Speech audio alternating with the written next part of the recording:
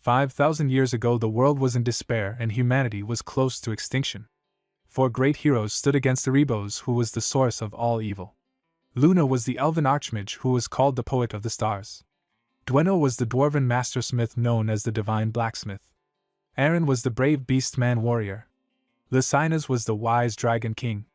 The scene moved to the battlefield where blood covered the ground. Lysinus lay dying while Kyle knelt beside him and tried to heal him.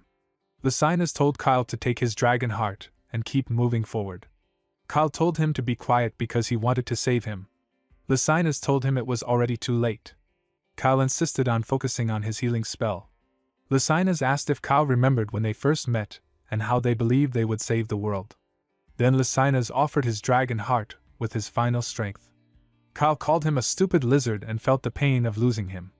Lysinus said he was sorry for leaving everything to Kyle, and then his eyes closed. Kyle shouted his name in grief. He held the dragon heart and thought of Aaron, Dweno, and Luna and thanked them for standing with him. Light rose from the heart and shot into the sky. Kyle changed as the power of the dragon heart flowed into him. Kyle declared that no matter what happened, even if his body burned to ashes, he would keep going. He decided he would consume Lysinus' soul and carry on. He stood as the hero of the beginning. The scene moved to the present. Reyna sat with a book in her hands and read aloud with excitement. The heroes drove away Erebos thanks to the sacrifice of the wise King Lysinus. She finished the story and became happy. Someone reminded her that she had already read that story over 100 times. Reyna replied that little Leo loved the book the most, and she offered to show it. She looked at him and said she would read the story of the heroes of the beginning again. She opened the book and began with the familiar line that spoke of a time long ago, 5,000 years in the past. Leo made a small sound and she smiled proudly and said that he loved it just as she had said. But Leo groaned with frustration. Inside he shouted for her to stop reading that book. He wondered why she could not see that he hated it. He thought about how he had defeated Erebos and yet he was the only one erased from the story of history. The scene moved to the Royal School of Delan. The teacher called the class to attention and reminded them that they lived in the age of heroes. 5,000 years had passed since the hero record first appeared, and the lower world had changed greatly. The school had been chosen to host the looming entrance examination that year. The teacher told the students that some of them might become heroes whose names would one day be written into the hero record, so they needed to pay close attention. A soft snoring sound came from the back. Everyone turned and saw a boy sleeping with his head on his desk. The teacher called his name and said that if he knew the material so well that the lecture put him to sleep, then he should answer a question. The teacher asked what ritual people had to go through to be called a hero 5,000 years ago. Leo stood up and replied that back then if someone made a name for themselves, people worshipped them naturally. The teacher asked if anyone else wished to answer. The boy sitting beside Leo raised his hand and explained that in ancient times there was no proper way to be acknowledged by the gods and so only holy rituals were used. He gave the ritual of blood as an example. The teacher praised him and introduced him as Gullivan Tratton of House Tratton, the greatest magic genius of the kingdom. Gullivan turned to Leo and said that everyone had high expectations for him in the upcoming Lemine exam. Leo thought that meeting gods had been easy in the old days. The hero record was a miracle gifted to the world to honor the heroes who faced Erebos. It now spoke of the reincarnation of the great hero Kyle. Leo wondered again why he alone was treated as if he had never existed at all. The class rushed to the window and pressed close to the glass. Excited voices rose as the students pointed outside. They said that the visitors had arrived and someone shouted that the emblem of the Zerdinger clan was there. They recognized Celia Zerdinger among the guests. An announcement echoed through the school telling all students to gather in the auditorium because the Zerdinger clan was visiting. Gullivan turned to Leo and asked if he planned to go, and tried to catch their attention. He added that someone like them would never care about Leo. Leo simply said he was going home because he had no interest in such things. He walked away while Gullivan shouted angrily that he also had no interest and only wanted to see Celia as a rival. Leo answered calmly and left. The scene moved to Leo's home. He held a wooden stick and thought that while some of his progress came from training, his new body was far stronger than his old life. His mother approached and asked what he was thinking about. She suddenly attacked with her sword. Their blades met and sparks flew. Leo complained that she ambushed him without warning. His mother said it had been a while since they sparred and that weak talent would never be enough for Lemine. She told him this was his final test. She attacked again and Leo blocked her with another burst of sparks. She asked if she should go harder and pushed with more strength until he stepped back. Leo asked if she was showing too much tough love. She replied that he was still blocking everything. She worried inwardly that she might be swinging too hard and wondered what would happen if he failed to dodge. She brought her sword close to his face. Leo struck back and sent her sliding across the ground. He placed his blade at her neck and asked if she was all right. She wondered quietly how far her child's talent could reach. She asked if he was still determined to go to Lamine. Leo thought about the Human Hero Academy. Among the 4 race academies that preserved the hero record, it was the place most likely to have traces of his erased history. He answered with confidence that he was going. Leo's mother explained that members of the Zerdinger clan were visiting Delan and would be staying at their mansion. Leo was surprised to hear that the Zerdinger clan would be so close. She said she would ask Ziz for a favor even though she did not want to. As the vice patriarch, he might teach Leo the Zerdinger aura technique. With that skill, Leo could become strong enough to enter Lamine next year. She gently placed her hand on his head. Leo repeated the name of the technique in his thoughts and then reminded himself that he planned to enter Lamine this year, not next year. The scene changed to Celia Zerdinger stepping out of a carriage. She wondered why her uncle wanted to stay in such a small place when he could have rented an entire hotel. She was 15 and known as the Sword Princess of the Zerdinger clan. She wanted to focus on the Lamine exam and did not understand why they had come to this small family. Ziz asked her if she was curious about Leo, the boy who claimed he had no interest in the Zerdinger clan. She replied that if he was a knight hopeful who could not even use aura yet, then he could not be impressive. Ziz laughed and said he doubted that. They entered the mansion and bowed before Leo's parents. Ziz greeted Reyna politely. Reyna welcomed him in return. Ziz introduced Celia and told her to present herself. Celia placed a hand on her chest and thanked them for hosting the clan for the week. Reyna greeted her kindly. Celia noticed Reyna's black hair and red eyes and wondered if she shared their lineage. Ziz then told Celia that Reyna was her aunt. Ziz and Reyna later sat at a table with tea and sugar cubes. Ziz mentioned that they had visited the royal school of Delan earlier and that it had been chaotic. He said Leo must have gone home because he showed no interest in the clan. Reyna laughed and said it must have been a blow to Zerdinger pride. She apologized if her son seemed disrespectful and explained that he cared only about training. She sipped her tea. Ziz asked what kind of child Leo was. Reyna recalled the sparring test and said he had unbelievable talent. Ziz asked if she truly believed Leo was worthy to inherit the flames of Zerdinger. She said she was not saying that simply because he was her son.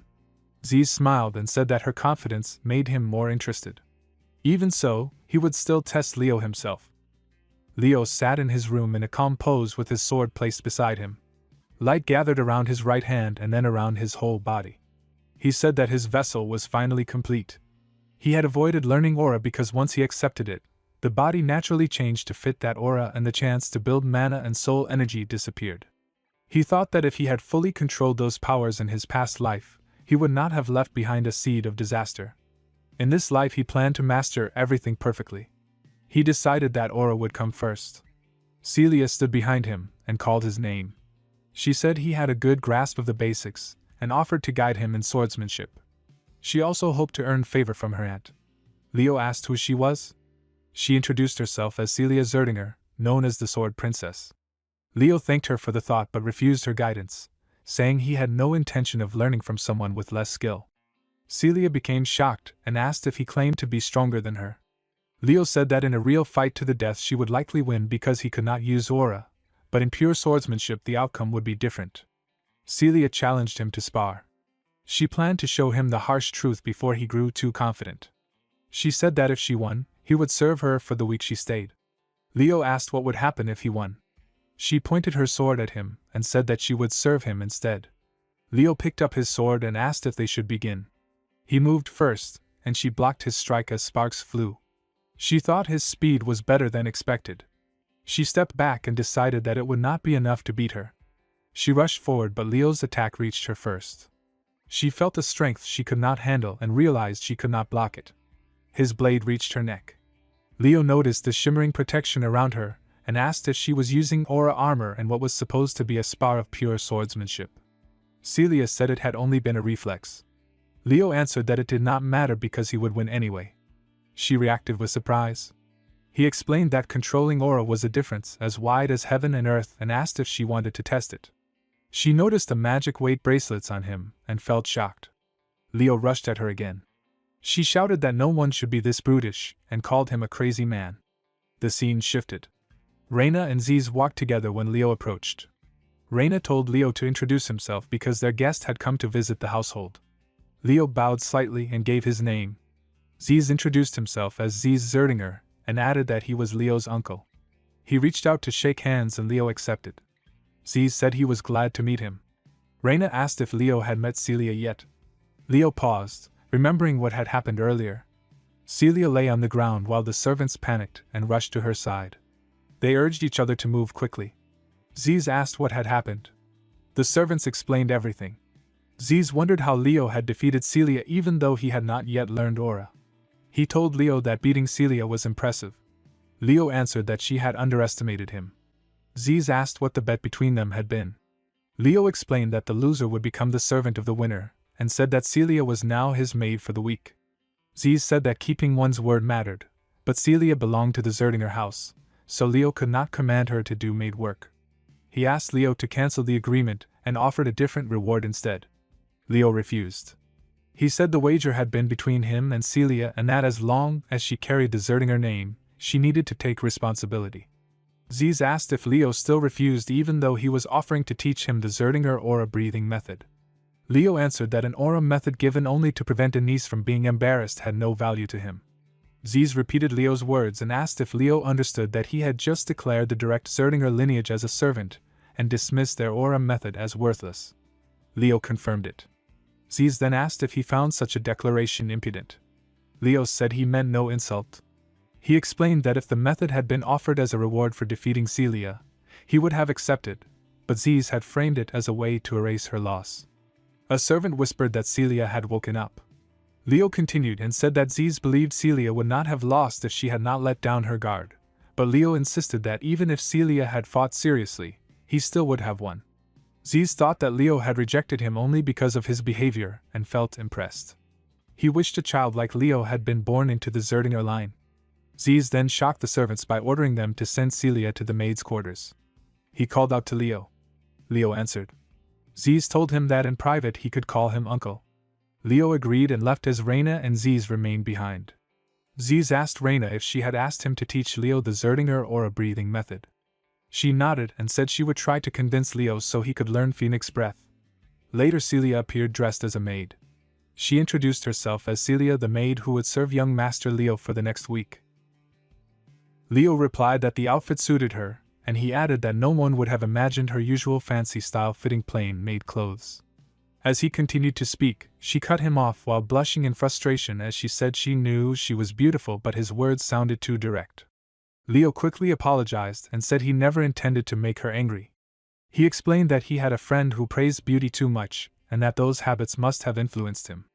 He added with pride that the beauty of the eternal could not be matched, and that if peace returned to the world, he wanted to dedicate his life to spreading beauty everywhere. Celia answered that his friend sounded cool and knew how to appreciate beauty, yet she secretly thought that Leo's problem was his honesty. Leo then remembered his friend and said that although she was aggressive, Lycina's was more beautiful than anyone, and Luna too. For the sake of art he boldly asked them to become his nude models. Dueno joined in and said he had even bought a sketchbook. They both ended up beating Dueno for his shameless excitement. Celia looked at Leo again and wondered if the book he held was some sort of training manual. She asked him what he was reading. Leo said he used to read it a lot when he was young as he held it in his hand. The title of the book was Great Hero of the Beginning. The scene moved to the past when Celia was 5 years old. She looked at the bookshelf and wondered if it was a storybook. She searched through his closet full of books and said it seemed he liked the Great Hero of the Beginning because even an average researcher could not compare to how much he collected. She noticed many books about Kyle and picked one up. Leo explained that among the achievements of the great heroes, many were hard to assign to anyone and he believed those uncertain deeds likely belonged to Kyle. Celia held the book and said Kyle was probably a scammer who tried to steal the achievements of the real heroes. Leo asked her in surprise if she meant Kyle. She answered that this was what most people thought, and she agreed with it. Leo quietly realized this was how people saw him. He rose from his seat and suggested they eat breakfast and begin training. Celia asked if she could train with him, while thinking she wanted to discover the secret behind his strength. Leo warned that it might be hard for her to keep up and asked if she would be alright. Celia stiffened with pride and reminded herself that she was Celia Zerdinger. The scene shifted again. Celia was on her knees on the dirt with her sword fallen a short distance away. Leo told her that when stamina reached its limit, reaction speed slowed and more openings appeared. He said that was why she had left her back exposed just now. Celia looked defeated and asked if abusing the body like this really helped training. Leo rested his sword on his shoulder and said yes because young people had become too weak. He thought that aura techniques had advanced so much that people stopped focusing on body training, even though aura worked better when the body was strong. Celia heard the word weak and pushed herself up using her sword. Leo kept thinking that strengthening the body also strengthened the aura. Celia glared at him and yelled that he should not underestimate her, as she called him a damn white-haired bastard. Celia attacked Leo with her sword, but his movement sent her crashing badly to the ground. She shouted in frustration, asking why she could not win. Leo told her it was hard and handed her a magic bracelet. She thanked him and knelt in front of his feet. He explained that the bracelet had weight magic and told her to wear it during training from the next day. In another scene, Celia sat on her knees in the garden and asked to stop. Ziz watched her from a distance and thought this would be a good experience for her. He wanted her pride to crumble at least once before going to Limine. He called out to Leo from behind. Leo turned and stepped toward him, calling him uncle. Ziz said he planned to ask the patriarch to allow Leo to inherit the phoenix breath. Leo thought about the Zerdinger family's aura origin technique and remembered that only recognized members could inherit it. Celia hurriedly said that their father would not easily accept it. Ziz explained there was a condition and Leo had to pass the Limine entrance examination. Celia smirked and said the exam was an actual fight, and it would be too dangerous for a child who could not even use aura. Leo admitted he had no real fight experience, at least in this life. Ziz asked what he thought, and Leo said if their parents agreed, he would do it. Ziz thought he was planning to take that year's exam. Later, Leo asked while running if they should continue after a short break. Celia ran behind him, thinking he would not be able to lose her. A week later, it was the day of the Limine entrance examination. The hall was full of students. Voices in the crowd recognized Celia and wondered about the boy beside her. Celia asked Leo if he was nervous. He said he was not and asked if she should fix the way she spoke. Golivan, surprised, called out to Celia. She turned and recognized him, wondering why he was there. Golivan introduced himself as the land's greatest magic genius and reminded her he had greeted her last time she visited the school. Celia said she did not remember him. She grabbed Leo's hand and ran away, ignoring him. Golivan shouted after them that he was off. Then Abad Llewellyn called out to Celia. She and Leo turned with wide eyes to see Abad and Chelsea Llewellyn from the Llewellyn family. During the Limine entrance examination, Celia and Leo walked side by side. Leo asked her who the Llewellyn siblings were. Celia explained that they came from the same hero lineage of the Lordran Empire and were children of the Llewellyn family. She added that they would be taking the same path as them and they could not afford to lose. She reminded Leo that the Zerdinger clan could not lose to the Llewellyn family. Leo said he was from the Plough family though. Abad Llewellyn appeared with his sister and greeted Celia, saying it had been a long time. Celia responded politely that it had been a long time. Abad asked who Leo was. Celia introduced him as Leo from the House of Plough, a noble family within the kingdom of Delad. Leo felt bored as he remembered his home. Leo and Abad looked each other in the eyes. Abad dismissed him as a small fry and declared that the top spot would surely be his. He told Chelsea to move with him, and she agreed. They walked away, and Celia muttered angrily that those arrogant jerks would be thoroughly crushed. The teacher began announcing from the dais. Celia and Leo listened as Albi Zarin, a professor at Jermyn Academy, introduced himself. Celia recognized him as Albi, the sorcerer of Man. Leo asked Celia who he was. She said he was a hero listed in the hero record. Leo thought to himself that Albi must be one of those heroes of this era and noticed the strong mana in his left eye. Albi began announcing that the types of trials would be one-on-one combat and monster subjugation. He said each person would take turns, but he found this method tedious. He burned the paper he was holding and opened a book called the Hero Record. Golden light spread from the book. Albi used his energy on the hero record to transport everyone into the hero world. Celia said she hated inefficiency and decided to combine everything and proceed at once. Leo remembered his teacher saying that the hero record was not just a historical record. Its true value was in creating a hero's world containing the experiences of past heroes. By entering this world, one could inherit the power of a previous hero. Leo thought it was almost like a hero training system. When they arrived in the wild forest, Leo realized this was the hero's world. He understood that the place was called the Wild Forest, and the objective was simply to survive. Participants could join forces or eliminate each other, and those who wanted to forfeit could break the orb they were holding to return. A student suddenly heard a sound and asked where it was coming from. Leo noted that the place looked the same as before. He thought it used to be an elven forest before it was polluted by the witch queen Salatna. Suddenly, Leo felt scared and said he wanted to go back. Another student told him it was just an illusion and mocked him for being pathetic. Leo immediately sensed danger and moved aside as something dropped toward him. He thought that everyone was wrong to treat the place lightly. Even if the hero world came from the examiner's memories, everything inside it was real. The hazards could truly kill someone.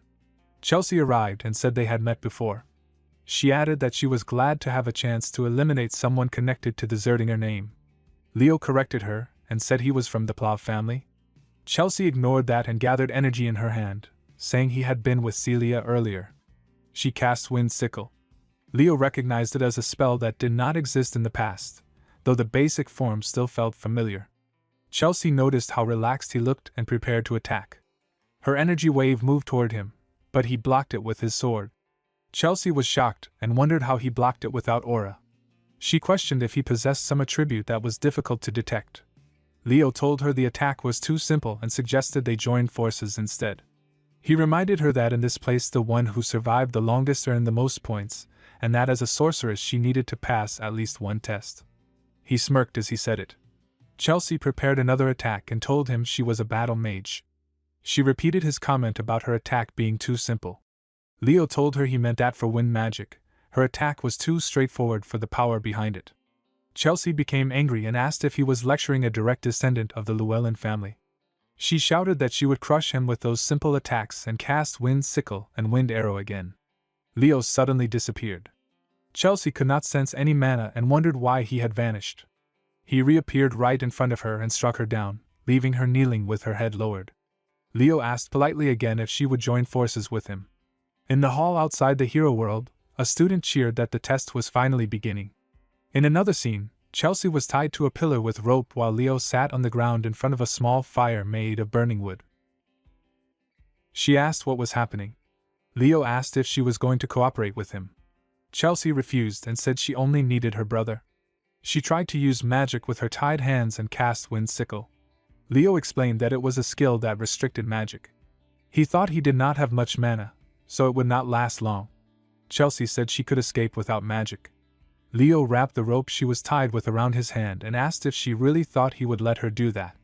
The fire spread around her as the rope loosened, and her skirt caught fire. She shouted in panic and tried to stop the flames. She finally agreed to cooperate. Leo asked her to swear on her family name.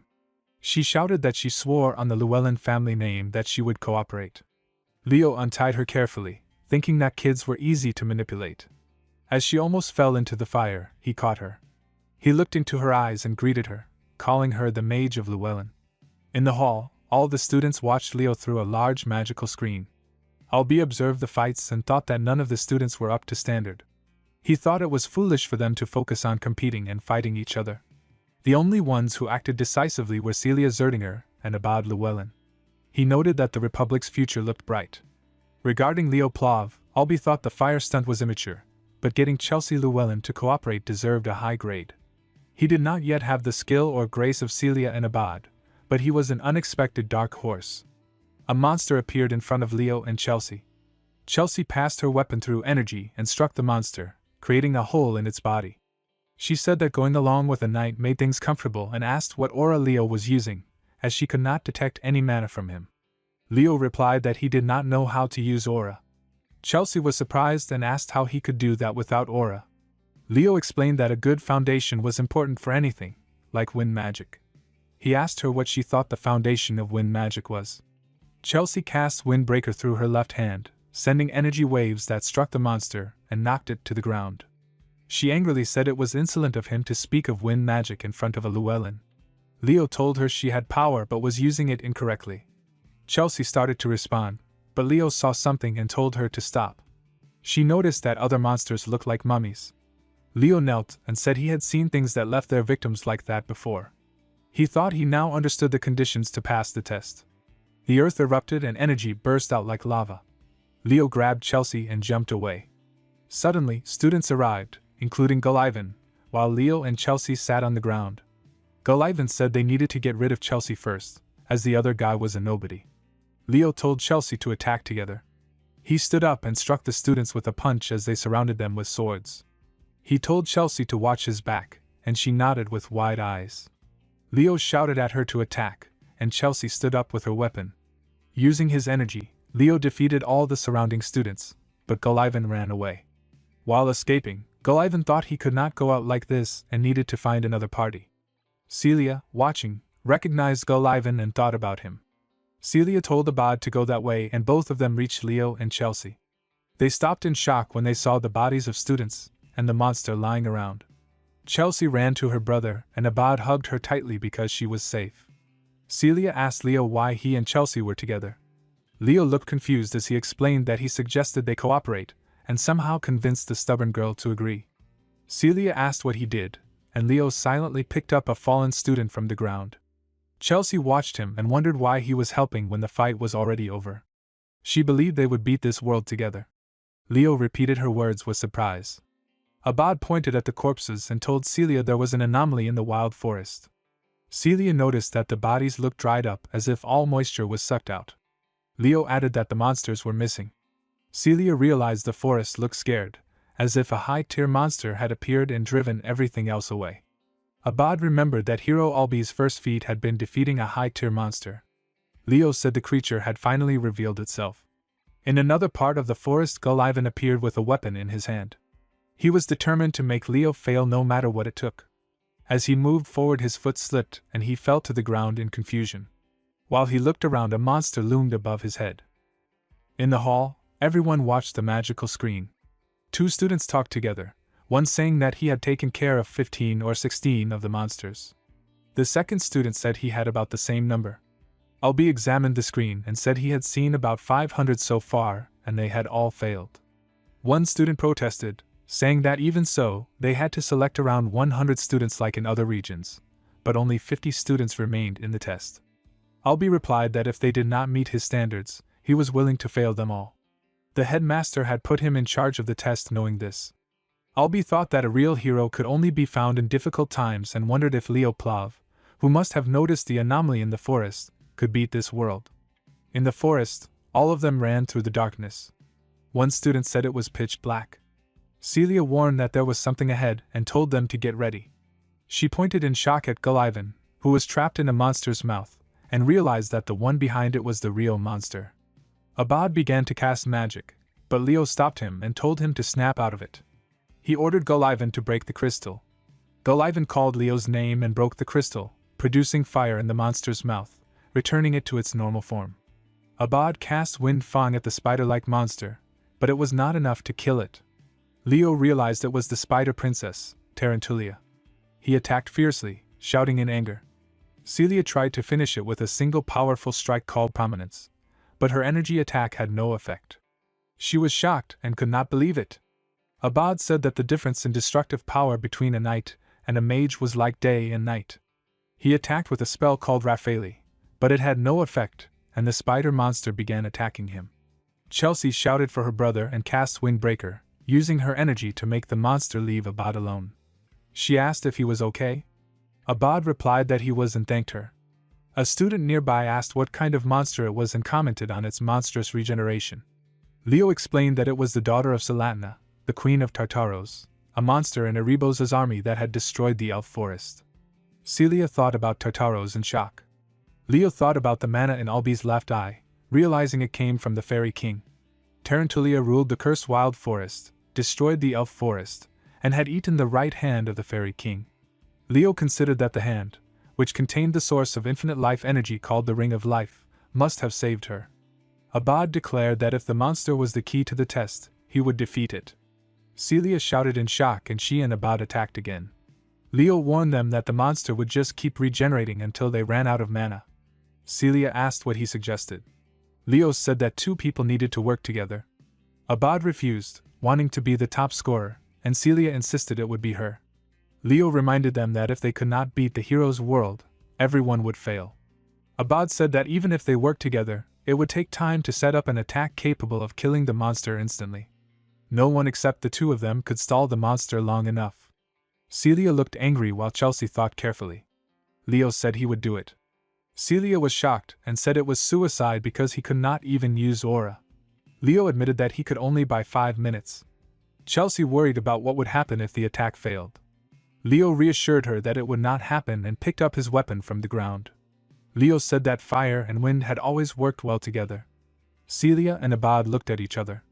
Leo watched the monster and said it reminded him of old times before attacking with his weapon. Celia and Abad watched in shock and curiosity. Leo said it had been a while since he had faced a monster of Tartaros. The spider monster caught a boy in its web and began attacking him. The boy shouted for help, calling for his mom. Suddenly, someone arrived surrounded by golden light and shouted for the monster to step back. The boy wondered about the light. The person said the monster had dared to attack his homeland and devour the right hand of the contractor. He struck the monster with his magic light and freed the boy from the web, smiling as he asked if he was okay. In the forest, Leo thought about his limits without using aura. He called out to Chelsea, who held her weapon and answered him. Leo told her to use wind magic and send the surrounding weapons flying to him.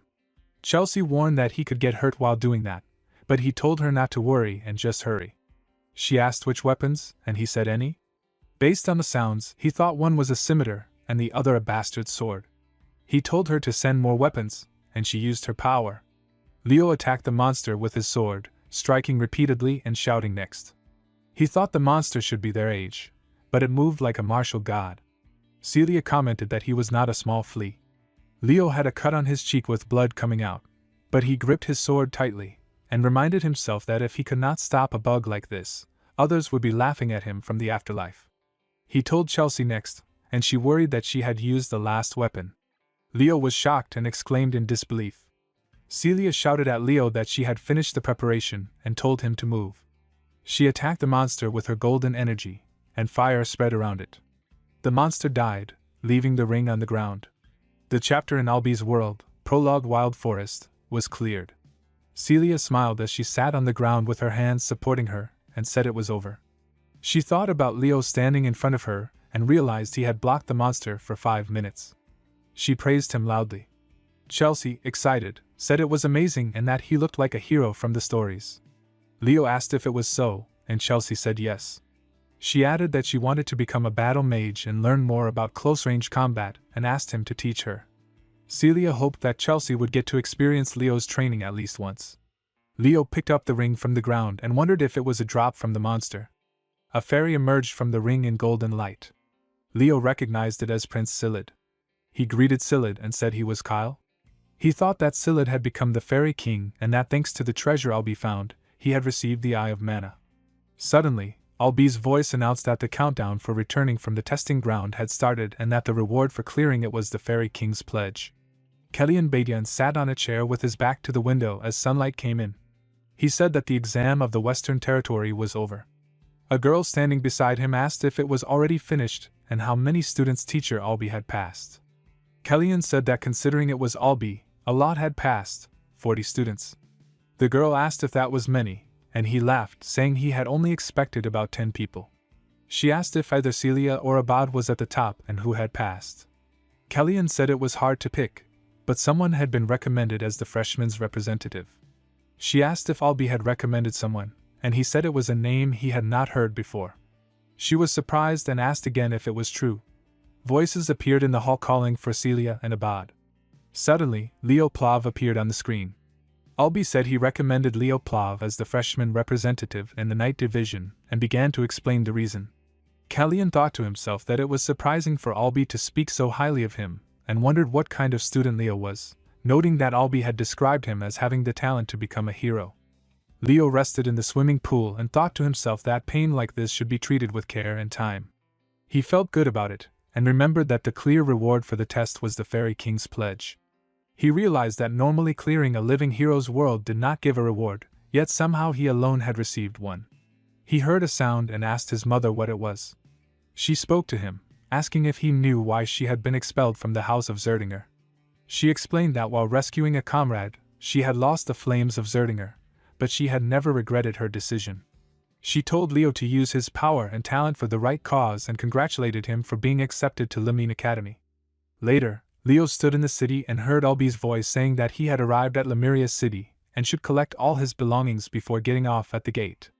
Leo looked around and thought about the city and the location of Lemine Academy. Ziz arrived and asked how he had been the past month.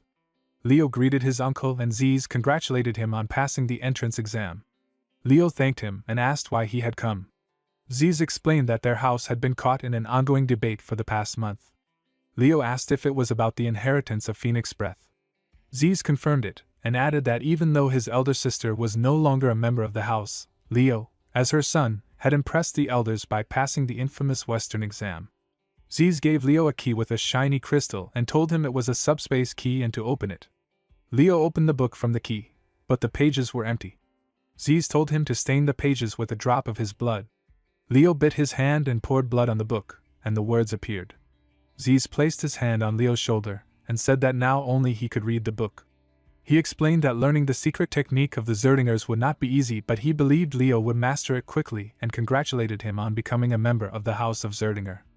Later, Leo stood near a large building and wondered if this was the place where Celia wanted to meet. He accidentally bumped into a girl carrying books, and they both fell to the ground along with the books. The girl apologized and gathered her books before moving away. After she left, Leo saw a card on the ground with her picture and read that her name was Chloe Mueller, a freshman at Lemine Academy. Leo then entered through the doors, and Celia, holding multiple shopping bags, asked why he had taken so long. She said they had a lot to shop for, including uniforms and textbooks. Leo apologized and said he had to meet with Uncle Ziz. Celia, excited, asked if a decision had been made and how it went. Leo tried using fire in his hand to demonstrate, and Celia said no way. She thought in shock that it had taken her 3 weeks just to get a feel for the secret technique, and wondered what Leo was. A ship was docking, and Leo and Celia stood side by side. A professor greeted them, introducing himself as Aina Landu, the one in charge of the freshman night class at Lemine Academy. He told them they would be departing for Lemine and asked everyone to board the ship. They all got on the boat, and it started moving. Leo and Celia stood together when a student called out to them.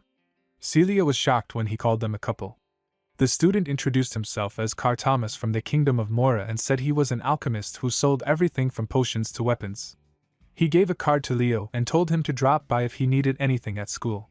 Leo thought he was an interesting kid and introduced himself as Leo Plav from the Kingdom of Delad. Car commented that passing the Western Region exam was impressive. Leo remarked that the situation felt strange, and Car agreed that it felt too peaceful. Celia said that a warm welcome for freshmen who passed the exam was normal.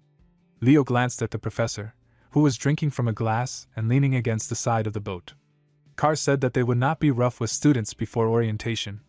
Suddenly, something from the water attacked the boat. Students shouted for Professor Ein to help, but he told them that as students and hero candidates of Lemine Academy, they needed to overcome danger themselves. Leo slashed his sword and told Celia to stay calm as frustration tightened his voice. Celia snapped back and told him to mind his own business just before the octopus reacted to their heat and blasted water. She slipped on the soaked floor and fell hard while Leo quickly explained that this was the Kraken's usual behavior.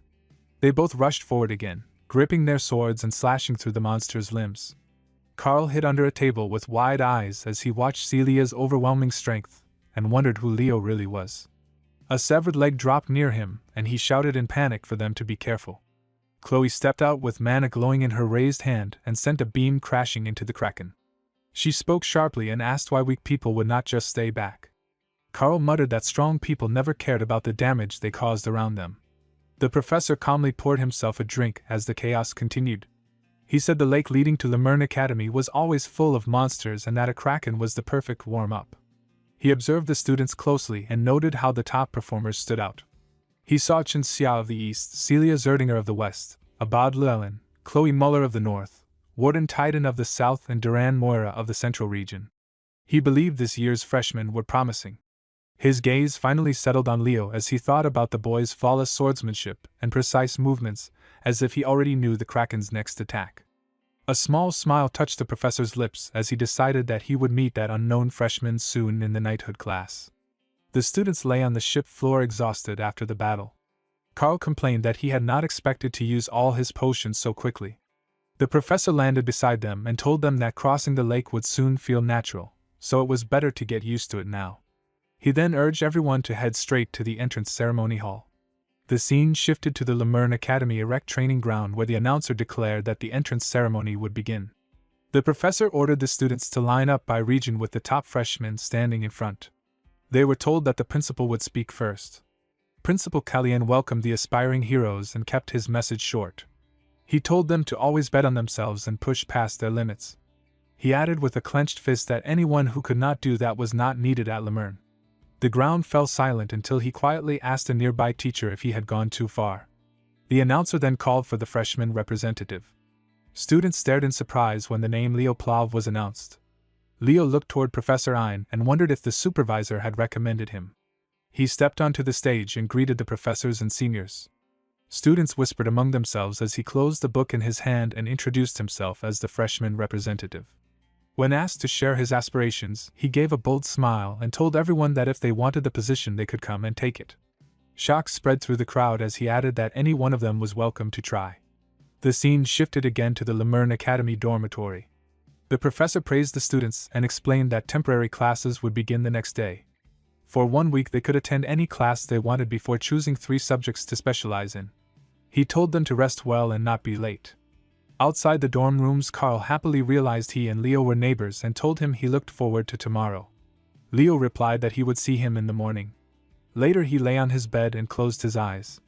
His thoughts drifted to what he hoped to achieve at Lemurn. In his mind he opened the door of a vast dreamy library, and believed that somewhere inside he would find the record of his own hero path.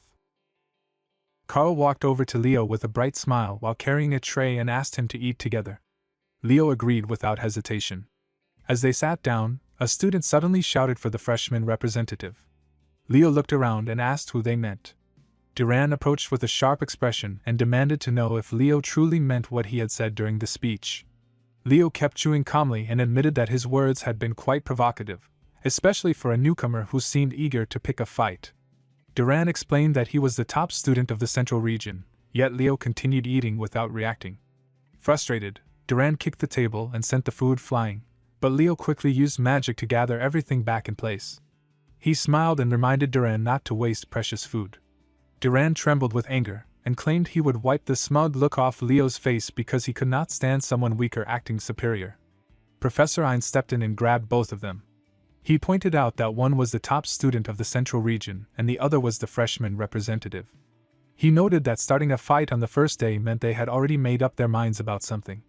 The scene shifted to the temporary classes in the Department of Night Studies. Professor Ein stood with his arms crossed as Leo and Duran entered breathlessly. Celia ran toward Leo and asked what had happened, but the professor immediately began class. He welcomed the freshmen and introduced himself as the instructor for the first-year knighthood course. He explained that they would learn about the 3 powers derived from mana. Among magic power, spirit power and aura was the hardest to master. When he asked why, Celia answered that aura lost mana's fluidity during its transformation. The professor agreed and explained that unlike magic and spirit power, which used raw mana, aura went through a refining process to sync with the physical body. Mana glowed around him as he asked the class how they used the aura stored within their bodies. Leo answered that aura was harnessed by burning mana. The professor smiled and asked what the most important factor was in burning aura. Leo replied that it was physical strength. The professor praised him and asked if he had studied aura science, but Leo said he had not. The professor thought with surprise that someone who had never formally studied aura already understood its core principles. He decided it was time to move to practical training. Students watched with awe as the professor formed an aura step. He explained that it focused aura into the legs to increase speed and agility, and its possible uses were endless. Everyone began practicing. Celia succeeded and teased Leo by telling him to call her Nuna so she could teach him. Leo brushed it off and said aura manipulation was not that complicated. The professor clapped to gather everyone's attention and mentioned the morning incident. Chelsea asked what he meant, and Carl said it had been wild. leaving Chelsea shocked. The professor then called Duran and Leo forward. He asked Duran what fueled his anger, and Duran insisted he was not angry. The professor told them both to stand on the track. He declared that the top student of the Central Region and the freshman representative would race one-on-one for the position of class representative. Aura was allowed without limits. Duran's eyes widened at the challenge. Later, Carl announced the race with excitement.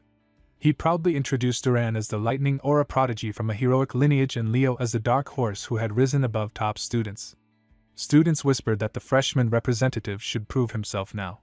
Some said he looked too weak to pull off an aura step and admitted they never liked him. Professor Ein reminded them to accept the outcome with grace because that was true chivalry. The rules were simple. The first to cross the finish line would win. Celia watched with wide eyes and believed there was no realistic chance for Leo to win, yet she also knew he always found a way to defy the odds. The professor shouted for them to go, and the race began. Duran shouted as he ran that he was going first, and Leo ran beside him with steady breaths. The students murmured that Duran was incredible. Chelsea raised her voice and told Leo to cheer up.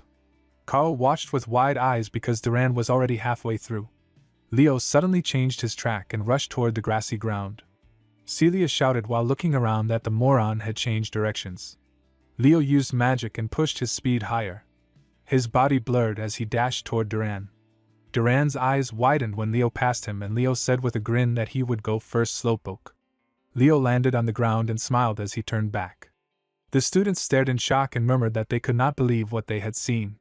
They said Duran was probably the fastest among the first years, yet Leo still won, and they even heard he had not mastered the aura step. Celia watched with wide eyes and thought that Leo had not used any ordinary aura step but a phoenix step. Carl and Chelsea shouted with excitement that Leo won and that he was amazing. Professor Ein crossed his arms and thought that Duran had used his lightning aura to reach unimaginable acceleration as expected. Yet Leo Plav, even though slower in raw speed, surpassed him with adaptability by focusing his flame aura to the limit and sending it through the tips of his toes. He created a powerful new aura technique and showed incredible skill. Leo extended his hand and said it had been a good match, and that if it were a long-range competition the result would have been different. Duran turned away and told him to get lost. Professor Ein watched with a faint smile and thought that among this generation a hero he had dreamed of guiding might finally be appearing. Chelsea ran up with bright eyes and said Leo was amazing and that she wanted to train with him. Carl spoke to Celia and asked why Leo was always called so boldly like that, and said she should call him the same. Celia replied that it was obvious why she would not. Carl then said the class was over and invited everyone to the cafe, saying it was his treat. Leo refused gently and said they could go without him as he walked toward the exit. Carl asked where he was going and Leo answered that he had a summoning class. Carl stared with wide eyes and said it was strange for someone in the night department to have a summoning class. Celia watched him leave and admitted she could not figure him out at all. The scene shifted to the grassy ground where Leo walked quietly and thought about the puzzle bothering him. He wondered why forming a pact with the Fairy King was chosen as his reward. In the hero's world, rewards usually matched the power of the realm's ruler. Yet he had received a summoning ability even though Professor Elby was a mage with no link to beast summoning. Normally he should have gained magic abilities. To form a pact with a fairy he would need to travel to Fairyland, but for now the ability seemed useless. A girl arrived at the field. It was Chen Xia, the top freshman from the east. She approached and asked why he was not heading to his summoning class. Leo greeted her calmly and said hello. She told him he could call her Xia and said she thought he was in the night department. She had not known he was interested in summoning. He answered that he was aiming to practice spirit technique. Xia said they would be seeing each other often then and asked what kind of spirit he had signed. She summoned her water spirit and politely asked him to show his spirit. He admitted he had not signed a contract yet. Xia offered help and said she could give him pointers on summoning spirits. He said he would keep that in mind and then asked her age. She smiled and said she was 17 and that he was 15. She even mentioned she had seen him talking with Celia. Leo thought she was still young and that she even looked younger than Chelsea. Xia caught his expression and asked if he was thinking something rude about her. He denied it. She changed the topic and said his match with Duran was impressive. Leo asked if she had seen it, and she nodded before asking him to accept her challenge someday. He agreed with a small smile. She returned the smile brightly. The scene shifted to the temporary class for the summoning department. All the students were gathered. Leo looked around and asked if that was everyone. Xia agreed and said the summoning department did not seem very popular. Leo said it made sense but still found it surprising that the class was held in such a place. Suddenly a wyvern flew across the sky and landed before them. The students shouted in panic and asked where the creature came from. A girl jumped down from the wyvern and spoke cheerfully. She said he seemed to like the wyvern and introduced herself as Yura Marnin, their professor for summoning studies. Leo watched her and thought with a smile that her beauty was completely different from Luna and Lysina's. Professor Yura asked the class if everyone there had the talent to become a summoner. The students nodded with confidence, and she said she liked that spirit. She called for Carlo, the first-year summoning assistant, and told the students to pair up in groups of 2 and ride the griffins to the practice site. One student admitted nervously that they were new to griffins. Yura reacted sharply and asked if they were saying they were not ready for class, then shouted that anyone afraid could go back. She flew off on her wyvern, leaving Carlo to guide the group. He smiled and told everyone to follow the professor. The students climbed onto the large griffins. Xia asked with a gentle smile if she could take the reins of their griffin, and Leo agreed. As they flew over the water, the students murmured in excitement because they were riding griffins just as they expected from Lemurn Academy. Some asked to switch so they could try steering. Xia admitted she had been scared at first but found the griffin gentler than she expected. Leo warned her not to let her guard down because griffins were hard for beginners to handle. Suddenly their griffin's eyes widened and it shrieked. Xia panicked and shouted that it would not listen. She cried out for the professor and said she had been following instructions. Yura answered from ahead with a teasing tone and asked how she could call herself a Lemurn student if she could not control a griffin. She told her to get it under control. Xia trembled while Leo took the reins. He explained that griffins had strong pride and would rebel if someone tried to overpower them. Xia asked in confusion what had just happened. Leo steadied the creature and urged it forward. The griffin shot ahead with speed. Yura watched from above and asked Carlo if Leo was really from the night department. Carlo checked the details and confirmed it with wide eyes. Yura asked if Leo had a griffin at home. Carlo answered that he did not, and that he was not from a noble family that could own one. Yura smiled and thought it must be pure talent, and that a hidden gemstone had appeared among the students. The scene shifted to the Summon Beast Island, the practice site for the summoning department. Leo walked through the forest and plucked an orange from a tree, noticing a feather stuck to it. Xia asked what was wrong, but he said it was nothing. Yura then called for everyone to gather because they would begin a practical test. The students shouted in shock because it was only the first day and this was just a temporary class. Yura explained that summoning required more than mana sensitivity. The students needed spirit affinity for contracts and taming skills to control summoned beasts. She reminded them that summoner heroes were few, but those who rose to that level often achieved greater feats than others. She asked if that was not why they were here. The students nodded with determination. Eliza stepped forward and asked what the practical test was. She came from a renowned northern hero family known as the Herjin House. Yura said the island was filled with summoned beasts, and that the test was to tame one from the forest and bring it back. Anyone who succeeded would get to keep the beast. The students shouted with excitement and rushed into the forest. Leo walked calmly when Eliza approached him and said she heard he had defeated Duran and wondered if she could expect impressive results from him here as well. Leo waved it off and said he was just doing his best. Yura watched them and thought they would likely become the central figures of the first year. Leo moved deeper into the forest while some students whispered that he was going too far. They said if he failed to tame a beast he would get 0 points and would have to return to the night department. Leo held the feather, poured his mana into it, and let the energy spiral around him and the feather. The scene shifted to his home camp where his mother asked if Leo was doing well. His father cooked and said it was only the first day, and she was already worrying. She said it was a big deal after all. Back in the forest, a huge flame rose in front of Leo. His eyes widened as he recognized it. He said it was one of the 3 great mythical beasts, the phoenix. The fire phoenix looked at him and said she smelled a familiar essence. She said it was the fiery scent of Lena and asked if the child before her was truly Lena's. Leo asked if she knew his mother. The phoenix answered that she did and said she had not been mistaken. If Lena had a child, they would be just like him. She said she owed Lena a debt she could never repay. She introduced herself as Farina, one of the 3 great mythical beasts. Leo greeted her respectfully and asked what connection she had to his mother. She explained that Lena had been her oath bond and the savior of Ellen Lundar's life. She said that long ago Ellen was on a dungeon conquest in Siron and had lost all his comrades. He was barely alive when Lena saved him.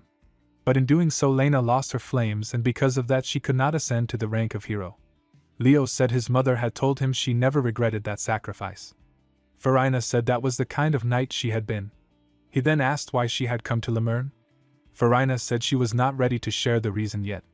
She asked why he was on the island instead of the knight department. He answered that he was also taking summoning classes. Farina's eyes widened. She said it was fascinating and that fate had brought them together. She said she could finally repay her debt to Lena and asked him to stretch out his hand. He stretched out his hand and a flame floated above it. Farina looked at the golden egg forming in the fire and told him to accept it. She said she hoped they could form a contract when his summoner talent awakened, and apologized to the one who had originally been meant for the oath bond. Leo asked if they could form the contract right then. Farina warned that it was far too soon and that trying it could cost him his life. Flames burst around him, and she asked if it was already too late. She said he was bold enough to attempt the impossible just like Lena and begged him to give it everything he had. Later Leo stood surrounded by flames while training. He felt the heat pressing on his lungs and wondered if this was truly the phoenix's fire. He thought about how the phoenix burned itself alive to unleash such heat, and lived every day with that pain. He understood its suffering and decided to share it. The egg began to crack and floated in the aura as fire flared around it. Leo smiled and said it had worked. Farina praised him and called him a genius. She said he would become the strongest summoner in history and congratulated him for forming a successful contract. A phoenix child emerged from the egg. Farina said its name was Flora and asked Leo to take good care of her. Leo looked at the small creature and wondered if it was truly a phoenix. It looked more like a tiny chick to him. The scene shifted to Professor Yura watching the last part of the test. She looked at a banana wombat and called it adorable while asking Carlo how much time was left. Carlo said 5 minutes. She asked if only 4 students were still missing. Sia then arrived with a small bear and happily asked if they were still within time. Yura looked surprised and said Sia was an aspiring knight who had managed to tame an aqua bear cub, which was impressive. A shadow passed overhead as a huge crow flew above them. Warden landed while holding on to the crow's leg. Yura recognized it as a shadow crow and said even skilled spirit mages struggled to tame such a mythical beast. Warden said he had failed to form a contract, but Yura told him that his effort alone was more than enough. Eliza also arrived with a white snake and said her family lacked a mythical beast, so she used this chance to form a contract. Carlo announced that time was up and said the last student was on the way. Leo walked in calmly with Flora perched on his head. Some students smirked and whispered that he had only tamed a chick and must have failed. But Yura's eyes widened. She recognized what Flora really was and thought he had actually contracted with the phoenix. Later that evening Leo knocked on Yura's office door. She invited him in with a smile and asked him to take a seat. He sat down while she studied him. She said she had never seen a baby phoenix in her life and never even knew one lived on the island of mythical beasts. She said a first year forming a contract with one was a first in Lemurn's history. Leo's eyes widened at her words. She then looked serious and told him she believed she knew who he truly was. Professor Yura hugged Leo with bright excitement and told him he was a genius in summoning magic, an unprecedented talent. She said she wanted to brag about his achievement, but it was safer to keep the Phoenix contract hidden or chaos would follow. She placed a hand on his shoulder and urged him to choose summoning magic as his main major on the last day of temporary classes, saying he had the potential to become a summoning hero remembered for centuries. The scene moved to the Lemurn Magic Building where Chloe walked through the hallway and stumbled tiredly. Carl stopped her and said she would rip her mouth with that yawn. She told him she had stayed up late reading magic books. Leo approached her, recognized her as Chloe Muller, and handed back her fallen card. She thanked him with surprise and addressed him as the freshman representative. Carl asked Leo if he was taking magic theory as well. Leo said it was the temporary class period, so he wanted to try different fields. Carl whispered about how ambitious that was and said he planned to focus only on magic. He called Chloe the Ice Empress who aimed for the top in magic theory. When he stood up complaining about the cold, sharp ice shards suddenly formed in front of him. Chloe grabbed him and pulled him to sit beside her in the front, saying she would help him if he truly wanted to learn. Chelsea called out to Leo with a cheerful Leo Appa and waved alongside Abad. Leo looked shocked when he saw them. The professor entered and greeted everyone in a firm tone as the first-year magic theory teacher, Len Horace. He said the temporary class would start with a magic theory test. With a snap of his fingers, the test papers flew onto the desks through wind. He said that anyone below the standard would be removed from his class and that every Lemern student should know this much. He told them to submit their papers to Assistant Anna when they finished. Leo looked at the test paper and wondered if this was really the current trend in magic. The formulas felt messy to him. When time started, everyone focused. After the test, many students murmured that it had been easier than expected, but they still wondered about the last question. Leo realized he had solved only one problem and regretted not studying modern formulas. He walked out of the room thinking he would have to study magic on his own. Inside the classroom, Professor Len Horace explained how magic formulas had advanced rapidly over the centuries. He said magicians in the past needed to understand formulas deeply, but now they only memorized activation conditions. He believed this development had caused magicians to regress. He created a glowing ball above his head while saying this was the essence of a formula he designed from scratch. He encouraged the students to become magicians who could create their own formulas. He said the test contained 49 simple memory questions and one final question worth 51 points that asked for the essence of magic. He hoped his students would one day solve that final question. Chelsea quietly admitted to herself that the last question was the only one she could not solve. She wondered if Leo had given up and felt sad because she wanted to take magic classes with him. Assistant Anna then bent toward Len Horace and whispered that one student had solved question 50. The professor froze and his eyes widened as he shouted in excitement that this was the first time in his teaching career. He asked who it was and demanded the student stand up. Anna quickly corrected him and said it was not a perfect score. Len Horace calmed slightly and said they must have missed a few of the smaller questions while solving the final one. He still seemed impressed as he told Anna to continue. She explained that everything except the last question had been left blank. The professor stared in shock and asked for the student's name. She showed him Leo's profile and told him it was Leo Plav. The professor called for Leo to stand, but Chelsea explained that Leo had already left right after finishing the test. The scene shifted. Celia laughed as she told him he had solved only one question and walked out. She teased that he was a rookie in summoning and a failure in magic theory, and said something felt wrong with him.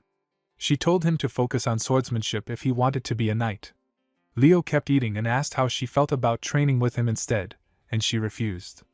Professor Len arrived and asked if he was Leo Plav, the student who had mocked his class. He questioned why Leo had not solved the other questions and asked if Leo had found them too easy. Leo stood and said the professor had misunderstood. He explained that he thought he had failed because everything except the last question had been too hard. The professor stared at him and asked what he meant. Leo said he had studied magic alone at home using old books and knew nothing about new formulas.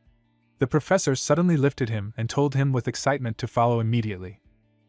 Professor Len ran through the hallway while holding Leo, his face full of excitement. Celia watched with confusion and murmured that this really was Lemern's magic theory professor. Assistant Anna arrived moments later and asked if Celia had seen the professor. Celia told her he had just dragged Leo away. Anna clenched her teeth and wondered what trouble he had caused this time. Meanwhile, Len placed another set of test questions in front of Leo and asked him to solve them. Leo worked quietly while Len watched in anticipation. Len thought that if Leo had not solved the last question by luck, then he must already have his own magical system in his mind. When Leo turned and said he had solved everything, Len stared in shock and asked if he had done it all mentally. Leo nodded and Len felt pure joy. The scene shifted as Professor Albee walked down the hallway. Len came running and grabbed his leg with excitement. Albee pulled him up and said he had behaved like this before, but this time was too extreme.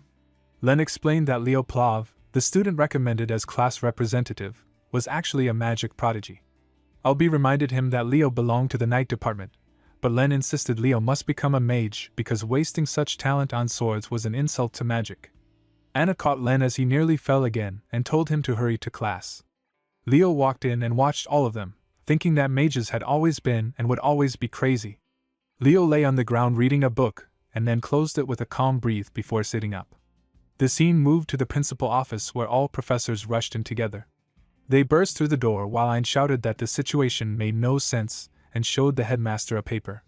The professors argued loudly as each insisted that Leo must join their own department. Ein claimed such a case had never happened since the academy was founded. The principal only laughed and said the chaos reminded him of a fictional hero, the fifth great hero Kyle, the only hero in history who mastered every class. The scene shifted again where Celia and Chelsea were racing across the field. Carl scratched his head and wondered why they never rested even on weekends. Leo explained that Chelsea had asked him for training. Carl watched them and asked why they focused only on running instead of using weapons. Leo told him stamina mattered more than weapons. Chelsea agreed and shouted that stamina was the most important thing for a battle mage. She pushed Carl aside and kept running. Leo offered water to Celia during the break. Chelsea said with a bright smile that she enjoyed running on weekends and wanted to run together with Leo. Leo answered that he planned to run with them anyway and intended to take the training seriously. Celia shouted that she had clearly said she would not train with them together. Carl looked at the two with wide eyes and wondered what kind of relationship they had to be so close. At first he even thought they were dating. Celia explained that Leo was her cousin and that he was her aunt's son. Chelsea stared at them and asked if they were from the Zerdinger family. Celia said it was not exactly like that and brushed it off as a family matter. Leo stood up and asked if they should start training. Chelsea shouted with excitement and agreed. Carl smiled and said he would take a trip to Lemuria City. Leo grabbed Celia when she tried to shout for Carl to take her with him. Carl walked away wondering why there were no noble heirs around him. The scene shifted to the class assignment day. Leo entered the classroom and Carl waved at him. Carl already knew he was in class 5. Leo asked if Chelsea was also in the same class. Chelsea greeted him while looking exhausted. Carl stared at her with wide eyes and wondered what Leo had done over the weekend for her to end up like that. Leo said it was only the basics and Chelsea shouted that she would never do it again. Students around them smirked and called Class 5 the infamous whaling class. They wondered how many would survive until the end of the semester. Another student said they were the unluckiest juniors. Then a man approached them and said that from his point of view the others were the unlucky ones. The students stared at him with wide eyes when he asked if he was right. Harlan Edmund Homerum entered the room and acted as harsh as the rumors said. He sat on a frightened student who had been used as a chair and greeted the class like a bully. He said it was nice seeing them and welcomed them to the freshman class with the lowest scores. He reminded them that many had already heard about the teacher known as the Wailing Wall. He asked why he had chosen to be the homeroom teacher for the worst class.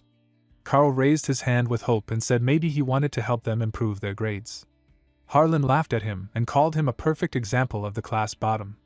He asked if any of them even knew what students of Lemern were supposed to do. Chelsea raised her hand and said they were supposed to conquer the world of heroes starting with mission practice. Harlan agreed and said that was correct. Then he said most of their faces looked like they were going to die out there and people like that only dragged their comrades down. He said it was better to expel them now and avoid trouble later. That was why he took charge of Class 5 and why people called him the Wailing Wall. His eyes moved to Leo for a moment, and he thought the boy would survive. Then he ordered the whole class to get changed into their workout clothes and gather on the drill ground. It was time for combat training. The scene moved to the drill ground where all the students gathered. Harlan sat comfortably on a chair under an umbrella while the students stood nervously. He told them they were new to Lemern and needed to fix their rotten mindset. He asked what they thought would save them in a real fight.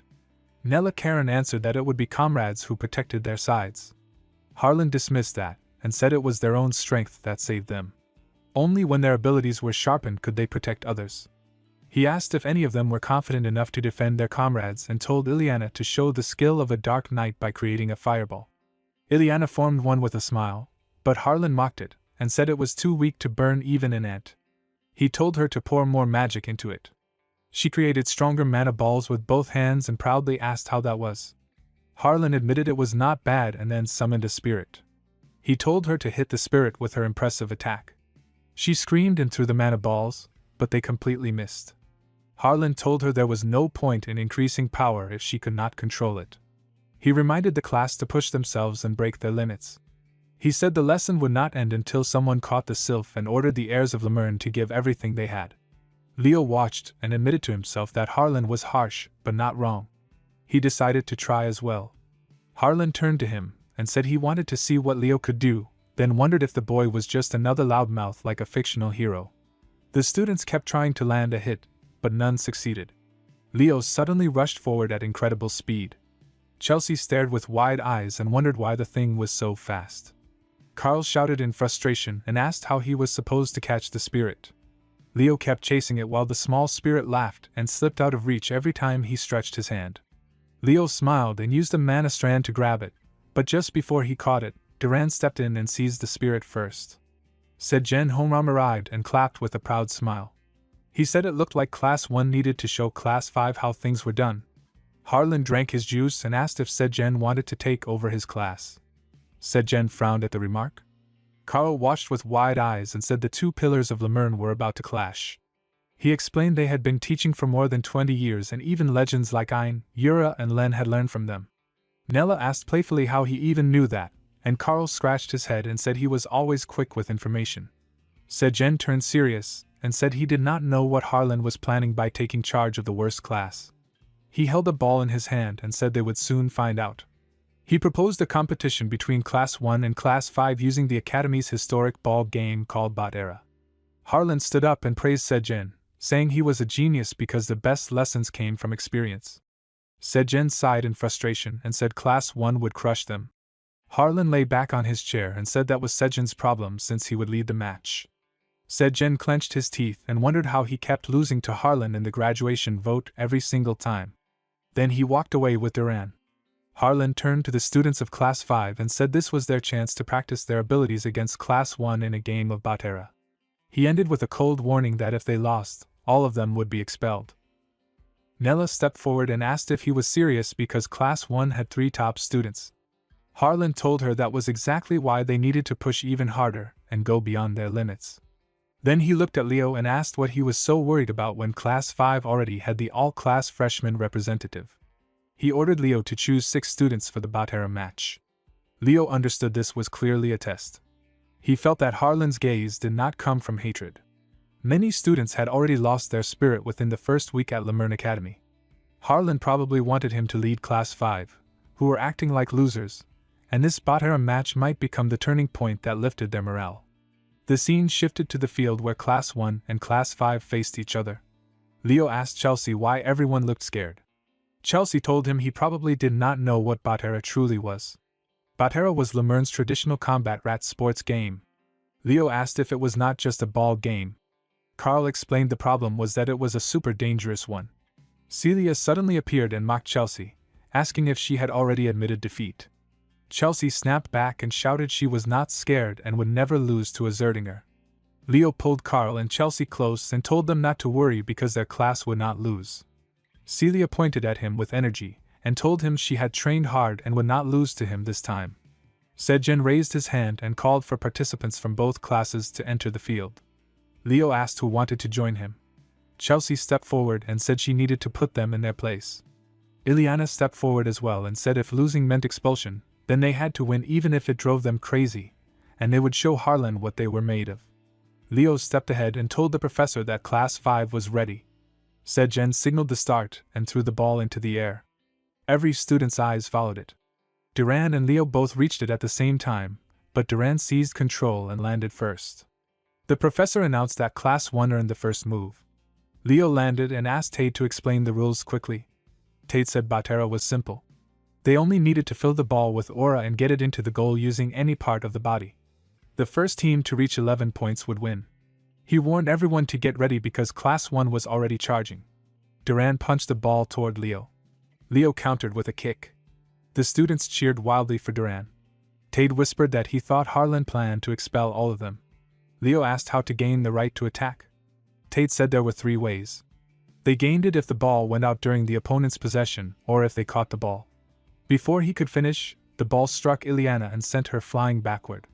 Celia mocked them and asked why they were whispering instead of focusing on the match. Tate helped Ileana and told Leo that direct attacks or blocks on players were forbidden. If a teammate was hit by the ball, they became unable to continue. Attacks were only allowed through the ball. Leo picked up the ball and said it was their turn. The professors watched from the side. Sejin thought about the destructive nature of Bot Era and how teams with strong fire attributes always had the advantage. The Zerdinger fire was the strongest of all, and Celia carried that power. He wondered what Harlan was thinking because winning against such strength would be nearly impossible. Harlan asked Sejin if he remembered the Zerdinger child who had been their first disciple. Sejin said he could never forget the Empress of Bot Era. Harlan said the child of that empress was now in class 5. Celia smiled as if everything finally made sense. A burst of fiery aura exploded around Leo, and he warned his team to be careful. He threw the ball with full force. It struck an icy pillar and tore a hole through it. Chloe smiled and said that as long as she was present, scoring would be impossible. Leo stepped closer and asked if she meant it would be possible. Leo clenched his fist and shattered the icy shard in front of him. Chloe's eyes widened in shock. Sejin watched with disbelief and admitted to himself that Leo's combat sense was remarkable. The students cheered loudly for Class 5 and shouted Leo's name. Sejin murmured that things were only beginning. The match grew harsher as the ball struck several students. Duran grabbed it and hurled it toward Class 5, but Carl caught it and laughed weakly as he admitted his mana had long been exhausted. The professor announced the score was 10-10, match point. He said the opponents had 3 top-ranked students while Class 5 only had Leo, making the situation extremely difficult. Chloe declared she would not lose this time and began creating her copies. But before she could react further, Leo vanished from where he stood. The students stared in shock as he reappeared far ahead with the ball already in hand. Celia shouted that Leo planned to score by himself. Chloe searched through the illusions and wondered where the real one was. Her eyes widened when countless reflections of Leo surrounded her. She fell to her knees and realized the magic was star magic, something impossible for a human to use. The professor declared Class 5 as the winners. Students erupted in cheers and called out Leo's name. Sejin turned to Harlan and asked what the talk about expulsion meant. Harlan simply said it was motivation. Sejin rubbed his head and walked to his students. He offered his hand to Chloe and asked if she was upset about losing. He told her that once the match ended, regardless of the result, it was customary to greet the opponent.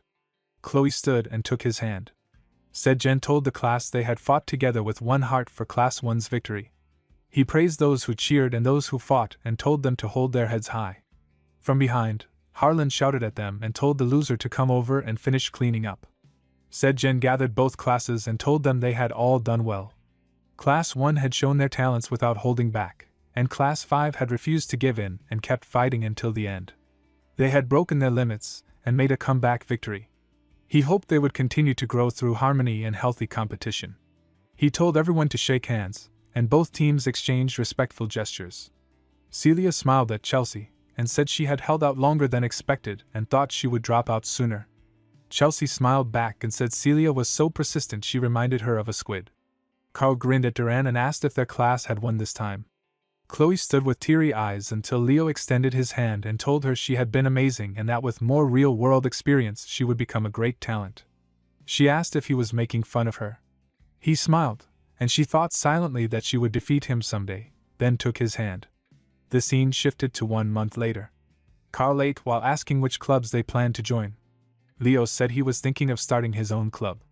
Chelsea immediately said she wanted to join if Leo was the one starting it. Carl asked what kind of club it would be. Leo said he planned to make a hero research society to study Kyle, the forgotten hero and the hero of the beginning.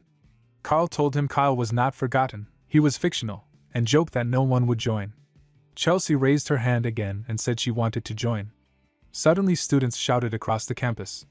Carl stood up in excitement and said it was today. Leo asked what he meant. Carl explained that it was the day the 5th-year students returned after conquering the hero dungeon. Leo watched the scene and remembered it was the day when the 5th-year students returned after conquering the hero dungeon. He recalled how fragments of hero records sometimes went wild and formed dungeons. Chelsea stared with wide eyes and said they were the strongest students in Lemurn. Carl pointed at them one by one. The huge muscular man in front was Ri Zamua. The southern lady beside him was Toro Yen. The pale person in the hood was Senior Ulta. But Carl noticed one person was missing. Before he could think further, someone grabbed Leo by the shoulder and pulled him away. Carl looked around and wondered where he had disappeared. Meanwhile, Leo found Celia dragging him along. He asked what was going on. She told him she needed him to come with her to Lemuria City because the student council president wanted to see him. Leo asked why the president was looking for him. Celia told him he never cared about school matters and that he would understand once they arrived. They sat in a small cafe. Celia crossed her arms and asked why the president chose this place to meet. Leo said the place smelled nice. She ended up smiling. Suddenly she ran to a boy and hugged him while calling him her brother. He smiled at Leo and said it was nice to meet him, that he had heard much about him, and that Leo was aiming for the all class. He introduced himself as Riss Zerdinger. Riss asked Celia why she looked uneasy. She said she had never eaten food like this before. After taking a bite, her expression softened and she said it tasted delicious. Riss laughed and said it was the restaurant he had wanted to bring Celia to when she first joined Lemern. He mentioned that Leo was the son of that aunt. Leo asked if he had met his mother before. Riss smiled and said he had seen her a few times when he was young and that during her school days she became famous for many legendary stories. He explained how the dorm cafeteria once served terrible desserts, and Leo's mother led the students to storm the principal's office. Celia shouted in shock when she realized Leo's mother was the main character of that famous incident. Riss nodded with amusement. Leo thought that she truly deserved the title of Lemern's strongest, and that it was only a matter of time before she reached the seat of a hero. Riss stood and asked if they wanted to go for dessert. Celia agreed with a nod. Riss told them to head out first while he handled the bill, but his eyes widened when the hero page in his hand suddenly began to glow. The scene shifted to Professor Harlan calling out Liana Layden and asking what silly question she had this time. Liana raised her hand and asked why Class 5 still did not have a class leader when the other classes already had one. Harlan admitted he had forgotten and simply announced that Leo would take the role. Liana protested loudly and Tave reminded the professor that they should choose fairly through a vote. Harlan ignored them and placed a stack of documents on the table, telling the class president to organize them. Both students fell silent. A voice then echoed through the speakers announcing that a joint class on hero studies would begin soon and all first-year students needed to move to the auditorium. Leo looked at Harlan and asked if they should prepare to leave. Harlan snapped his fingers with energy and said that was the spirit and that was why Leo was the class president. Carl turned to Chloe with wide eyes and said she looked exhausted. Chloe asked if she could buy any spare fatigue recovery potions he had. Carl handed her two and explained those were all he had left. Leo told Chloe she was pushing herself too hard, especially so early in the semester. She drank the potion and turned away, insisting she was fine.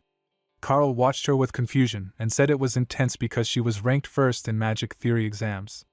Chelsea explained that Chloe must be anxious since once Leo became familiar with the latest magic trends, he might surpass her in the theory exams as well. Carl asked why it mattered if she became second. Chelsea called him an idiot and reminded him she was a wizard from the Mage Tower. She said that for battle-type wizards like herself, grades were not everything, but for Mage Tower wizards, research and study meant everything. It was a matter of pride. She then questioned if Carl was even a wizard. Carl proudly said he was and that he used magic to make a living with livelihood, magic being his pride. The scene shifted to the principal who stared with wide eyes while cleaning a plant, murmuring that the damaged hero's page was reacting. The principal asked if it was true that the hero's page had reacted. Riss nodded and explained that it was only a fragment, so damaged that it was embarrassing to even call it a page. It should not have reacted, yet it definitely did, even though no relics were nearby. The principal asked if there had been any reaction after that, and Riss said there had been none. The principal examined the page and said they would need to investigate further. He praised Riss for his work and reminded him the journey was not over. The principal then called Elena. She entered the office smiling and responded politely. The principal handed her a box and told her to take it to the Grand Hall of Beginnings, where the first-year combined class would soon have a lesson. Once alone, he thought it was rare for a fragment of that size to react and that if the full record appeared, it would definitely react. The scene shifted to the Grand Hall at Lemern Academy, where the first-year combined hero studies class was gathering. Artie and Nir shouted for everyone to be quiet, and flames burst around her. She shouted at the students to shut their mouths because they never listened. Soon, she smiled and said it was finally quiet. Leo thought that his professor was always terrifying and that a spirit summoner like her was rare, even in his previous life. Artian began the lesson and explained that after the hero record appeared, families of heroes could be established. To open a hero's world, one needed an object deeply connected or historically tied to that hero. Descendants of heroes had easier access to the hero's world. This was why Lemern Academy, which held the hero record, maintained close interactions with hero families. She compared it to a key and a treasure chest. Leo smiled to himself and thought it was interesting. Artian explained that hero studies was an essential field where students learned clues and stories to conquer a hero's world. When they became upperclassmen, they would choose a hero to inherit power from and challenge their page. She then showed them a fragment of the hero record recovered by Lemurne's fifth-year rating team. The students looked shocked. Artian opened the box and said before experiencing the fragment, they should first share what they wanted to achieve as heroes. Celia raised her hand and said she wanted to become a knight surpassing her family's predecessors. Chloe said she wanted to compile a grimoire with only her original spells. Carl said he wanted to assist heroes. Artian commented that Carl seemed like someone who wanted to support heroes from behind and praised him. Leo said his goal was the complete annihilation of Erebus. Carl and the professor's eyes widened at his words. Artian said it was a truly remarkable goal. Sejen asked Harlan what he thought. Harlan said Leo was not someone to spout nonsense, and it was chilling. He thought that even though Erebus had been sealed in multiple fragments for thousands of years, several revivals had already caused massive catastrophes, and now Leo dreamed of completely annihilating Erebus. Artian announced that today's lesson would involve analyzing a hero record page recovered by dungeon raiders, guessing which hero it belonged to, and planning a strategy to conquer the hero's world. She reminded them the class was being observed by their homeroom professors. One professor told her to prepare for emergencies and to make sure the students did not fool around. Nella excitedly said it was her first time touching a hero record. Tate admitted he was nervous.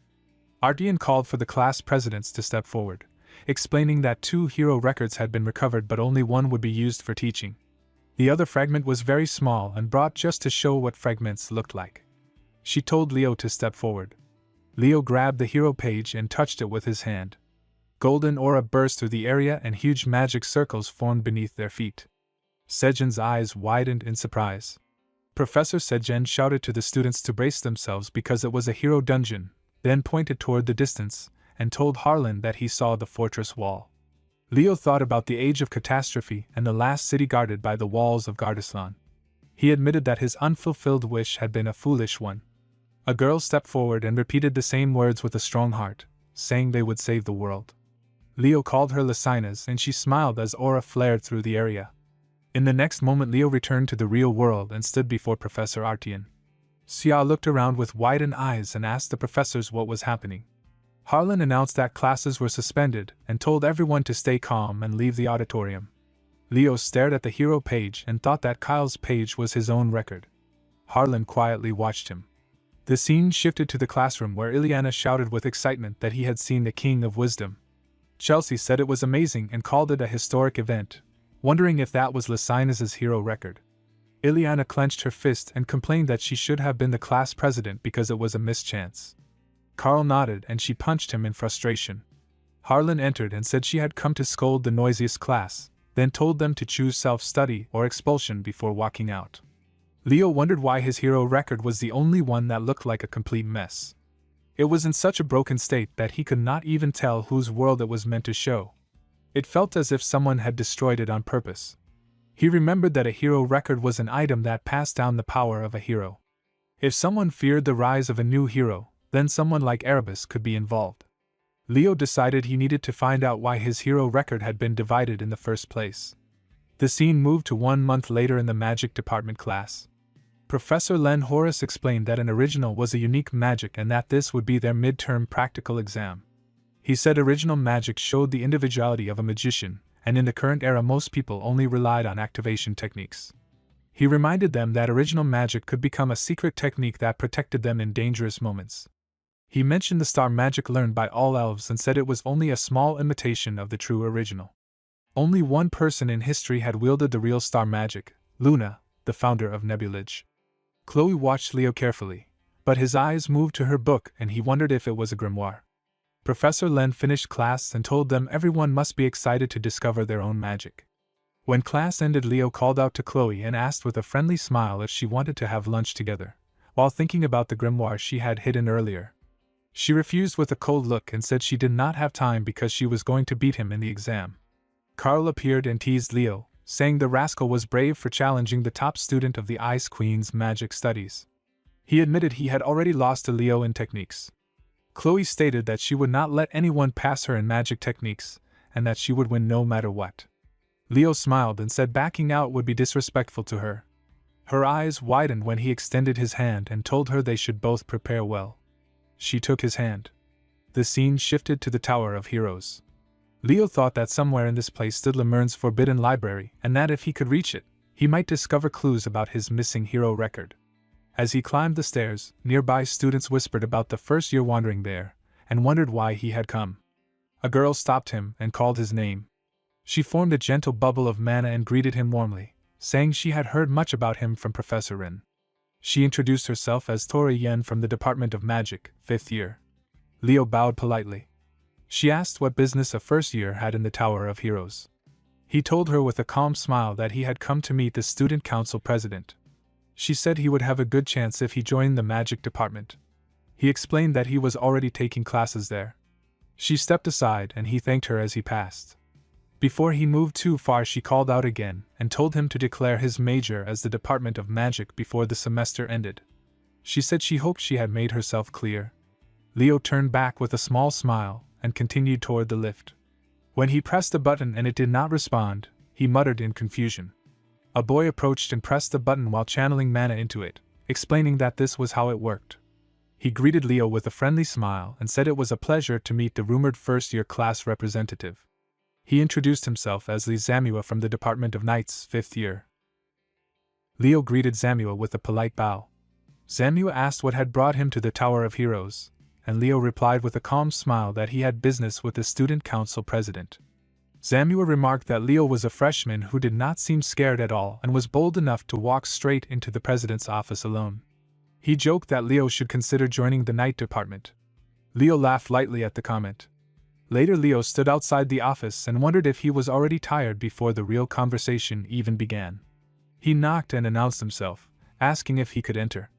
Riss called for him to come in. When Leo stepped inside, Riss asked what he needed. Leo explained that he wanted access to the Forbidden Library. Riss widened her eyes and said she knew Leo was not someone who acted without reason. She told him there were only 2 ways for a normal student to enter the Forbidden Library. The first was to conquer the hero dungeon, since the conqueror traditionally returned the pages to the hero record. When she moved on to the second way, she only chuckled and said she would reveal it once he joined the student council. The scene moved to the day of the practical exam for the night department. Carl was already excited and chattered that the long-awaited exam had finally arrived. He said no one could watch a match like this without popcorn. Chelsea said it looked like Carl had gone deep into business. Ileana laughed and said it was typical of him, and that he would have been earning money even if he were not in Lemurne. Leo noticed that Chloe had not come. Professor Ein crossed his arms and announced the first sparring match between Hall Snaif from Class 1 and Leo Plav from Class 5. Carl rushed to Professor Sejen and excitedly asked if he wanted to buy popcorn and a drink. Sejen sighed and asked if Carl really thought he would buy it, then told him to ask Harlan instead. Carl's eyes widened in surprise. Celia asked Sejen in a cheerful voice if he was buying them popcorn because it looked delicious. The students chanted his name with excitement. Sejen finally said to hand them out 1 per person, and Carl quickly agreed. Leo told Hall he was lucky to be the first opponent. Hall replied that Leo did not seem to care about him, and would regret that. The nearby students murmured that they wondered how skilled the class representative was.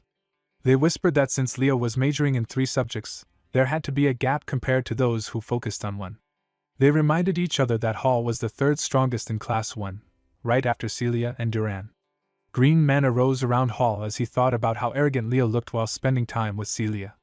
Professor Ein declared that the one who made the other unable to fight would win, and told them to treat the spar like a real battle.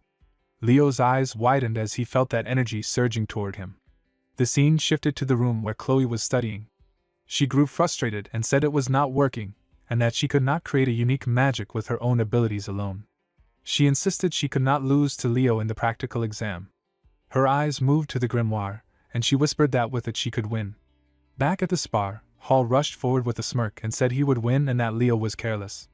Leo dodged the first strike, but Hall attacked again. This time Leo caught the spear. Hall clenched his teeth as he wondered what kind of strength Leo possessed. Leo pulled the spear toward himself and punched Hall in the face, throwing him to the ground. He asked who had said he was careless. Green mist burst around Hall as he released his poison aura. He told Leo not to show off and claimed the real duel began now. He thought that Leo could not even use aura and that strength alone could not fix fundamental weaknesses. Leo murmured that poison aura was unique as flames formed in his hand. Hall warned that unless Leo had something equal to Celia's flame aura, it would be hard to overpower him. Leo approached calmly and said Hall was the one being careless. Red light surged around him as his aura flared stronger than before. Duran watched with crossed arms while Xia's eyes widened as she wondered when Leo had increased the power of his flame aura to such a level. Hall stared at Leo's flames and wondered how they had reached the same level as Celia's. He called Leo a crazy fool for insisting on becoming an all-rounder when he was that strong. With a sharp grin he said he had originally prepared his next technique to defeat Celia. He threw the snake poison toward Leo and shouted that he never expected to use it on him. Leo thought it was not bad at all. Hall imagined Celia watching and boasted that this was the move he had created to counter her flames. The snake poison wrapped around Leo, but Leo broke it apart with ease. Hall's eyes widened in disbelief and he attacked again in panic. Leo unsheathed his sword and cut through the strike cleanly. He pointed his blade toward Hall and said one should never let their guard down before the flame faded. The professor announced Leo as the winner. Chelsea cheered with excitement and said it was just as expected from Leo. Carl shouted that he knew he could rely on him. Hall lay there thinking that Leo's real combat skill was far higher than he imagined, and that it made sense he often stayed at Celia's house. Celia walked to Hall with a warm smile and told him he had done well. Hall turned his head in confusion. The professor announced the next match. Ileana stepped forward with a bright smile and asked who her opponent was. The name Kem Xia from Class 5 echoed across the field. Ileana's eyes widened when she heard it. Xia stepped forward calmly, and the two girls stood face to face. Xia greeted Ileana with a gentle smile and asked her to take care of her. Ileana smiled back and said the same. When the professor announced the start, Xia gathered water in her hand while Ileana's golden aura rose brightly. Ileana rushed forward, but Leo watched with crossed arms and thought Hall still looked hurt. Xia easily threw Ileana aside and Ileana hit the ground. The professor declared Xia as the winner. Ileana sat up and said at least she had not backed down against her. Leo said it was a shame because the match had been bad for Ileana from the start, and she might have done better if she had stayed calm. The professor then called Celia from Class 1 against Duran from Class 1. Celia smiled and said it would be interesting because her opponent was him. Duran's expression sharpened. Leo commented that the match would be interesting and Carl said it was starting. Aura burst around both Celia and Duran. Celia declared she wanted to see who the strongest student in the night department truly was. They clashed at full power. A student whispered that this was the combat ability of the top students. Carl said it was incredible and asked Leo who he thought would win. Leo answered that Celia would lose at the current pace, but he noticed something in her eyes that told him she had a hidden plan. Duran rushed in again, but Celia dodged and raised her sword as flames burst around her. Leo said she had used her head well. Carl looked shocked. Leo explained that the training ground was small, and because Celia could not match Duran's speed, she had turned the space into her own battlefield. With the heat and the limited space, Duran's movements would now be restricted and the flames would make it hard to see. He said Celia had already been amazing but had grown even stronger. Duran complained about the heat and attacked again, but Celia grabbed his sword and smiled. She said she had caught him and then slammed her head into his. Duran fell to the ground. The professor declared Celia as the winner. Celia smiled and told him to focus on developing his strength too. Duran sat up and accepted her hand as he stood. Leo and Carl shouted that she was awesome. Professor Harlan stepped forward and said he had heard Leo's explanation clearly. Then he announced the final results of the practical exam. Celia, Duran and Xia each finished with 4 wins and 1 loss, while Leo stood at the top with 5 wins and no losses. A week later the academy held the written test for linguistics. Professor Harlan told them they had worked hard and waved his hand as he warned them to work even harder so they would not fail from a bad exam before closing the door behind him. Ileana shouted about dreaded expulsion, while students crowded around Chelsea and begged to see her answer sheet. Chelsea smiled and asked whom she should show it to first. Nella turned to Leo and asked how the exam went. Leo said it was not too bad. Nella teased that even someone like their class president could make such a face. Leo wondered if he really looked like that, and Nella smiled and told him to let her know if he had any aches because she would heal him. Carl groaned that his shoulders and back were stiff and asked Nella to help him too, but Chelsea punched him lightly and said with a smile that the pain would go away if she did that. Chelsea changed the topic and asked Leo about his practical summoning training. She said Tade claimed Leo barely showed up at the summoning field. Leo answered that he had been practicing quietly out of sight. Chelsea said that was typical of him, and asked what rank he thought he would get in the summoning exam. Leo said he would take first place. The day of the summoning practical exam arrived and the scene moved toward the start of the test. Runba Test stood on the ground and announced that they had gathered once again for the biggest first semester event for the first years, and welcomed everyone to the summon creature race. Celia looked around and asked if this was really a test.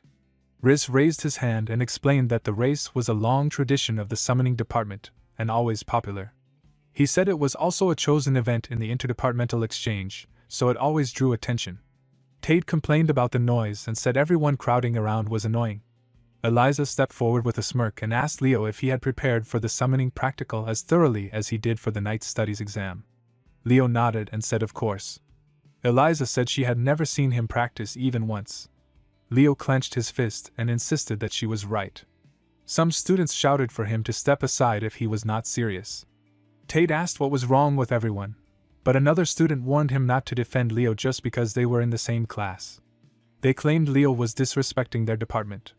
Xia whispered that the atmosphere felt tense even before the test had begun. Sun Lu smirked at her and said that since she got good grades in the night studies department, she probably did not need to worry about summoning. Warden grew tired of the noise and stepped forward, telling everyone to stop arguing about how much they had ridden their summoned creatures. Sun Lu exploded and demanded to know what he meant. Warden crossed his arms and said it was annoying listening to them brag as if riding their summons more times was something impressive. Sun Lu raised his finger and accused Warden of feeling guilty since he barely showed up for taming training. Warden replied with a cold expression and said the training was not worth his time because he was not an idiot who failed to handle a griffin. Sun clenched his fist and prepared to shout, but Leo stepped in and grabbed his arm. Leo reminded him that starting a fight before the exam would lead to disqualification, not just punishment. Tate scratched his cheek and explained that the atmosphere in the summoning department was not good. He said summoning studies naturally had a big skill gap between majors and minors. Since Leo and Chen Xia, who were not single majors, were ranking high, the second-year seniors had called them together. He added that Leo never showed up for practice, which made things even worse. Leo thought that he understood why others might see him as negligent. High above, someone covered in dark aura watched the scene and said that it was finally starting before disappearing into a portal.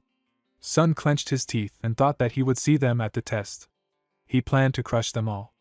Runba announced the rules before the race began. First-year students in the summoning department could only use their summoning skills. Even dual-class students were not allowed to use aura or magic. Once the test started, they had to tame the griffin in front of them, pass through the island of summons, use the silent lake as a turning point, and head back. The winner would claim the spotlight in the first semester midterm summoning practical exam. Both teams stood face to face as Professor Yura shouted for the rookies not to be nervous and to stick to what they had practiced. She warned anyone who panicked would be left behind. She smiled and shouted for them to start. All the students began running. Some gathered fiery mana and threw fireballs at Leo and Warden. Runba announced that the summoning department students seemed to be ganging up on Leo and Warden as if coordinated beforehand. Fiery mana swirled around Leo, but he shouted for Warden not to worry and to go ahead because it was still an exam. Tate looked on confused, while other students complained it was unfair. Leo thought he knew some students did not like him, but he had never expected them to go this far. Runba explained that despite the jeering crowd, Warden had strategically dispelled the elemental magic at that moment. Warden asked Leo if he needed help, but Leo said he had it under control. Warden flew off on his flying horse while mana swirled around Leo, making Chelsea widen her eyes. Professor Yura watched the scene and felt the divide among the first-year students was deeper than she expected. They openly turned against one person, and she worried because Leo's main skill was beast summoning, not spirit summoning, which made the match far more difficult for him. Her eyes widened when Leo suddenly summoned spirits and spoke to them in their own languages. She felt shocked by how fluent he sounded and thought he must study summoning no matter what. The test continued in the sky where students flew on griffins. One student felt pleased and said it served Leo right, calling him a useless representative who could not even start the race. Sin asked Eliza if it felt satisfying. Eliza admitted she did not like this at all and said they could have beaten Leo or anyone else without using dirty tricks. She wondered what people would say about the summoning department after this. Sin did not care and said humiliation was enough. Eliza told him to think before acting next time. Sin grew annoyed and called her arrogant in his thoughts. He believed they could still claim second place since he was good at handling flying beasts. As he prepared himself, he looked back and froze when he saw Xia moving ahead while standing on her griffin.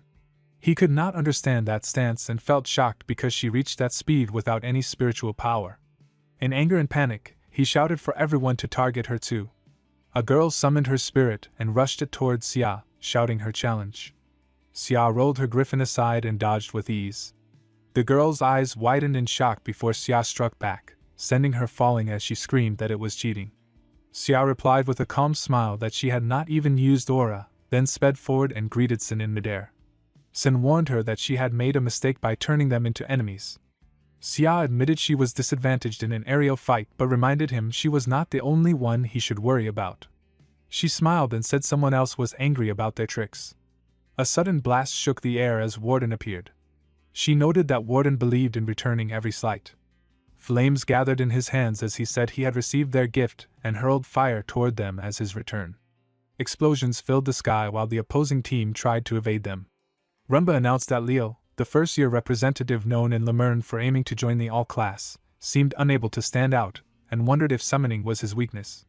Leo stood before his griffin and said that such pranks were disgraceful for hero candidates. Leo held the reins of the griffin while Rumba announced that he was trying to tame it by force, something no one should attempt with a wary beast. Celia watched with wide eyes and wondered why Leo was pushing himself so hard. Riss believed Leo must have his reasons. Leo climbed onto the griffin and spoke to it gently, telling it he understood its feelings and that it needed to listen to him now. His expression turned cold as he ordered it to kneel. The griffin's eyes widened before it obeyed, and Leo embraced it before mounting again. Rumba announced that the griffin had an injured wing and that Leo's misfortune kept piling up, making last place seem certain. Golden aura rose from Leo's hand as he told the griffin it had endured well and called it brave. In the name of the Covenanter, he summoned Flora, and golden light spread across the griffin's body as it began to fly again. Celia asked about the flame, while Riz stared at the screen and thought it was not the Zerdinger flame, or even an aura flame. He wondered what it could be. Meanwhile, Leo pushed his speed even further. As he flew, he noticed a wyvern ahead. His eyes widened as he realized what it was. He murmured the name Fafnir with disbelief. The scene shifted to a few minutes ago.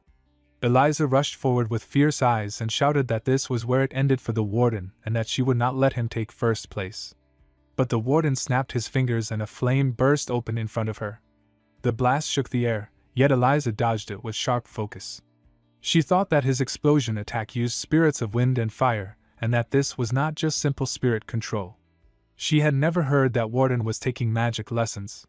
She smirked and said that no matter how strong his attack was, it was useless if it failed to hit her. Warden kept attacking many times, but she dodged every strike.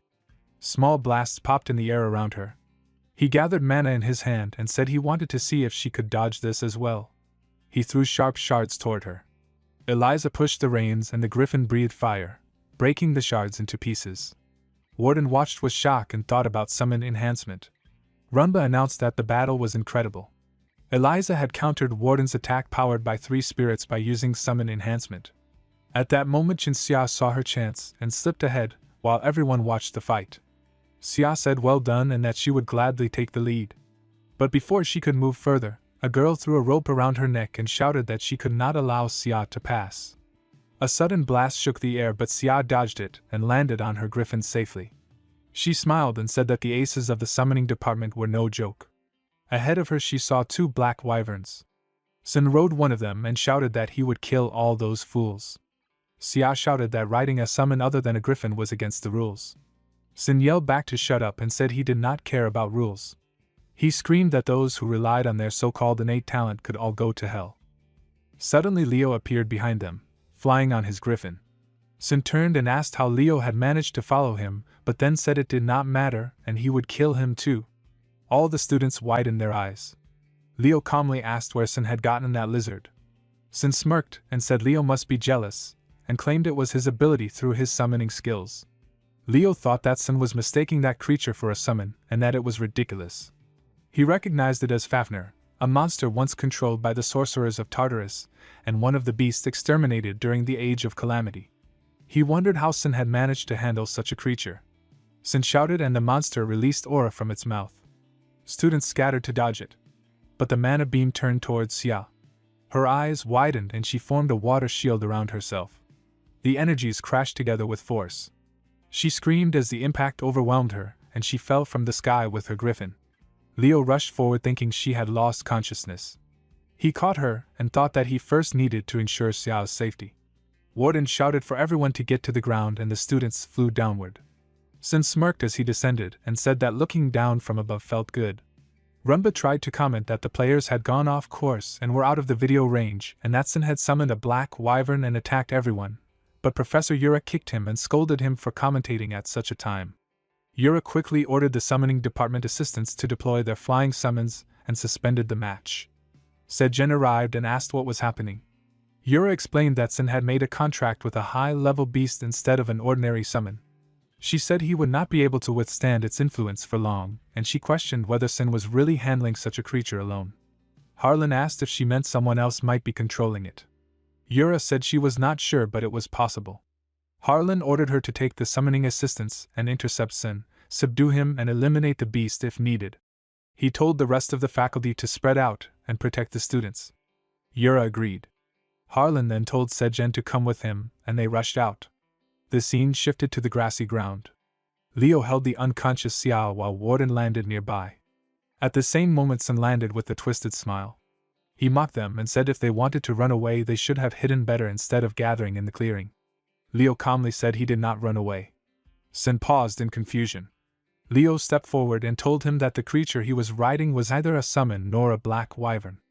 Sin laughed and said that as someone from the summoning department he knew it was a black wyvern and questioned why Leo acted like he knew better. Leo said it was the beast Fafnir. Sin's expression froze. Leo remembered his past life and said he had come to exterminate that vile creature. Sin laughed wildly and Eliza said he was completely out of his mind. Sin shouted in anger and asked if he still looked like nothing to them, then ordered the wyvern to burn them with its fire. A huge stone golem rose from the ground and blocked the flames. Warden stepped forward and said he agreed with Leo about eradicating a disgusting existence. Sin clenched his teeth and thought about the golem magic technique. Eliza told Leo he was acting cool on his own and said she would join him. She added that first they needed to pull that idiot out of the enemy's grasp. Warden warned that the golem was about to collapse and told them to prepare. Leo replied that Warden never did anything right. Sin shouted that the golems were nothing special and praised his summoned beast, demanding the little rats show themselves. The golem shattered. Eliza stepped ahead and formed a rope of mana. Sin closed his eyes and snapped his fingers, furious that she dared attack him. The wyvern gathered a ball of mana in its mouth, but Warden created flames in his hand and small blasts burst near the wyvern's mouth. He told Leo it was time. Leo rushed in and kicked Sin in the face before landing on the wyvern's back. Sin trembled with rage and said Leo had done well trying to pull the boy away from the enemy, but that this was as far as they would go. Eliza shouted at Leo, asking how he could go alone. Sin mocked him and asked if he was afraid, calling him a young hero candidate. Leo said he knew Sin was the beast mage Tartarus, and asked where his main body was, saying it could not be far. Sin smirked and asked if Leo had seen through his true identity. He said it was interesting that Leo stayed calm in such a situation, and called him the perfect hero in the making. He declared that Leo would die there. Sin slashed out with mana and Leo fell from the wyvern. As he dropped through the air, Leo called out to Fiora and said it was time for her to shine. Flora appeared beside Leo and he smiled. He thought about how he had been an all-rounder in his past life but never reached the ultimate in any single path. Aura had been mastered better by Aaron and Dueno, magic by Luna, and summoning by Lysinus.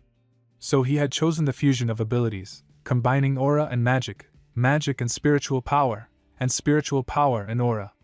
Flora transformed into a large phoenix as he worked. Leo smiled and said it finally looked more like a phoenix. The wyvern roared and Leo noticed it reacted to the phoenix energy, the opposite power of the beasts. Sin stared at the phoenix and asked what Leo's true identity was. Leo said he would answer if Sin told him where he had gotten Fafnir. Sin said Leo even knew about beasts from the Age of Disaster, and that he could not be allowed to live. The wyvern formed a ball of mana. Leo looked at the swelling mana and called out to Flora, warning that it was coming. Mana twisted around them and both energies collided. Sin smirked and told it to end already. But Leo sensed the main body of Tartarus being attacked and felt its spiritual power weakening. He shouted his moment and hurled fiery mana forward. The blast shook the ground. He praised Flora and told her it was time to return. But Flora shrank into her baby form and Leo began to fall. The scene shifted to a cloaked man working magic. He murmured that this was as far as the hero candidate would go, and tried to end it. But his eyes widened when Sejin arrived and created a bright light around him. Sejin declared it was over for the beast mage Tartarus. The mage laughed and said the 2 pillars of Lemurn had come, but they would have to delay the fight until next time. Then he vanished into darkness. Sejin asked Harlan if he had missed the final blow. Harlan said the enemy had begun to move in earnest. Sejin nodded as he examined the signs and said Lemurn was no longer safe. Meanwhile, Leo kept falling with the baby Flora in his arms. He told her to return to the summoned beast world. His eyes widened when a wyvern caught him.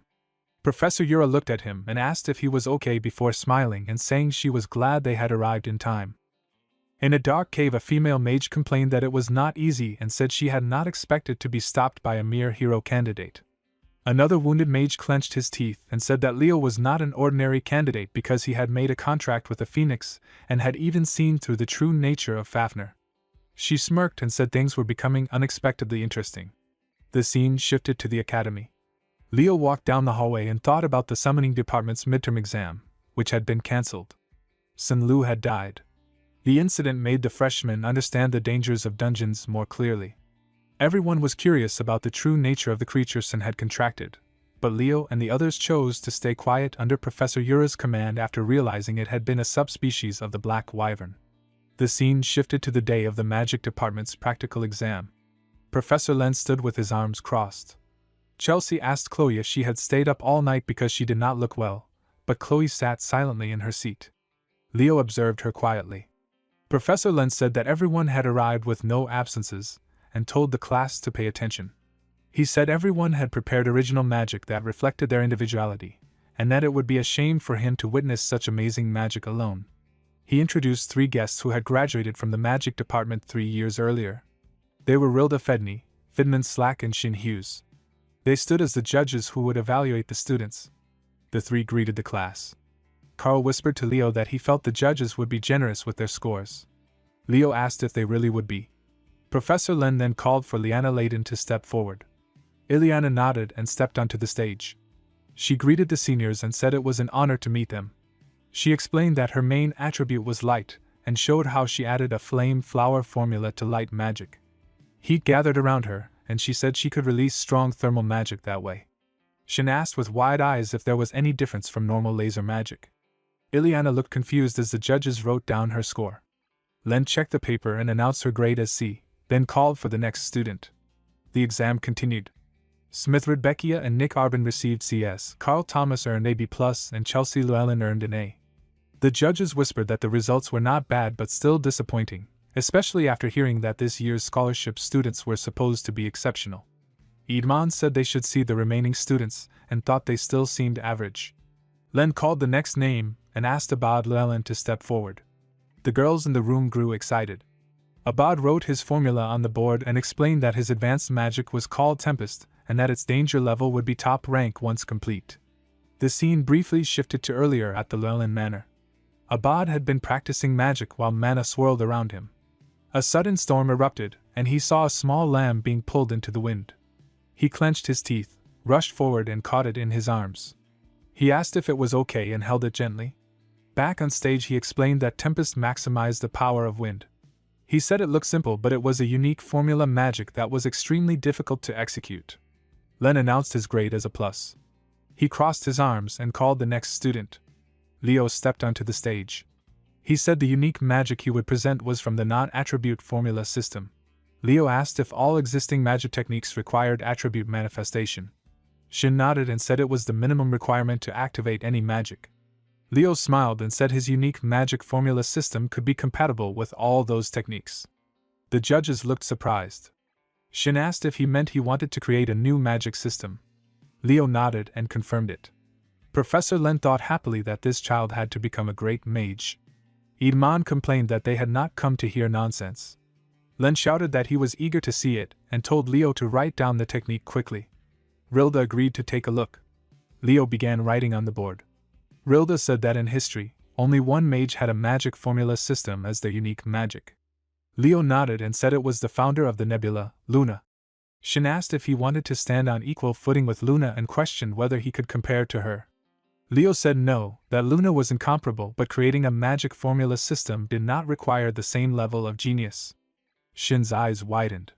Leo finished writing. Rilda said he had not been speaking nonsense. Idman noted that the structure seemed to allow any magic to be used without penalty. Chelsea admitted she could not interpret the formula.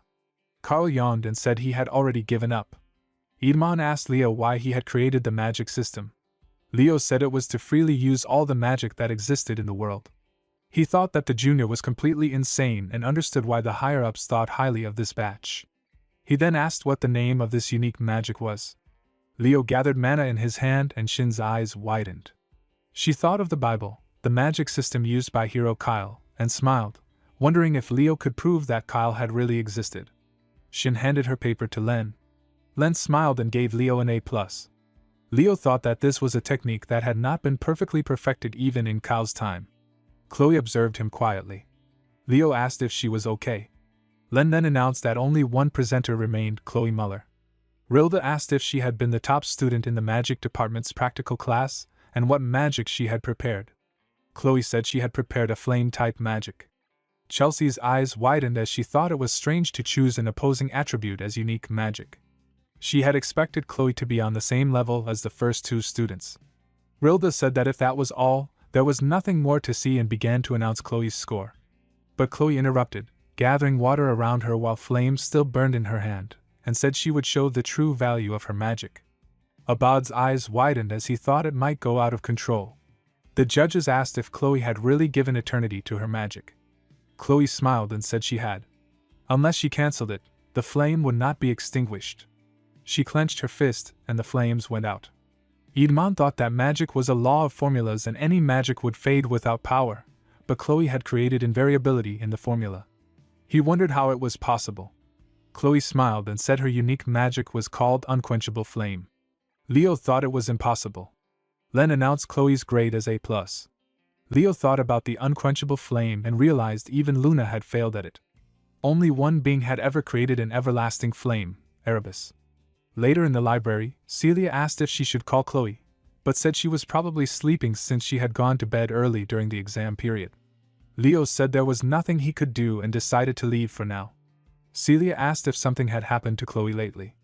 Leo turned confused as she explained that Chloe had become more sensitive, had fought with classmates, and there were rumors she had been hanging out with troublemakers from the magic department. Later, Leo sat alone when Flora appeared. He smiled. Flora asked with a smile if he had called her, and Leo nodded. Leo wondered why Farina was still staying in Lemurn. He thought that the divine beast Phoenix and the monster were opposing forces, so there must be a reason for her to remain. Farina told him that 5 years ago Lemurn had been attacked, and 2 students and 3 staff members had died. The culprit was never found. In the end, Headmaster Kellyan Baden had asked her to search Lemurn, and since then she had been tracking their presence. Leo asked if she was aware of the incident during the summoning exam when the beast summoner had appeared. She nodded and said she had heard that a student had lost his life. He asked if she thought Tartarus was behind it. She held Flora and said they were still only at the stage of suspicion, and she could not say more. Leo then asked her to relay a message to Headmaster Kellyan, telling him it might not have been just Sun Lu, the student Tartarus had reached out to. Farina's eyes widened. The scene shifted to the day of the Heroic Studies and Combat Studies joint practical exam. Professor Harlan shouted for Class 5 to assemble, and told them that once everyone had gathered, the class representative would explain the exam details. Leo explained that the joint exam was about forming teams and conquering the world of heroes. The world they would be conquering was based on the Chad murderers incident. The students' eyes widened in shock. Ileana asked what the Chad murderers incident was. Carl said she really did not know. Harlan told everyone to be quiet and listen carefully as the class representative continued.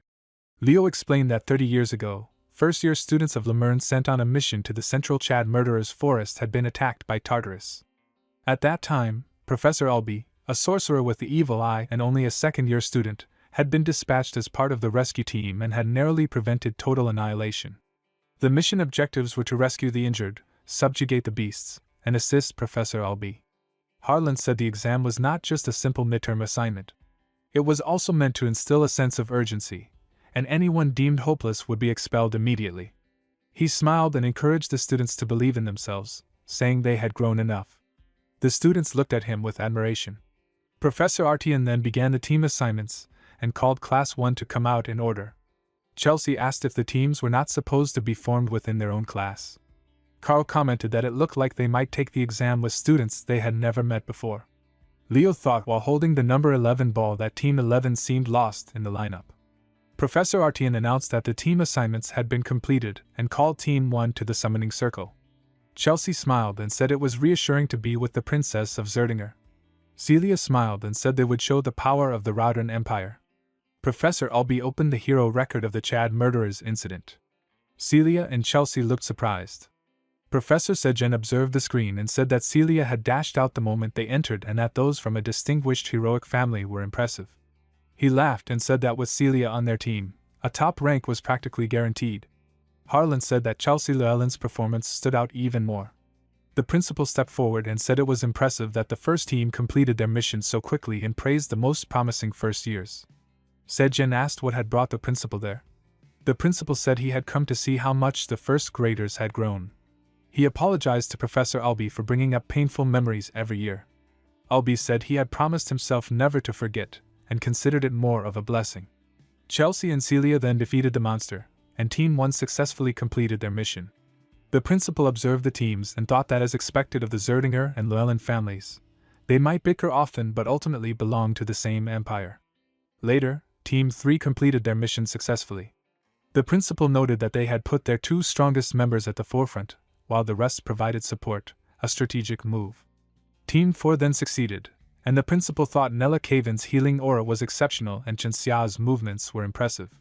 Team 7 completed their mission next, and the principal thought that while there were many excellent students, the most promising was still Leo Plav, whose path gave him a nostalgic feeling. Albee asked Team 11 if everyone was ready and opened the hero record. Leo thought something felt off. Golden circles formed beneath their feet and a golden aura burst around them. Leo and Chloe vanished from their places. The students looked shocked. Sejen asked in surprise what had happened. The principal asked Albee what was going on. Albee said they needed to stop the exam and showed the blood on the hero record. The principal's eyes widened and he said it could not be, confirming that it was a hero dungeon call. Leo and Chloe found themselves in a forest, confused. Leo murmured that normally a quest notification should appear and he wondered if this strange situation was actually the call of a hero dungeon. Chloe said she had never heard of a page from the hero records going berserk and insisted it was not a lost page. Leo tried to reach the professor and said he could not see the other group members and no one was answering. Chloe said this could not be happening and that the examiners would stop the test soon and pull them out. Leo said that if they could stop it they would have done it already and he felt certain this was a hero dungeon they had to conquer.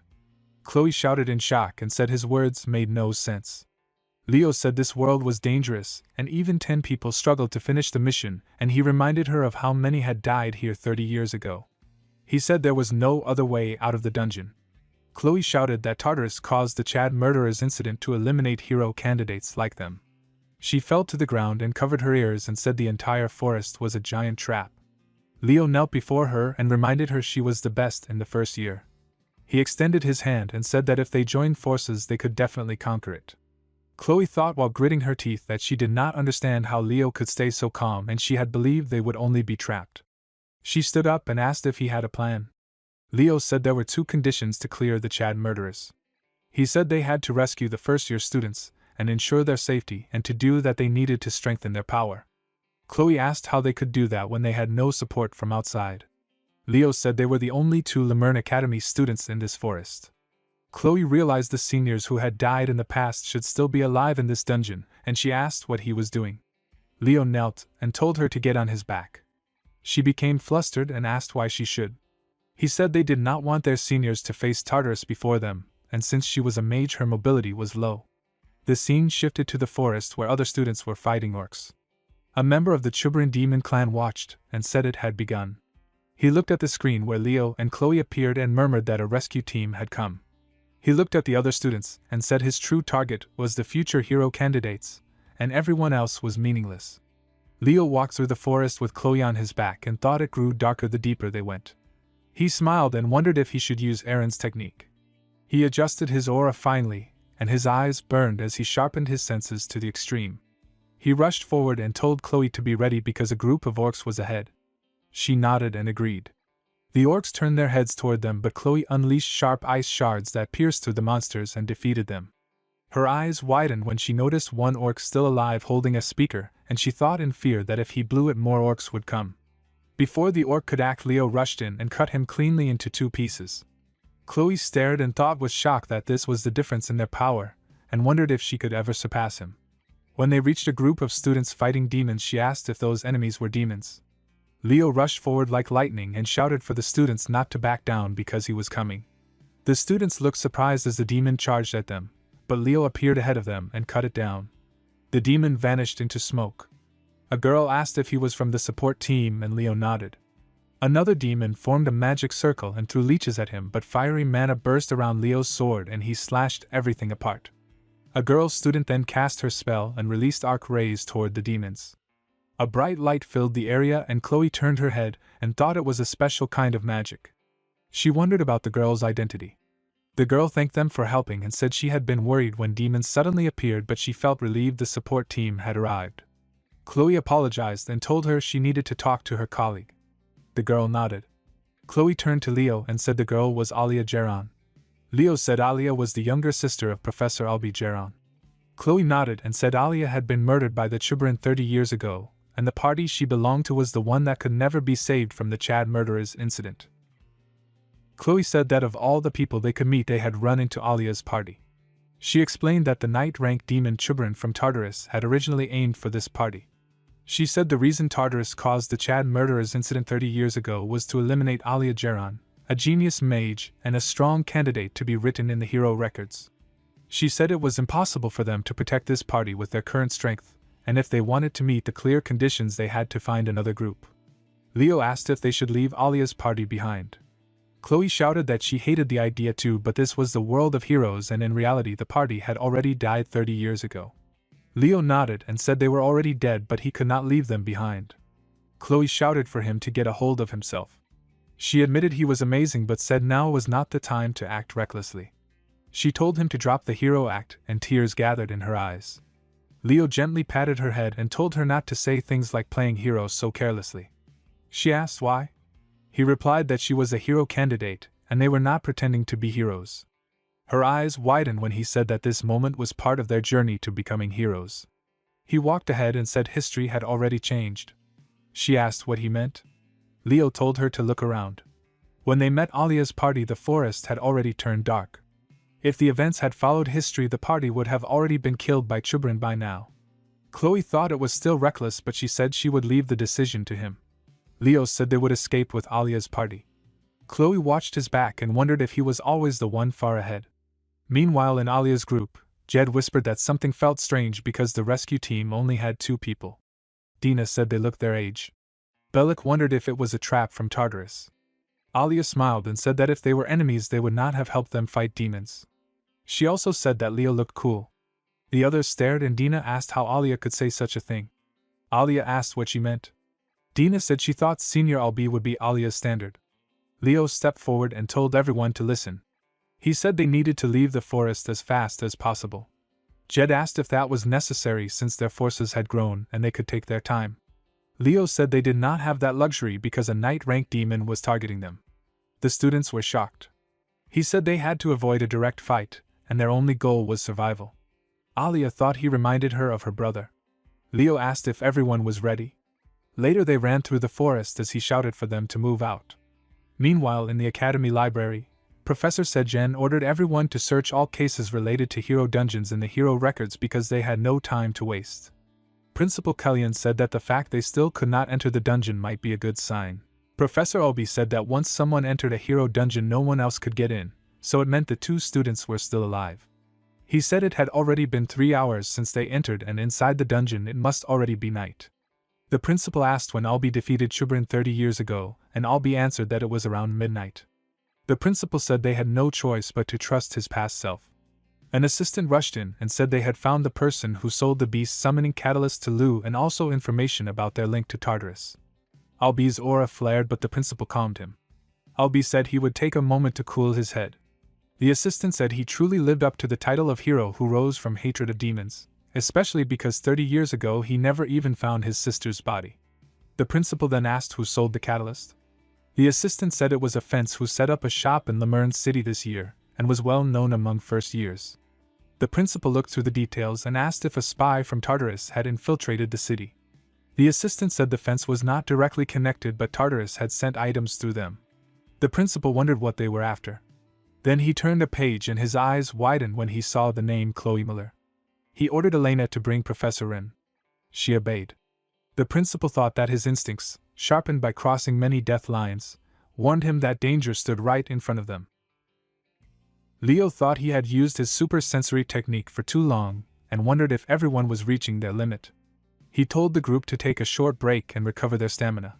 The students looked exhausted. Chloe was reading her grimoire when Alia approached and called her name. Chloe asked what was wrong. Alia said she had a question and asked what Chloe's relationship with Leo was, even asking if they were lovers. Chloe sharply denied it. Alia said she believed her after seeing her reaction. Chloe thought that even seniors from 30 years ago were still just first-year students at heart. She asked why Alia wanted to know and if she was interested in Leo. Alia blushed and said her heart was pounding. Chloe said it was love at first sight and wondered if Leo looked amazing even to a legendary genius like Alia Jaran. Alia said she still was not sure if it was love and that her heart just pounded the same way it did when her brother acted up or when she achieved something big. Chloe asked if the sorcerer with the evil eye, Albie Jaran, was really that bad in her eyes. Alia smiled and said he was someone who always challenged the impossible. Chloe said Leo was like that too. Alia said Leo and she were friends at first, but now she felt envy toward him, so they were very alike. Chloe's eyes widened. That night Alia admitted she had always felt jealous of her brother. She said it might sound silly, but no matter how hard he tried he never seemed talented. She revealed that the basics of her own magic were actually created by her older brother. Chloe's eyes widened when Alia said she was good at using existing magic but terrible at creating new ones, and that she had even failed the Lemurn entrance exam twice. Alia said there was a time she hated her brother because she felt entitled and bitter, but that jealousy slowly turned into admiration. Before Chloe could reply, Leo suddenly sensed danger. His eyes widened and he shouted for everyone to get ready. He ordered a change of plan and said they could no longer escape. The students quickly took their stances and gripped their weapons. Leo unsheathed his sword and shouted for them not to be afraid because they all had the potential to be heroes. Belloc formed a shield and stared with wide eyes. Chubarin finally arrived and roared. Leo jumped high and thought about the demon's old orders to eliminate the sprouts of heroes, yet now it was showing hostility toward him and even called him a sprout of a great hero. He shouted to Chloe that the demon was coming. Chloe formed a magic circle under her feet. Chubarin slashed, but she raised an ice wall to block it. Leo leaped again with flames burning around him, and he cut across Chubarin's throat before landing. Dina shouted that he had cut it, but Chubarin's neck regenerated. Leo warned everyone to stay back. He said the demon used nullification, a spell that erased the result of an attack as if it never happened. Jed stared and asked what they were supposed to do now. Alia said there was no way to beat that monster, but nullification was not perfect. She said the spell was not infinite, and even Chubarin had limits. Chubarin lifted his axe and mocked them, calling them remnants of a great hero. Leo smiled and said the demon was the one afraid of a new great hero being born. He rushed forward while Alia created glowing magic circles and released bright rays at Chubarin. The demon growled that this was the light magic he hated and thought he had to kill them here as Lord Silituna commanded. He swung his axe down. Leo shouted for everyone to dodge and leaped into the air. The axe smashed into the ground and sharp fragments burst outward. The shards struck Belloc and Dina, but Leo caught Belloc on his shoulder and ran while Dina followed beside him. Alia reached them and asked if they were all right. Dina said she could endure the pain, but Belloc was badly hurt. Leo said not to worry because Belloc's vital organs were safe and told them to stop the bleeding. He called Chloe and said they needed a powerful blow. Chloe nodded and formed a huge ice wall. She thought she had to buy time while Leo fought. She needed a strong spell that could break through nullification. She searched through her grimoire and murmured that she might be able to use a certain magic. Chubarin swung his axe again, but Leo dodged and cut him, leaving another wound that refused to stay. Jed watched with wide eyes and wondered if they would ever be able to fight like that. Dina said maybe someday. Alia stared at Leo and recognized the faint trace of star magic in the way he moved and struck. She wondered who he really was. Chloe formed a dark magic circle. A sharp and dangerous smile crossed her face as she aimed at Chubran. She threatened the demon and warned Leo to move if he did not want to die in her attack. She released dark flames that wrapped around Chubran like a curse. Chubran screamed while the fire turned black. Chloe declared that the flames would never fade and that he should die in agony. Leo shouted for her to stop, but she only poured more flames. He rushed forward, struck with a sharp movement, and knocked the grimoire from her hand. They fell back onto the ground. Leo asked Chloe if the inextinguishable flame was really her magic. She admitted it was not. It was a spell she found inside a grimoire. Leo realized it was the flame of Erebus, and told her she had just used dark magic.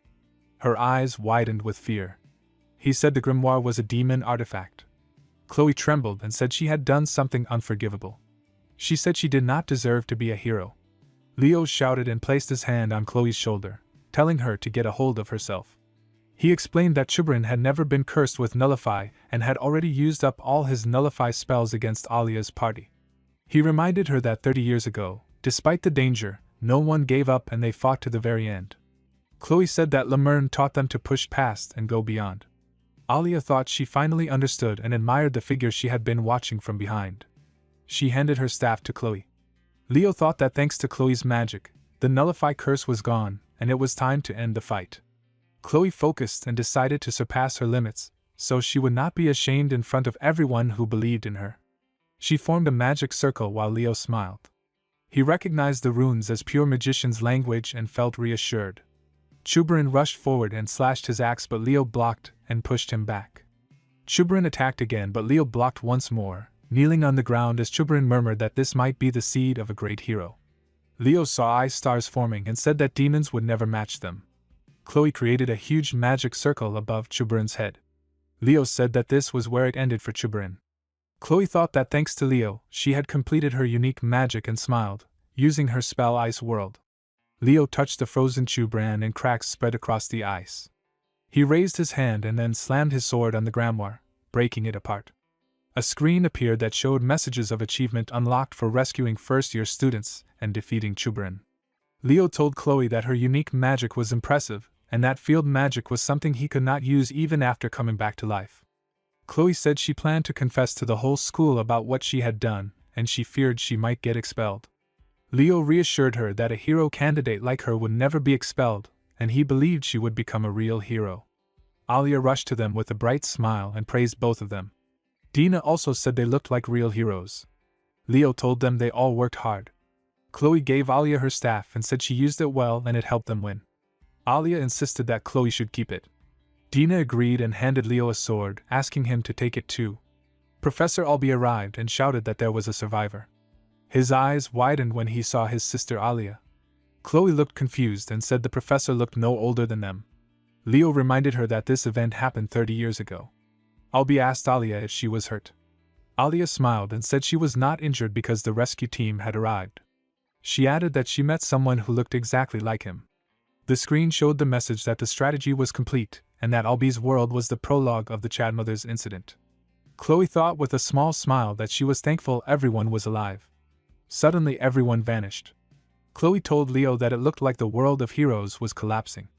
Another screen appeared that announced the strategy reward and a keepsake. Then the group began to teleport back. Leo opened his eyes and sat up in his bed. He murmured that he knew this place. Albi came to him and asked if he was awake. He thanked Leo for saving everyone and asked him to pass his gratitude to Miss Muller. Then he turned and walked out. At the door the principal was waiting. He entered and Leo greeted him as Headmaster Kellyan. The principal told him to stay relaxed and asked how he was feeling. Leo said he was fine and had no problems. The principal sat down and asked what had happened inside. He asked if the incident was connected to Chloe's black grimoire. Leo asked how he knew. The principal explained that he checked the shop where Sunlu bought the summoning catalyst, and found it was the same place where Chloe bought her grimoire. He said he suspected it because the black grimoire was also a demon god tool. Leo thought about the demon god tool and the fragment of Erebus. He remembered it was a crystallized shard used by demons as a strong weapon, but it slowly destroyed the sanity of other races. He raised his hand and said he would start from the beginning. Then he told the principal everything that happened. The principal listened and said that if Leo was right, then the demon god tool was affecting the world of heroes. Leo said the hero dungeon stabilized right after the tool was destroyed, so it seemed likely. Suddenly Chloe woke up and called out to the headmaster in surprise. The principal told her to stay relaxed. He called his assistant Irena and looked at their weapons. He said that since they had just woken up he had something to ask and he wanted an explanation. Chloe looked at the staff in her hands with wide eyes and said it was Alia's staff. The principal said it was an impossible reward and he wanted to know how it had been given to them. Leo thought that Chloe clearly did not receive any reward. He remembered the entrance exam and the Chan mother's incident, and how the world of the living hero was not supposed to give strategy rewards. He wondered why the rule broke again, and if it was only happening to him. He told the principal that it was the strategy reward. The principal asked if he was saying that a strategy reward appeared in Albi's hero world.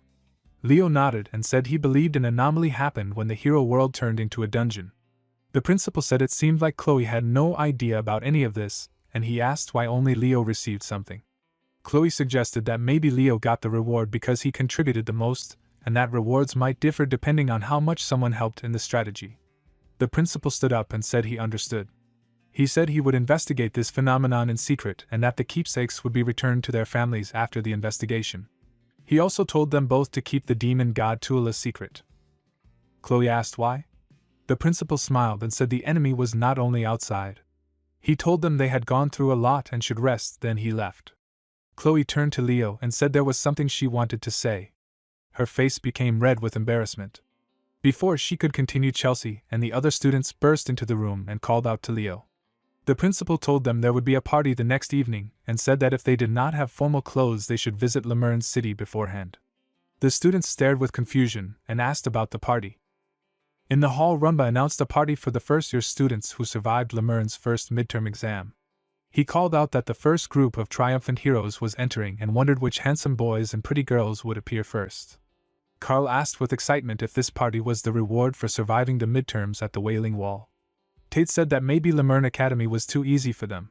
Carl kept eating and asked why it felt like only their class was missing. Tate reminded him that Lemurn did not tolerate lateness. Rumba introduced the next pair and said that from Class 5, Nella Carvin and Ileana Layden were entering. Carl and Tate stared with wide eyes. Carl said they were truly beautiful, and he hated himself for feeling even a little fluttery. Rumba then announced the pride of the Rodran Empire, the Llewellyn siblings. Carl whispered that she looked like a real princess. Ileana commented that she was surrounded by people from the Rodran Empire, and truly was a big deal.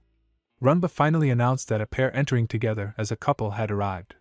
He introduced Celia Zerdinger and the class president Leo Plav. Nella and Ileana looked delighted. Leo waved with a warm smile. Professor Artian took the stage and asked if everyone was enjoying the party. Carl shouted that they were having a lot of fun. Artian said she was glad and told them to keep enjoying the night while listening. She announced that it was time for the midterm exam results. Carl complained and asked how they were supposed to enjoy themselves after hearing that. Artian said they expected this kind of reaction.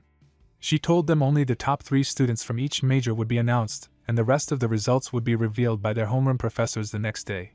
She said the departmental professors would now announce the names. Professor Ein held the mic and said everyone worked hard on their first midterms.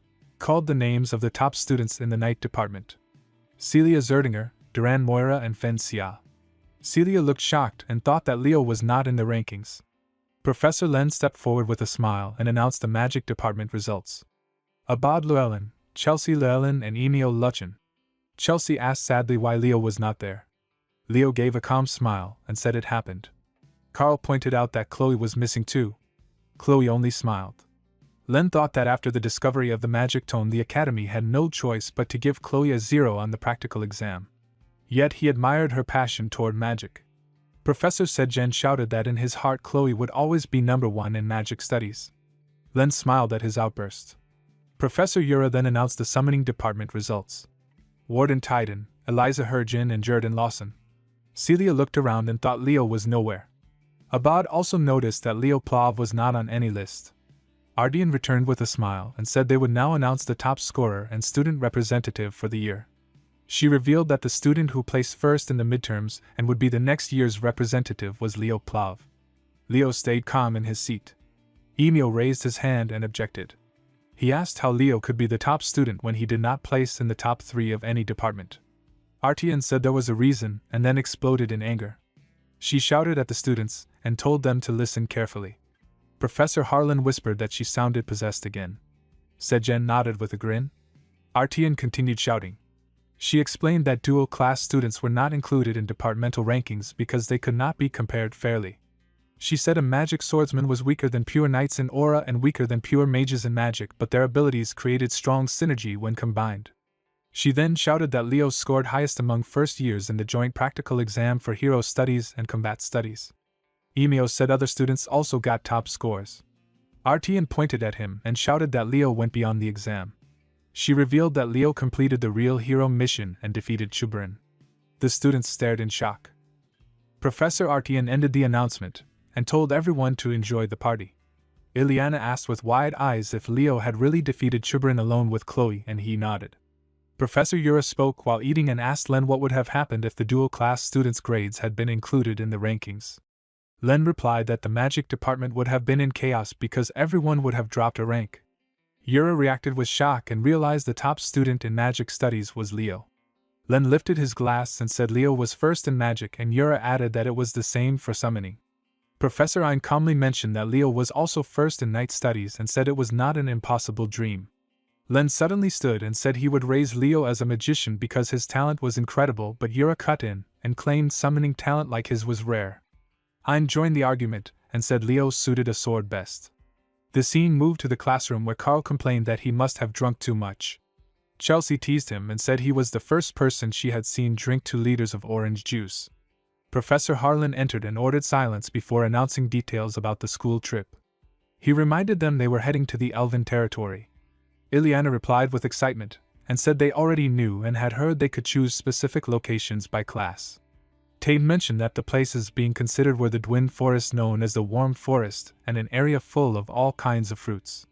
Harlan pointed at the board and announced that they were going to El Salvikia. Carl repeated the name and explained that it was a small country in the far north of the Elven territory where it stayed cold all year. Harlan told him not to complain and said the class president had chosen it. Carl turned to Leo and shouted in frustration. Leo answered with a smile and said it would be better to buy everything they needed early in the city of Lemurn. He thought about El Salvikia and remembered that while humans saw it as insignificant, it was actually a sanctuary for fairies, the hidden fairyland. He wondered if Salo and the others were doing well. Later on the training ground, Leo said he would take care of buying food and equipment, while Nella handled the potions. She nodded. He went out and bought food, then noticed a sign for 13th Street in the Karaza district. He walked toward it, and recognized it as Lutek, the place where Sinlu and Chloe had purchased magic tools. He entered the shop and looked around. He thought that there should not have been anything unusual because Lumarin's investigation team had already searched the place. All that remained was a simple teddy bear. Then his eyes widened as he realized that the investigation team should have collected every item, and the shop had been locked when he entered. The teddy bear suddenly shot dark mana from its eyes and Leo quickly dodged. He realized it was a demon and understood it was no ordinary one. It carried the cognitive decline curse along with many other curses. A huge demon rose from behind and mocked him for noticing its curse. Leo recognized the voice and understood it belonged to Silatuna, the demon beast queen and one of the 3 legion commanders they had failed to defeat 500 years ago. He noticed it was not her true body but a clone formed from gathered flesh. Silatuna spoke again and judged his skills, calling him an Irai user and a magic swordsman. She admitted his talent but told him to blame his sharp senses. She launched an attack but Leo stepped back. He clenched his teeth and thought he stood no chance against her and needed to escape somehow. She opened her mouth and thanked him for the meal, but he smiled as light filled the room. Professor Albi appeared and used his magic technique called Spear of Light. The bright beam struck Silatuna and knocked her to the ground. She laughed while lying there and said having an audience made everything better. Albi adjusted his glasses and called her demonic filth. Golden magic circles appeared around him while a golden aura burst into the air. Albi said he had no interest in scraps left from a clone and unleashed a glowing beam of mana while shouting for Silatuna to die. Leo recognized him as Albi Geron, the evil eye sorcerer known as the Tartaros Slaughterer. He remembered that Albi had become a professor only to gain authority to move freely during extreme hunts. Leo felt indebted to the hero of this era. He picked up the torn teddy bear and explained that it had appeared during their investigation of Lutek, and that it had been cursed with cognitive dissonance. Albie said he would hold the Lemurn investigation team responsible. He turned away and told Leo he would overlook the fact that Leo had investigated on his own. He added that Leo could ask for help anytime because he owed him for what had happened earlier. Leo froze for a moment. He realized the Geron family was one of the 3 great families that managed Lemurn Academy, and thought he might be able to access the Forbidden Library through Albie. Nella arrived and called out to him. She said she had gathered everything and healed his wounds while asking where he had been hurt. Leo thought that this confirmed Silituna was behind the Beast Mage and the Black Grimoire. He wondered what those enemies were plotting. A week later, Leo stood before the portal with his class and asked if everyone had packed their supplies. They nodded. Celia came over and asked why his class was going to El Shalbikia. Leo said the weather was getting hotter, and it would be like a summer retreat. Celia waved and complained that she hated the cold but wished him a good trip. He told her to be careful as well and told his class to prepare. Chelsea smiled and said she was looking forward to it. Carl grumbled that he hated the cold. Leo stepped into the portal and told them they were heading to El Shalbikia in the Elven territory. The scene moved to Siren Academy, the Elf Hero Academy. An elf girl scolded a student and mocked his shabby clothes, saying an elf like him did not deserve to be a student of the Great Siren. The boy trembled. Runia, a red-haired elf girl, stepped forward and told her not to bully other students and to behave like a true descendant of Siren. The girl sneered and said that meant the half-blood elf was accepted as a Siren student and asked if Runia was fine with that. A boy elf beside her agreed and insulted the half-blood, calling him a disgrace and saying even his clothes were uncivilized. Runia shouted back and told him that if he disliked the boy's clothes so much, he should take off his own and give them to him. She called both of them disgusting for not helping and only mocking. The girl panicked and reminded Runia that she came from a well-known family and should watch her tone. Runia asked if they felt no shame for ganging up on one person and challenged them to fight her if they disliked her words. They backed away, muttered that she was crazy and left. Runia turned to Luca and asked why he was dressed like that. Luca smiled and explained that someone had stolen all his clothes. She wrapped her scarf around him. Luca tried to return it because of the cold, but she refused. He noticed her cheerful mood and asked why she seemed happy. She told him her familiar had finally hatched. He congratulated her warmly, and she thanked him before rushing home. Later she entered her house and called for her father with excitement. She asked if her familiar had been born. Her father Flan reminded her that she should call him teacher while at the academy. Then he nodded and said Perina's child had hatched. Runia shouted in excitement that she knew it and asked when she could meet her familiar. Flan told her that her familiar had already signed a contract and that she would learn more about it later. He explained that this was Perina's words. Runia angrily demanded to know who had stolen her familiar. The scene shifted to Belkia, the capital of El Shalbikia. The students shivered in the cold. Carl shouted for Leo to just end it, but Leo said it was worth holding on a little longer. Harlan told everyone to stay calm and not get too excited and reminded them that Belkia was the capital. Chelsea raised her hand and explained that Belkia was one of the disciples of Luna, the founder of the nebula, and that the city was named after the fairy knight Belkia Ursur. Leo thought that, to be precise, he had co-created the city with Luna and Aaron, and that Belkia, once arrogant, was now honored with the title of fairy knight. Harlan added that the Ursur family, descendants of the fairy knight, currently held the position of council leader. Suddenly shadows appeared in front of them. Carl widened his eyes and asked if there were bandits even in elf territory. Harlan said that bad people existed everywhere. His eyes widened when someone stepped forward and greeted them with a smile. All the students looked excited and realized it was an elf. Loon greeted Professor Harlan and said he had been waiting. Harlan bowed his head and said Loon was just the same as ever.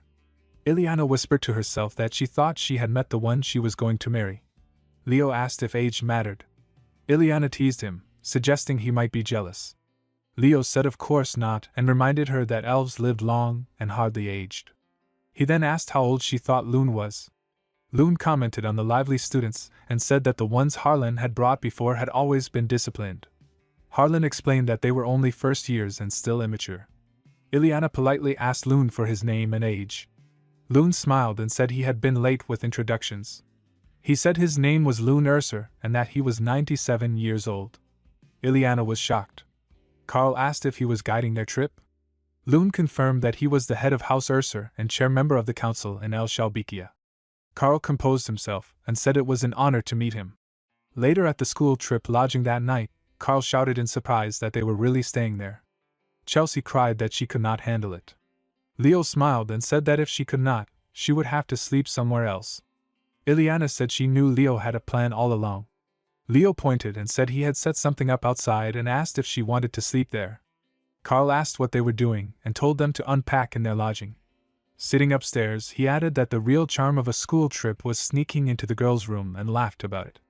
Leo walked outside and said that it looked like everyone was enjoying the trip and thought he might take a look around himself. A girl elf called him Lord Leo Plav and told him that the head of the house wanted to see him. Leo turned and followed her. Later, Leo entered the room.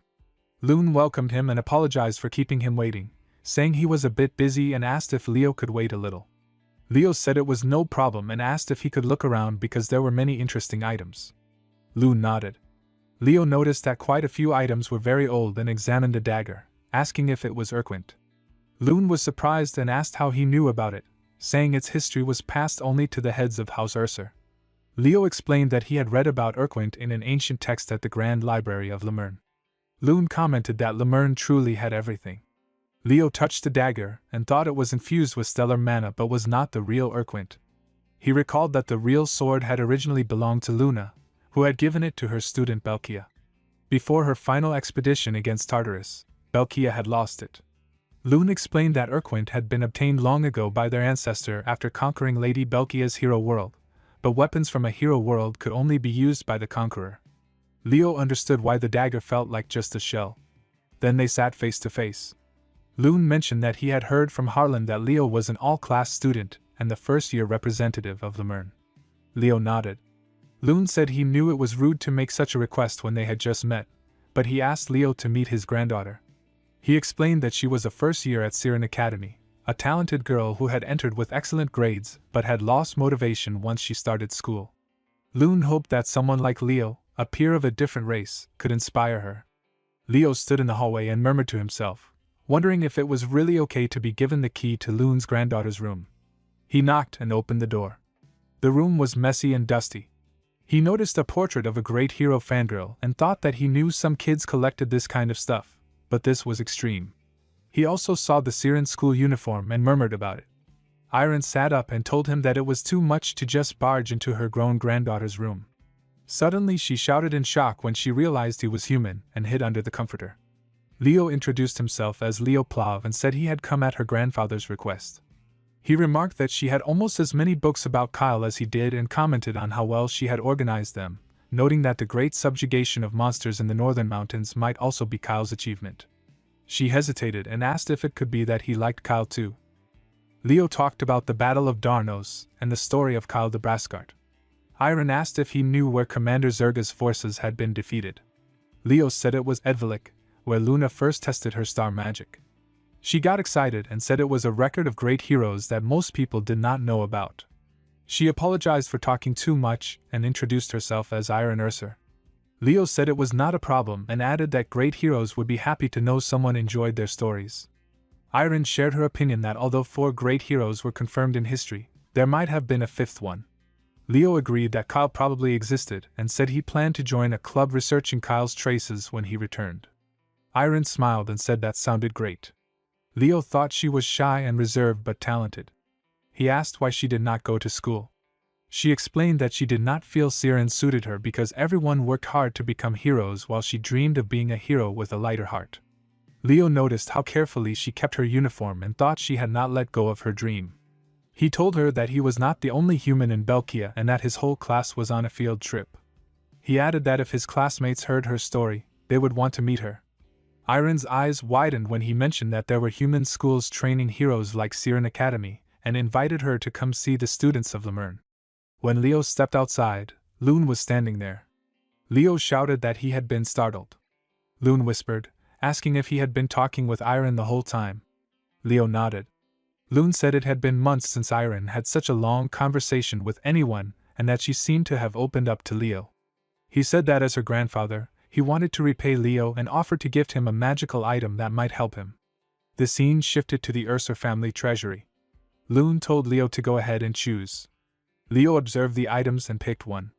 Loon explained that it was a jewel imbued with the power of a fairy, obtained by the former head of the family 1,000 years ago. He said the carved fairy was delicate and beautiful and mentioned its uses. Leo said it was fine. Loon said it was enough if it pleased him. Leo looked at it and realized that it was not a carving but a real fairy. The scene shifted to Harlan explaining the schedule to the students. He said they would wake up at 6 in the morning, do personal training in the fairy forest near the city, and practice missions in the afternoon. Ileana raised her hand and asked if they did not already do enough personal training at school.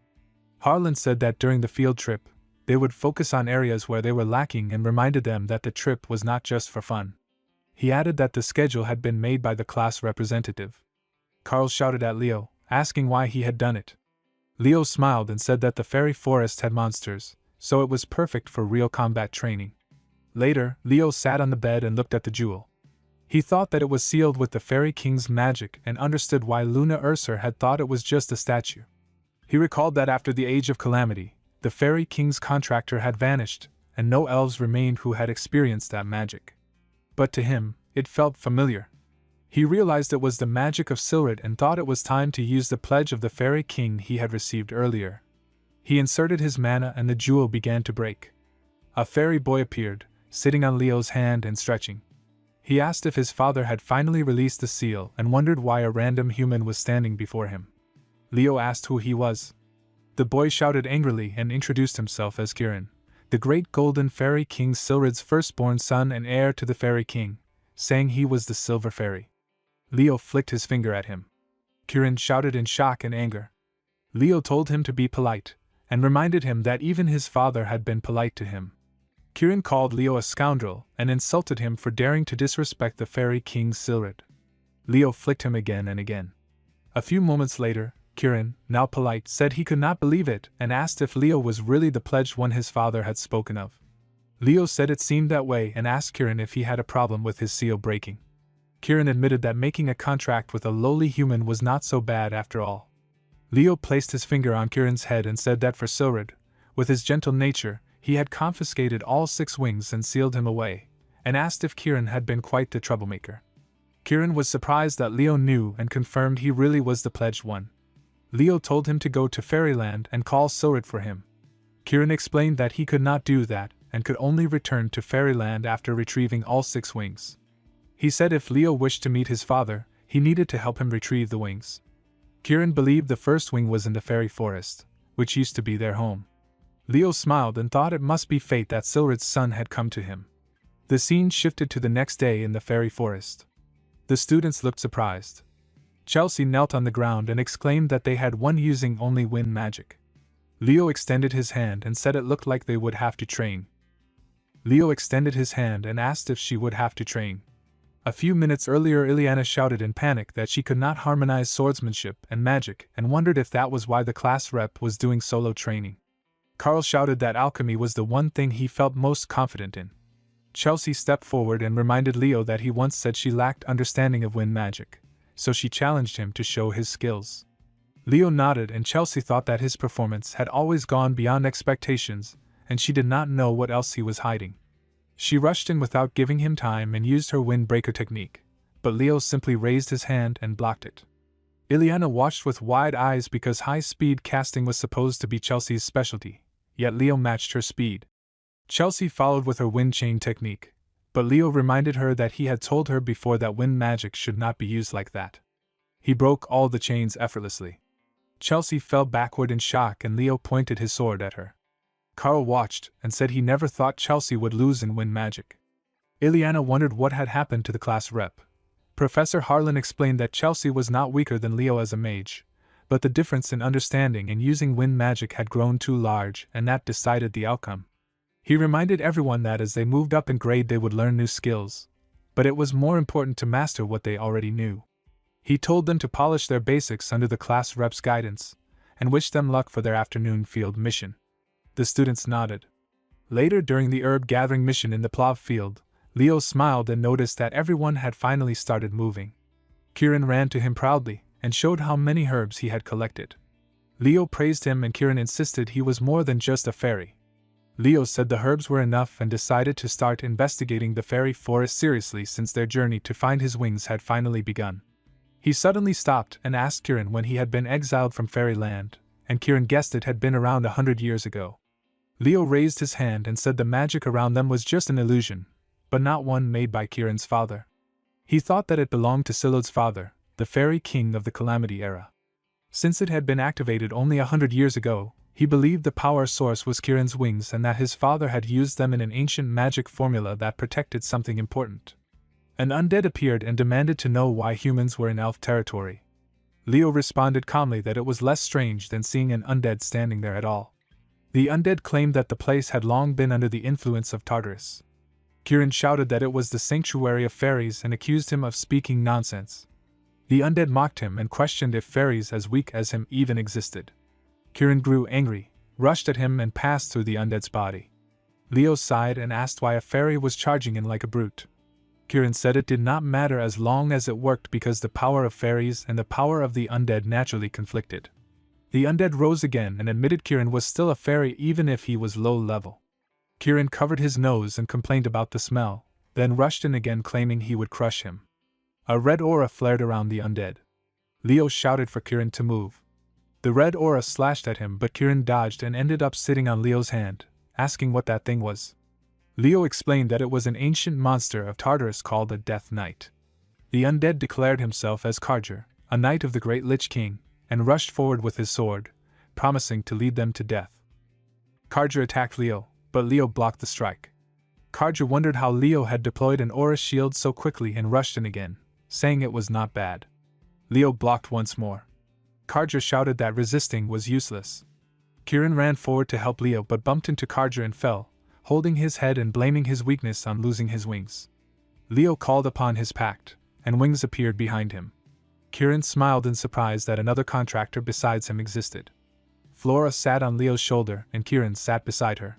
Karja grew furious when he saw a phoenix and a fairy together, and declared he could not let them live.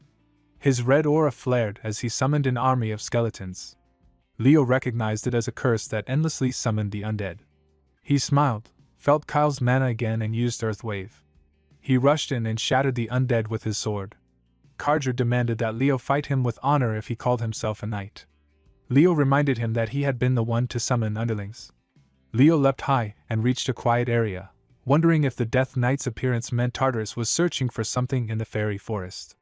Another undead approached, but Leo cut it apart quickly. Then an elf arrived and pointed his sword at Leo, asking if he was the one who had summoned it. Leo said he was not involved at all and explained that he was a student from Lemurn. He noticed the elf's uniform and thought he must be from Siren. The elf refused to believe him and attacked, calling him a necromancer. Leo dodged and struck him with the hilt of his sword, knocking him down. Runia stepped out from the shadows and stopped the fight. She apologized for the elf's behavior and introduced herself as Runia El Rundoa, a first year at Siren. She asked him not to judge all Siren students by that one mistake. Leo accepted the apology and asked why she was there. Runia said she was in Berkia for field training and asked about him. Leo replied he was on a school trip and needed to report to his professor. She wished him protection from the forest. Leo murmured her name to himself, feeling he had heard it somewhere before. Later Runia scolded the elf student angrily for messing up just to show off. The scene shifted to the hall where Loon reported that a Death Knight had appeared in the sanctuary. She added that monsters had begun appearing but the contamination was not severe. Harlan defended Leo and said he was not the type to lie. Herdium stepped forward and called it a misunderstanding caused by ignorance. He insisted that a first-year hero candidate must have confused a skeleton knight with a Death Knight and argued that no first year could escape a real Death Knight alone. He asked Harlan if he truly believed the student. Harlan nodded and said that even though Leo was only a first year, he was the representative of all classes. Herdium thought that if Leo's story was true, it could expand the knowledge of Siren's students. He then asked Leo if he was confident in magic as the all-class representative, and proposed a joint class between Siren's advanced class and Lemurn. Later in the dining hall Carl smiled and said the exchange event looked grand, proving Siren was a wealthy school. Chelsea agreed and said it felt like a party hosted by the Emperor. Leo watched quietly and thought that Herdium must be the kind of person who had to confirm things with his own eyes. Runia approached and asked if they had met before, then invited him to dance. While they danced, she asked if he knew the elven dance. Leo replied that he had learned it long ago. She smiled and said she did not even know his name yet. When Leo told her his name was Leo Plav, her eyes widened. She grabbed his collar and shouted in anger that he was the thief who had stolen someone else's contractor, and she would kill him. Leo's eyes widened as he thought that the child might be Fiora's original pact bearer. Runia trembled and said that the thief was shameless. Leo smiled and said that Flora was doing well. Runia clenched her fists and shouted in rage. Later they stood with their teachers. Runia bowed her head and said she was sorry to Leo Plav and asked for forgiveness. Leo nodded and thought with a small smile that she must be pretending. Harlan turned and said that since the misunderstanding was cleared, they would leave. Herdium warned Runia not to repeat her mistake as the first-year representative of Siren. She nodded and said she understood. Herdium then declared that in tomorrow's joint class they must prove that Siren was better than Lemurn and even the best among all hero academies. But Runia suddenly shouted that she would never lose to that fool and would crush him for the honor of Siren. The scene moved to the joint class of Lemurn and Siren. Harlan greeted the first years of Siren and introduced himself as Professor Harlan of Lemurn Academy. He said they would experience a Lemurn class. He called Cal Ileana Thade to step forward and lead the class as top students who had survived in Lemurn. Ileana looked shocked while Chelsea smiled and said that this was why they had called one student from each department. Ileana, Carl, and Tate stepped forward and showed their abilities one by one. The elf students quietly wrote down everything they saw. Herdium watched with a small smile and thought that seeing things from another race's view could awaken new methods. But it was strange that the class representatives still had not appeared. The three students bowed their heads. Herdium stepped forward and said the class from Lemurn was fascinating and he could feel how each student had grown in their own department. He began writing on the board and explained that Siren followed a different method. He said all Siren students studied magic as their basic foundation, and this was why they aimed for balanced teaching without focusing too much on magic. Leo listened and thought that calling it balance was ironic because even if Siren taught broadly, all their theory was soaked in magic. He thought it was just for show and the elves were as pretentious as always. Herdium finished the explanation and said this was the final answer. He thought about the rumors they had spread about fighting a death knight and how even their class attitude was trash. Then he said it was time to show the essence of Siren. He formed a glowing star in his hands and lifted it into the air where it floated and shone brightly. The students looked excited. Chelsea shouted that it was star magic and that it was an original elf spell. Herdium said this was their essence and called it star magic. He said the formula he wrote was the great legacy of Lady Luna and was the foundation of all star magic. He added that the spell he had shown was only one of the many branches born from that formula. He looked at the shining star and asked if it was beautiful. Leo raised his hand and Herdium allowed him to speak, calling him the class representative. Herdium thought he had not expected anyone to question star magic. Leo calmly said that the interpretation was wrong. Runia frowned. Herdium stared with wide eyes and asked what he had just said. Leo repeated that the magic would not activate. Herdium answered that of course it would not, since it was an incomplete spell that their ancestors had restored from the progenitor's legacy. Leo thought that it was a lost spell and understood why they did not know the truth. Luna had created that spell when she formed the star magic system, preparing it only for him as Kyle. Herdium then said Leo seemed well informed and asked him to show his interpretation if the elves' version was wrong. Leo walked toward the stage and thought that the elves used only a copied version of star magic. He remembered that Luna had passed the full essence to him alone, but he had died before he could give it to another elf. He felt that maybe they were meant to meet again in this life. Harlan watched with worry because star magic was the pride of the elves and the progenitor's legacy. He feared the situation could turn into a conflict between academies. Leo pressed his finger on the board and changed the formula. The elf students whispered in confusion because it looked like star magic, but they had never seen that form before. Leo turned and said he was done. Herdium stared and asked what kind of magic it was and if Leo had ever used it before. Leo remembered his past life when Luna had proudly shown him the completed spell and told him it was a blessing that made flowers bloom. Now in the present he smiled and prepared to try it. Ileana said the class representative had done something amazing. Runia stared with wide eyes and wondered why the professor reacted that way, thinking that Leo might have really deciphered the founder's legacy.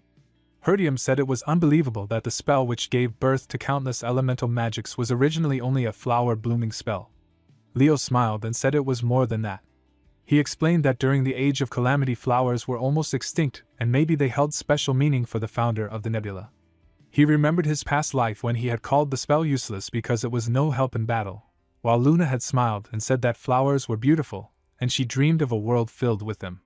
Herdium agreed and said the founder must have placed a deeper truth inside the spell. He then wondered who Leo really was and how he understood it. Leo introduced himself as Leo Plav, a self-taught star magic user who studied ancient texts, and said he was a natural-born mage with dual classes. Herdium asked if he had elf blood, but Leo denied it. Harlan apologized for his students' behavior and said the joint class should end there. He also said they should avoid making any official statement for now. Herdium raised his hand and suddenly asked if Leo could transfer to their school. Harlan looked shocked. Later, Chelsea announced that the special soup of Lilin was ready. Ileana served her deadly risotto and joked that someone would die after a bite. The students looked panicked. Ileana urged Carl to try it while Loon laughed and said it was nice to see the students being lively. Harlan then called for the class representative and asked Leo to come to him for a moment. Loon said she wanted them to hear the news. She explained that the Elsalvikian Grand Assembly had made a decision about the Death Knight. Multiple undead and a Death Knight had been confirmed in the fairy forest, so they planned to request a formal investigation from Lemurn and Siren. She added that it was too dangerous for just first-year students. The students overheard Loon saying that Siren had already been contacted and that once the mission started, they would be grouped with upperclassmen to investigate. Leo asked if she had come all the way just to make the request. Loon said no and admitted she had come because of him. Her granddaughter wanted to meet him. Later, Iron approached hesitantly and asked if Leo had been well, explaining she took the liberty of visiting.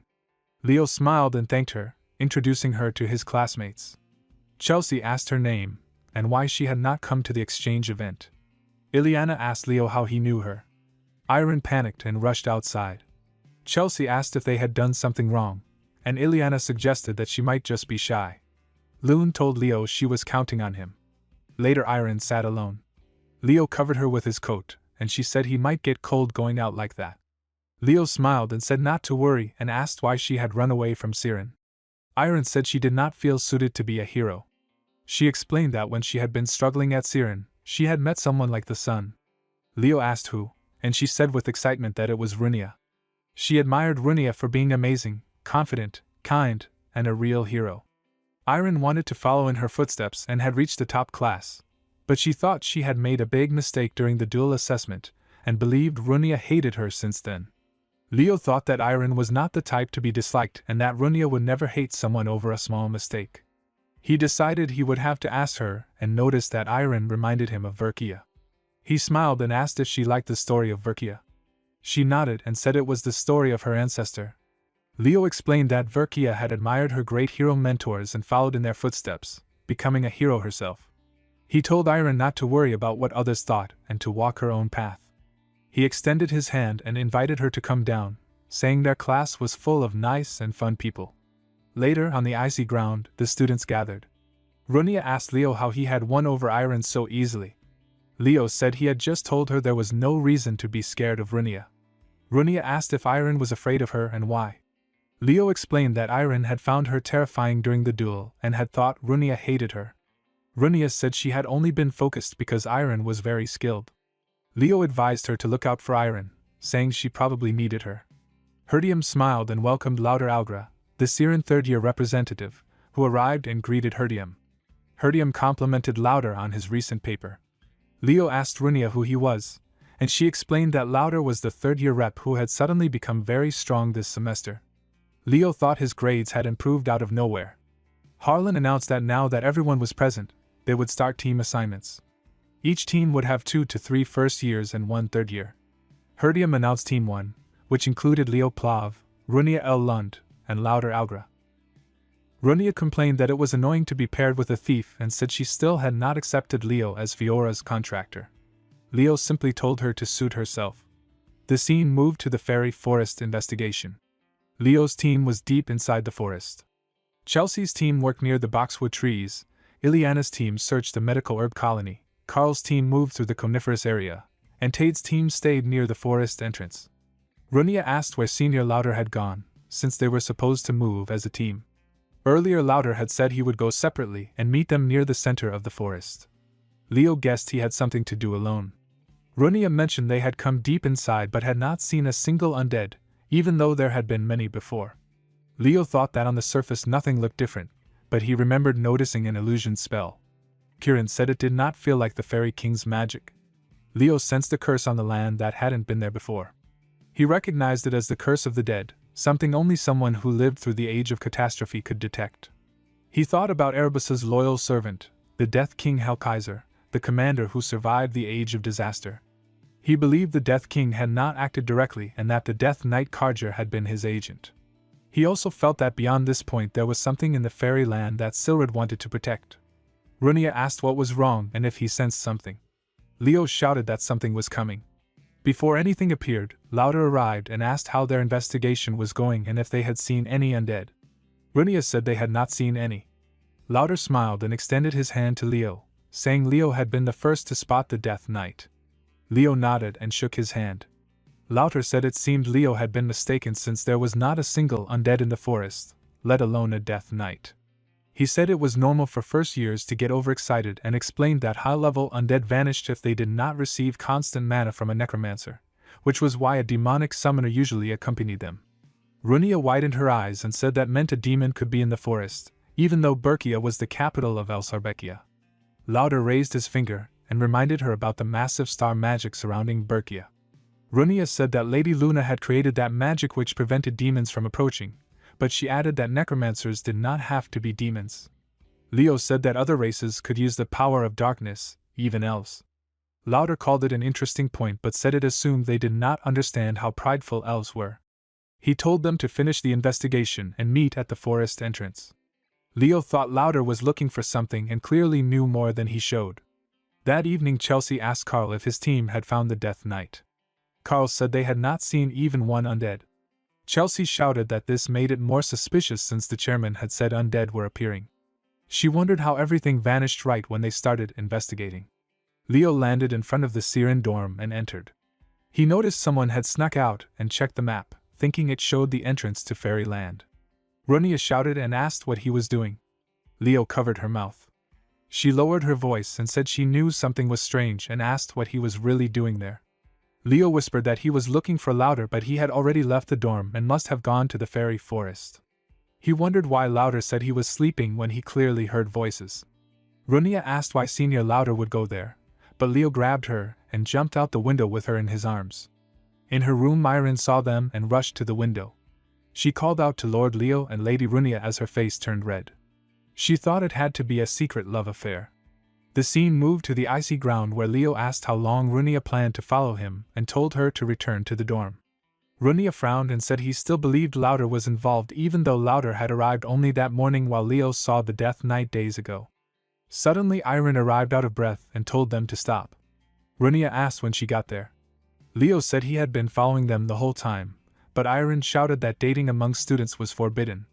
Runia froze in confusion, while Iron insisted she had seen them sneaking out together because Runia was beautiful and Leo was cool. Leo told Iron she misunderstood and asked Runia to explain. Runia trembled with embarrassment and turned her head, saying it was not like that. At that moment Leo's eyes widened as he sensed undead nearby. Runia shouted that the undead had arrived. Leo held his sword and said they were high-ranking undead, the Skeleton Knights. Runia asked where they suddenly came from. Leo asked if she was ready, and she nodded as a fiery aura rose around her. She used her firestorm and the undead burned.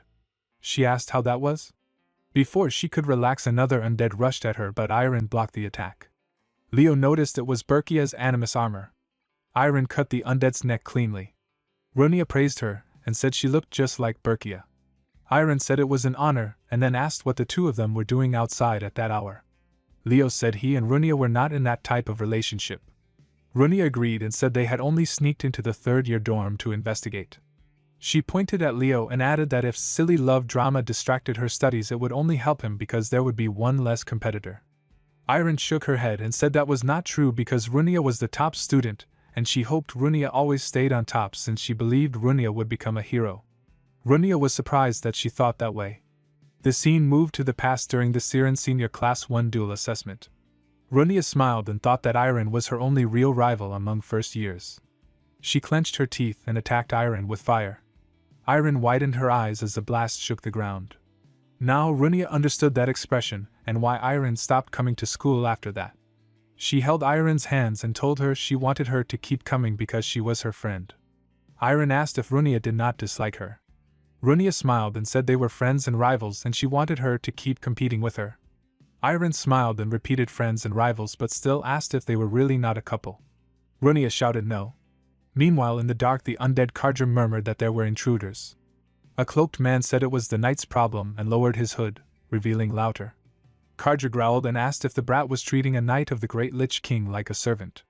Louter smirked and said the Great Lich King had chosen him. He turned away and said that once the summoning circle was complete they would no longer need Karja's Tartarus, and that he would rely on him until then. Karja agreed with a nod. The scene moved back as Iron asked if Senior Louter was connected to the anomaly in the fairy forest. Runia said it was only his claim and Iron should not take it seriously. Iron then pointed out that the temperature felt colder than before. Runia agreed that something faint felt off. Leo said they needed to prepare before moving on and summoned Kirin and Flora. Runia grew excited when she saw Flora and introduced herself happily. Iron asked what those spirit beasts were. Leo explained that Flora was a baby phoenix named Fiora and the fairy prince was Kirin. He told them to stop chatting and get ready because they were heading into the deepest part of the forest, and things would become brutal. They soon faced many undead. Runia said there had to be a necromancer nearby. Leo cut down enemies and said there was none.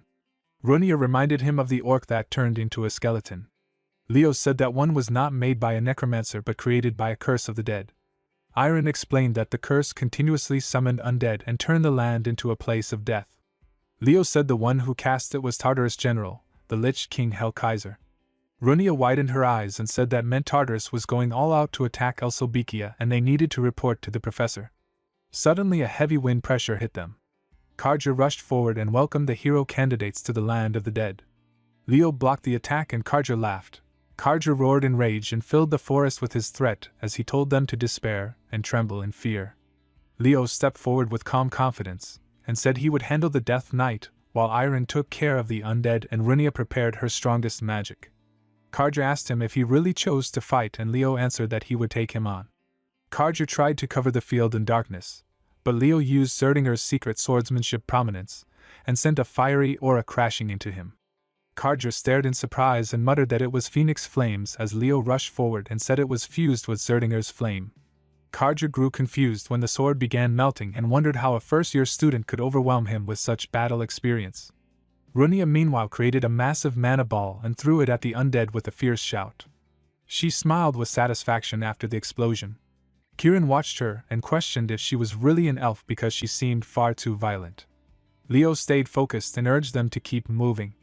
Just then Louter appeared and demanded to know who gave first years permission to investigate the forest at night, even calling out the first-year representative from Lemurn. He complained that discipline was falling apart. Runia looked at him and asked why he was there. Leo explained that undead had been appearing in the forest, and they were investigating the cause. Runia suddenly shouted that the cause was a curse, an ancient and powerful one. Louter asked if the curse was active at that very moment. Runia stared at him with wide eyes and wondered how he could not feel something so intense. Leo continued and said some Lemurn first years had accidentally touched an item leaked from Tartarus, and those students had unknowingly used the power of darkness. The other students looked shocked. Leo then told Louter that he had knowingly cooperated with Tartarus because only black magic or necromancy used monster blood and guts as catalysts. Louter clenched his fist and called Leo a foolish human. He told the first years that the hero record of Lady Luna was hidden in that very place, and the El Shalbikia Council did not even know it existed. He claimed he only wanted to reclaim their heritage with Tartarus. Iron shouted that he was insulting a great hero, and only wanted the legacy for himself. Runia stepped forward with fire in her eyes and told Leo they should take them down, smash his face, and drag him to the teachers. Leo held his sword and told Runia and Iron to fight as if they were ready to kill their senior. The ground shook from a sudden burst of energy. Leo gathered mana in his hand and told them to stay focused because this was what it felt like to fight Tartarus. Louter watched him and questioned what he truly was, shocked that Leo used original star magic so quickly. He judged Leo as elite and feared the danger if Iron and Runia joined him. Dark aura rose around them and Leo shouted for everyone to get down before another blast ripped through the area. Iron formed a shield around herself and Runia and remarked that such power could not belong to a basic spell. Karja suddenly appeared before them and declared their end as hero candidates. Runia snapped back and told Iron to stall for time. Iron answered that she had it covered. Lauder faced Leo while creating many dark spheres and asked if he had any last words. Leo called him cocky and summoned Kirin. Kirin struck Lauder in the leg and the shock created several small explosions that knocked Lauder to the ground. Leo stepped forward and cut off his head with a single slash. Kirin cheered and said the crazy elf was handled and now they could deal with the skeleton. But Lauder suddenly rose again in an explosion. He called Leo a half-fairy with spirit summoning talent and smiled with twisted delight as he said he was glad he would be the one to kill him. Lauder spoke with growing madness and claimed the power of the Necro King would be enough, but if he added the power of the progenitor Lady Luna, then he could bring talented people like Leo to their knees. Leo noticed the change in his eyes and realized Lauder was starting to be consumed by demonic energy. When Lauder sent dark aura toward him, Leo rushed in before the corruption fully settled and cut off his arm, sending him crashing to the ground. Leo told him that people who chased shortcuts always lacked true battle sense, and that he would keep cutting him down until his mana ran out. A demonic voice echoed from Lauder's ring and urged him to complete the summoning circle and awaken the power sleeping in the land. Leo glanced at Runia and Iron and thought they were holding on well, so he needed to finish this fight first.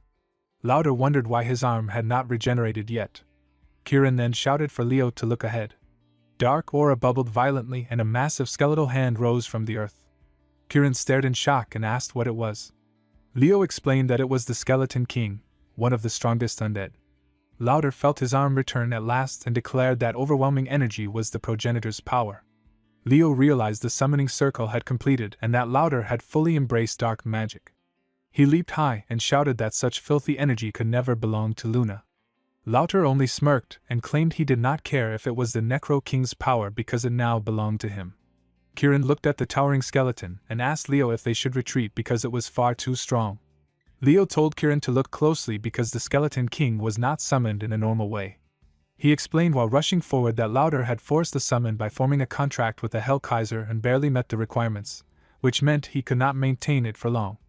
They only needed to hold out until the mana keeping the skeleton active ran out. Kirin agreed with a confident smile and Leo released Luminous Ray. Karja swung at him but Leo dodged and admitted the power difference was huge, yet all they needed was time. Dark aura suddenly surged toward him and his eyes widened, but Runia stepped in front of him and blocked it. She told him to focus on the Skeleton King and said she would handle their insane senior. Leo worried that this left the Death Knight alone with Iron.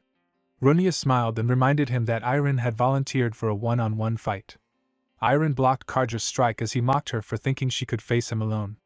She wondered if she could truly do it but rushed forward anyway because failing would put everyone in danger. Her sword pierced him but the impact pushed her back. She admitted she never wanted to be a hero but she refused to be the one who slowed them down. She believed Leo and Runia would one day walk the same path as the great heroes. Karja said he should take her head and then go help the necromancer because she had no chance. She answered that the great heroes were always followed by loyal disciples and her ancestor Lord Berkia once vowed to never doubt them. She tightened her grip on her sword as Karja charged at her. She remembered the technique passed down through generations of fairy knights, the power of life that pushed away death, and she struck with everything she had. Karja shattered into two pieces and could not believe a Death Knight had been defeated by someone so young. Iron said she needed to hurry and help the others. Lauder smirked and challenged the first-year representative, saying it was time to end the fight and cast Flame Turtle. Suddenly his eyes widened as dark flames struck him. Runia stepped in and said he should not think she would stand by, throwing her own flames at Lauder and causing a huge explosion that burned him to the ground. She said it was nothing special. A massive undead suddenly rose in front of Leo. He realized it was the worst possible curse and called Flora, commanding her to scream. Runia and Iron felt their bodies healing. Leo shouted to Flora to go again. Karja slashed at Leo but he dodged. Runia watched him and thought he was not afraid of death, just like a true hero. She stood up and told Flame Turtle to rest after a job well done. Lauder smirked and mocked her flames, asking what she planned to do with dying embers. Runia replied that their house had always been sworn kin of the Phoenix, and their founding ancestor vowed to burn Tartarus even at the cost of himself. Lauder called it nonsense, and asked if she had given up. Runia held her flames tightly and said the fire would never go out as long as the will of their ancestor lived. She declared they were eternal oath-bearers of the phoenix, and that every demon would be burned to ash. She noticed Lauder's left eye was demonic, and a fiery aura burst around her as she activated Sacred Flame, a forbidden technique of the Rundoa family that burned even the caster. Lauder looked surprised as Runia clenched her teeth and thought she would never let go. But her flames began to fade. Lauder asked if she was out of magic and said it was his turn. He formed a dark magic circle. Runia asked in shock what it was as he shouted stop and began absorbing energy into his ring, which fell to the ground. She could not believe it, and wondered why the Skeleton King was still unharmed when the necromancer was dead and the energy supply should have been cut off. Leo realized it was truly the power of the Hell Kaiser and that Lauder was channeling it through a demonic artifact, still as cunning as ever. He noted the direction toward the entrance to Fairyland and rushed forward, calling Kirin to assist him. Leo clashed with Karger, pushed backward, and caused a smaller explosion that shook the ground and shattered the barrier. Leo looked at his hand and realized his aura and spiritual energy were drained. He saw the door and noticed how desolate Fairyland had become. His eyes widened as he thought it belonged to him. He remembered giving a dagger to Berkia in the past and asking if she did not like it. Berkia had said no, that it looked lame and she would never use it. Leo recalled how many life and death battles the dagger had gone through with him. When his companions called him Kyle to leave, he patted her head, said goodbye, and walked away. Now he picked up the dagger and murmured that she did not need it back then. Suddenly, the dagger burst with aura and shook the ground with pressure. Leo realized that the magical power embedded in the dagger for thousands of years had responded to its rightful owner, him. He looked at Korger and wondered what kind of spell he could cast with this level of magic. An explosion occurred behind Korger and Leo smiled, thinking of the kids. Iron shouted at the skeletal enemy and called Runia's attention to the enormous magical power appearing. A golden mana beam shot toward the sky. Runia said that if Leo was the Phoenix's contractor, such power was to be expected. Leo replied that it might not be as strong as the original, but it would still be a great gift for the kids. Golden stars flew toward Runia and Iron. Iron said she had read about it in ancient literature, a star spell that bathed the world in dawn starlight, the ultimate incantation. The stars struck Korger's face. Later, as he walked on the ground, Leo called for Kirin. Kirin shouted that she would finish the Skeleton King. Leo said it was done. Kirin asked when and how, and Leo told her to go find the wings first. Kirin nodded and flew away. Leo then asked Iron and Runia if they were okay. Runia scolded him, saying it was not the time to worry about them since he was in shambles. Iron said she knew they would pull through. Runia asked what the spell had been, saying it felt like something from legend. Leo held the dagger and said the magic seemed infused into it and must be related to the great hero. Runia asked if that was the reason Tartarus had been after this place. Kirin arrived excitedly and said she had found the wings her father had hidden. Runia noticed a fragment and asked if it was a hero record fragment. Leo unwrapped it, and a screen appeared with the message hero record open.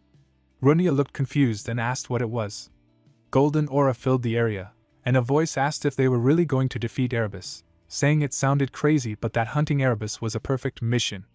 The figure stepped forward, smiled, and introduced herself as Luna, saying she would one day shine like a star in the night sky and that Leo should be honored to accept her into his party. Leo realized that this was Kyle's hero record fragment. Professor Herdium and Harlan panicked and shouted that Leo, Runia, and Aelin were involved. Runia called out to Herdium and showed him the hero record of the founder. Harlan told Leo that everyone had left the dorms. Leo replied that there was still one more. Iron ran forward and told her grandfather that Senior Lauder was still there. Leo turned and said they should go talk while thinking about Luna. The scene changed to the last day of the school trip. Herdium held Harlan's hand and thanked him for helping the students learn. Runia told Leo that next time she would be stronger. Leo smiled and said he would be waiting. Iron ran to him excitedly and said she would return to Siren Academy. Leo patted her head and said goodbye. They walked toward the portal waving their hands. Back at the academy, Kirin played with Flora. Leo held Kirin's wings and asked if he would have to confiscate them again. Kirin shouted that he had only one pair left and asked if Leo felt sorry for him. Leo's eyes widened when Flora transformed into a human and introduced herself as Phoenix Fiora. Leo shook his head and said no need for introductions. Flora said her mother told her to treat covenant holders politely. Kieran laughed and tried to dodge, but Flora caught him in her hand and asked Leo to open the way to her mother. Leo opened a portal and told her to take Kieran with her. Flora walked through the portal. Left alone, Leo thought about his discoveries. The hero record and dagger from Verkia were now under Siren's care. In Lemurn, the queen of monsters Silatuna remained, and in Siren, the Death King Hellkaiser had caused everything. Tartarus had been erasing the records of great heroes and planting enemies within. Some Tartarus agents were still in Lemurn, and traitors like Louder were in Siren. Leo knew there must be a traitor in Lemurn too, and they had to find them soon. The scene shifted to Lemurn Academy's main auditorium. Professor Ein announced that first years should line up by department. The principal asked if everyone enjoyed the school trip and said they would gather to prepare for the department tournament. Xia smiled and nodded. The principal said professors would guide them, and special instructors would provide closer training. Chelsea looked excited. Carl said he felt tired, but his eyes widened when Tora criticized his report on alchemy using qualification magic. She called it complete trash and said all the magical essays submitted by midterms were mostly cookie-cutter work. Emil raised his hand and reminded her of his paper on efficient conversion of fire attribute mana into light attribute. Tora crossed her arms and said it was 17 pages long with typical content about using thermal energy to boost output. Emil looked shocked. Ulta asked the juniors what the most important ability for a summoner was. Eliza said charisma to command familiars, but Ulta said that was wrong. Warden guessed overwhelming power, but Ulta denied it and said the most important ability was love. The principal announced that the top students of Lemurn Academy's fifth-year departments would guide the first years. He asked Leo why he was standing there outside any zone. Leo smiled and said he was in the all-class zone. Toru crossed her arms and scolded Leo, acting angry as she asked if he had lost his mind because the hall was full of people and this was an inter-department competition. Celia called him to hurry toward the night department, while Chelsea reminded her that Leo belonged to the magic department. The principal spoke calmly and told Leo that having a fifth-year Lemurn student as a mentor was a rare chance, and asked if he planned to waste it. Leo replied softly that he never meant he did not need guidance, and that he would still attend all normal classes. The principal warned him that if he refused to change his mind, he would have to face everything alone. Leo smiled and accepted it. The principal paused to think. Torua reminded Jan that they still needed to focus on magic studies and mentioned how Leo had analyzed a spell from the founder of the constellation during the field trip. Professor Len agreed that the magic department was the right choice and thought that Leo standing alone like that already showed the qualities of a true knight. Professor Yura shouted at Ulta and scolded him for not being active in training his juniors even though he was a fifth year. The principal then announced his decision that the first-year inter-department event would be a battle royal. Later in the principal office, the professors complained that the competition was meant to build unity between departments through sparring and that an individual battle royale was unheard of. The principal held the document and reminded them that they had a special student this year. Leo Plov kept surprising everyone by maintaining near top grades in every field, and because of that the Academy board had become more interested in him. Professor Ein guessed that the board wanted Leo to have his name recorded in the hero record as an all-class. Zura thought that the founding families supporting the Academy were also backing Leo. Professor Len said that if Leo's abilities were recorded it might allow future generations to inherit those abilities and create another all-class. The principal added that Leo would eventually have to choose a department. The scene shifted to the training ground where the students felt the cold. Professor Ein snapped his fingers and told them he created the ice wall to teach aura skills for both the competition and the hero world conquest. He called Celia forward and asked if her flame aura could break the wall. Celia smiled and struck with confidence, but the wall remained standing even as the ground shook. Professor Ein then began teaching them a technique called Breath of the Hero, which was adapted from the unique breathing style of the beastkin. Celia's eyes widened when she saw Professor Ein use flame aura and she wondered how he produced it. Ein swung his sword and a powerful blast shook the field. Duran watched in amazement and thought about the destructive power created by that unique breathing. The ice wall broke into pieces and he explained that Ein had once been a dungeon conqueror, so it was not strange if one of the heroic powers he inherited was flame type. Ein agreed and said the aura should have been weaker than Celia's, but Breath of the Hero allowed it to grow stronger, so he began the training. Leo watched with wide eyes and recognized it as Arion's technique. The students pushed their mana and Ein smiled as he thought they were doing well. Ileana sat on the ground exhausted and praised Xia for her effort. She grew surprised when Xia called Leo young Master Leo. Leo continued trying, and I noticed that Leo was the only one whose aura had not manifested yet. He thought it might be a good chance for Leo to focus more on night studies, but then he noticed something different about Leo's breathing. He asked Leo who taught him that style because it resembled the beastkin method more than the human version he modified. Leo smiled and admitted the source was not human. Ayn placed a hand on his shoulder and told him to adjust the point where the aura ignited and used the technique as if he had become a beastin. Flames burst around Leo in a sudden fiery wave. Duran stared in shock and questioned what he just saw.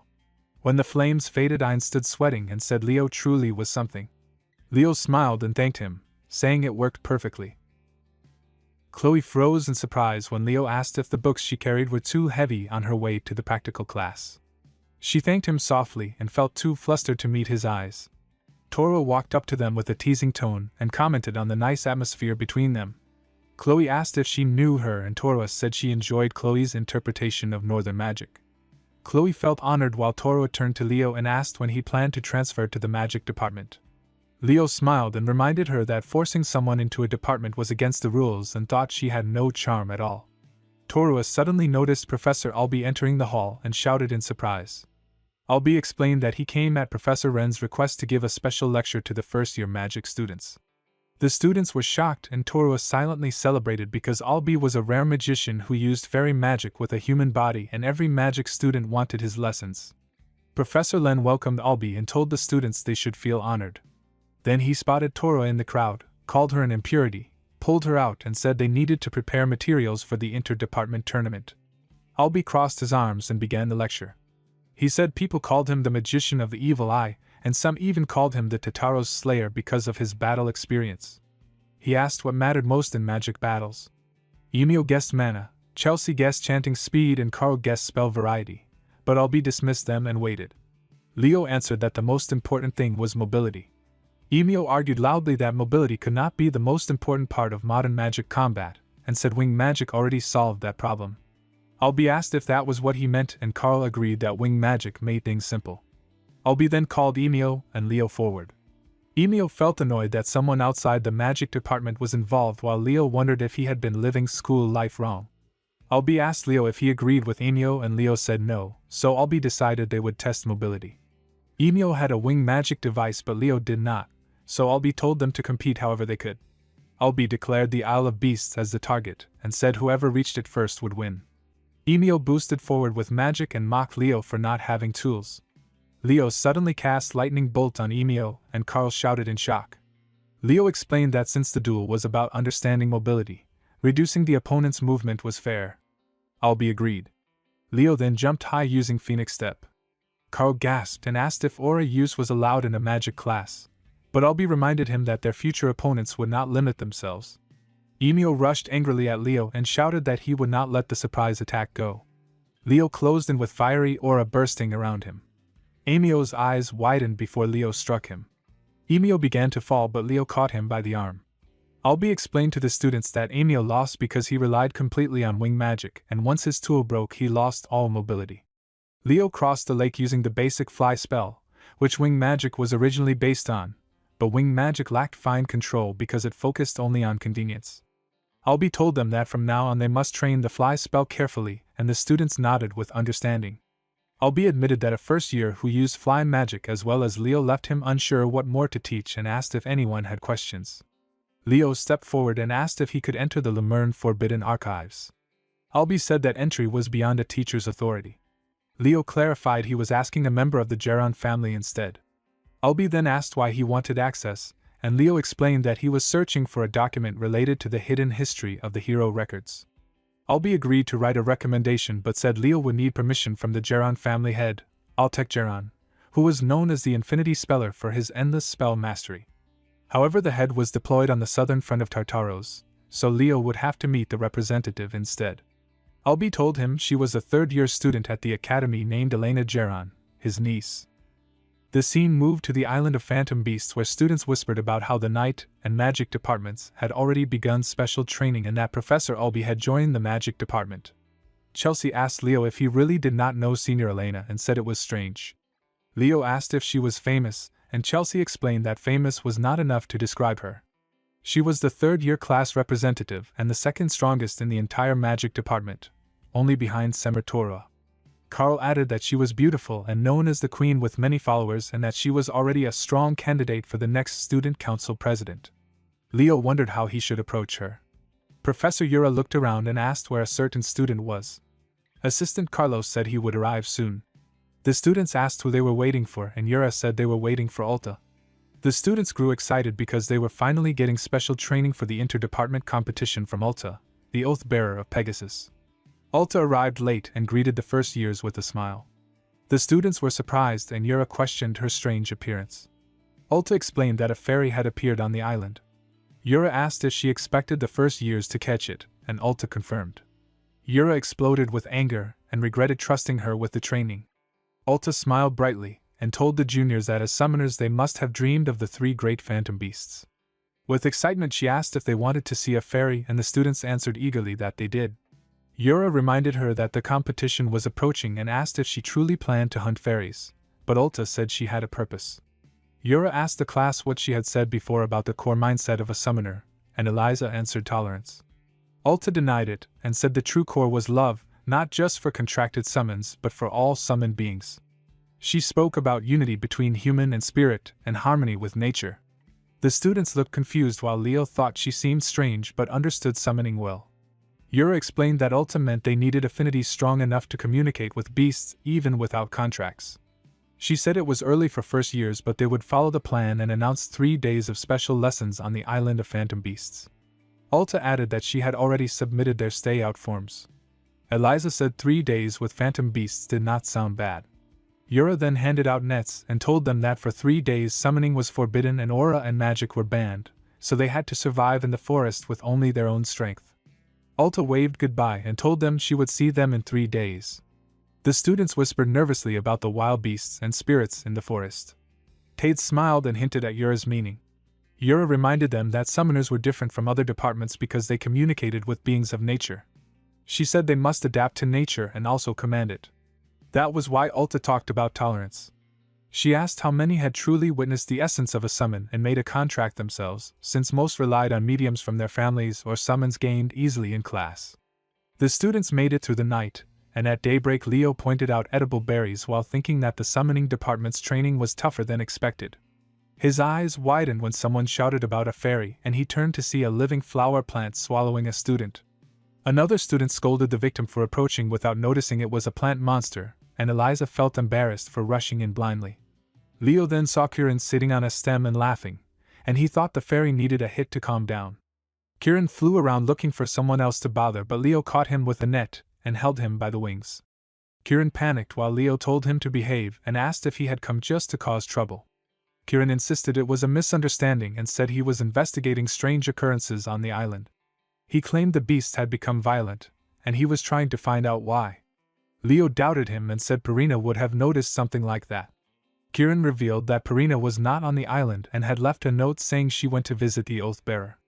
Leo's eyes widened as he remembered Flora saying she wanted to see a full-grown phoenix and that the forest beasts were acting strange. She had thrown Kiran aside and walked into the forest to investigate. Leo thought that Flora, as Purina's daughter and the second strongest beast on the island, would definitely sense something wrong. The fact that the anomaly began while Purina was gone did not feel like coincidence. He tried calling Flora with magic but got no answer and guessed she was distracted. He held Kiran and said they would go find her since he sensed an aura from the west side of the island. Meanwhile Flora sat by a lake admiring a shining stone and found it beautiful. Flora ate a mana stone and Leo asked what she was doing. She turned happily and said that this place was a fishing village Yihio. Leo asked if she had been eating mana stones here the whole time, and he remembered how mana stones naturally formed in places where spirit beasts and elementals lived. Young ones used those stones to grow, so people were forbidden from taking them. Flora said she was taught that eating a lot as a kid helped her grow. Kiran said top-class spirit beasts did not need mana stones to grow. Leo admitted they could be a delicacy but asked if she had driven away the other beasts just to keep them all for herself. Flora denied it loudly and said she planned to share. Kiran mocked her and asked if she was a phoenix or a pig because she kicked everyone out and ate everything. She shouted in anger while Leo told both of them to stop. Flora then mentioned something strange happening in the forest. She felt an unpleasant energy from the island. Leo recognized the feeling as the sorcerer of beasts from before and warned Flora and Kirin to get ready because it was coming.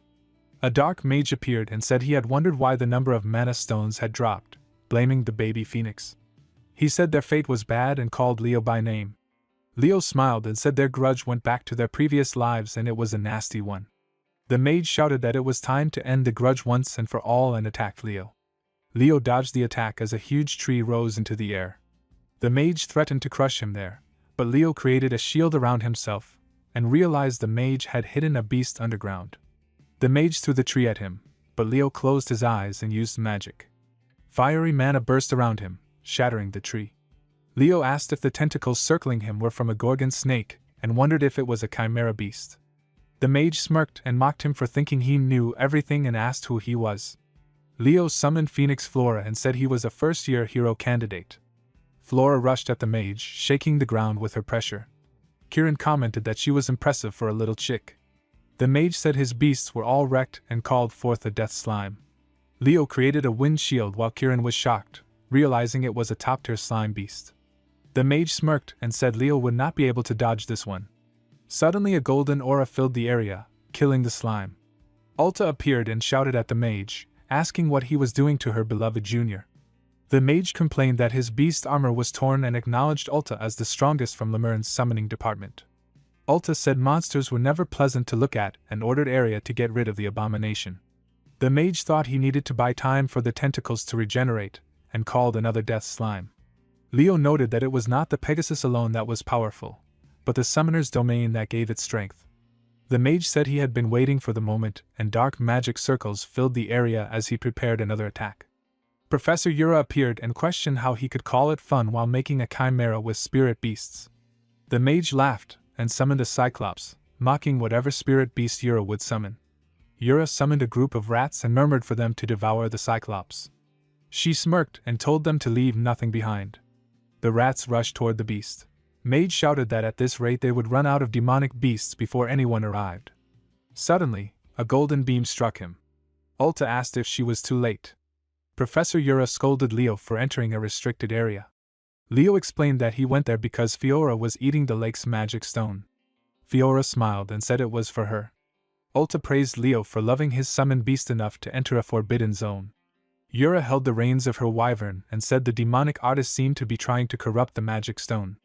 She added that she would report to Headmaster Kallian and told Ulta to continue the special training while being careful. Ulta nodded and revealed that Leo was the Phoenix's contractor. Leo looked at the winged horse and asked if it was her Pegasus. Ulta introduced the Pegasus as Iria and asked her to greet Leo.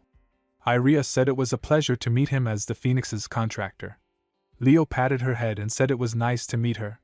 Ulta noted that Pegasi usually did not let strangers touch them and asked Leo if he had ever handled a Pegasus before. Leo denied having handled a Pegasus before and remembered that back when he was Kyle, the mythical beast he had contracted with was a Pegasus. The memory came back to him. Ulta said that he did not seem seriously injured and told him to continue with the special training. She added that she would consider the spiritual power he had used in the battle. Leo thought that judging by the skill of the demonic artist from before, the enemy within Lemurne was likely not a student but probably a professor. A few days later, the students gathered on the ground. They murmured that it was the first time the whole student body had assembled since the entrance ceremony, and noted that there had not been a single peaceful day. Carl asked Tate how the summoning department's special training had been. Tate said he had been so tired that he could not even wash up. Carl told Liliana that the year representatives had been summoned to the tent separately. Leo entered, and Riz told him that all the year representatives had gathered. Lil Luz thought that the rumored all-class junior was even more amazing in person. Elena poked Leo's cheek and asked if he was the famous first-year representative, and if he wanted to be hers. Leo refused. Elena smiled and asked why, saying she would take good care of him. Her eyes widened when Leo said that she was too young for him. She laughed and said they had an interesting one. Lil thought with sparkling eyes that he was not losing to Senior Elena and that Leo Plov, the rumored first-year representative, was really extraordinary. Riz smiled and asked Elena how her mission had been. She said it was boring. Riz agreed and went to wake another representative, Hark. Hark opened his eyes, sat up, and asked to have a match right away. Riz said he would deal with him later. Elena stepped forward, commenting on how barbaric it was to want to fight the moment someone woke up. Hark smirked and asked what she, who dragged around her little faction, knew about real fights. Elena asked if he was implying she was not real. Hark questioned if there was another Elena Jaren.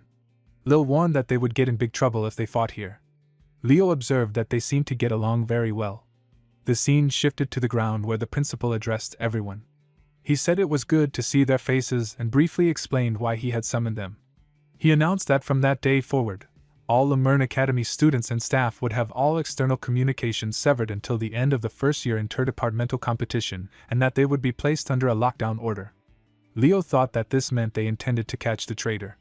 In the class, Ileana said she did not care about the interdepartmental competition and just wished the lockdown would end soon. Chelsea complained that they could not even go to Lemuria City to buy snacks. Tade shouted that there was big news and announced that the location for the interdepartmental competition had been decided as Nigrang. Chelsea asked if it was not a restricted area.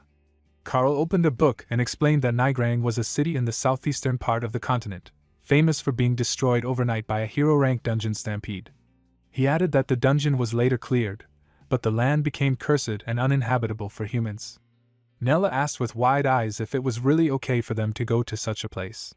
Chelsea smiled and said that although it was restricted, it was not extremely dangerous, just that mid to low level monsters appeared and curses were scattered about.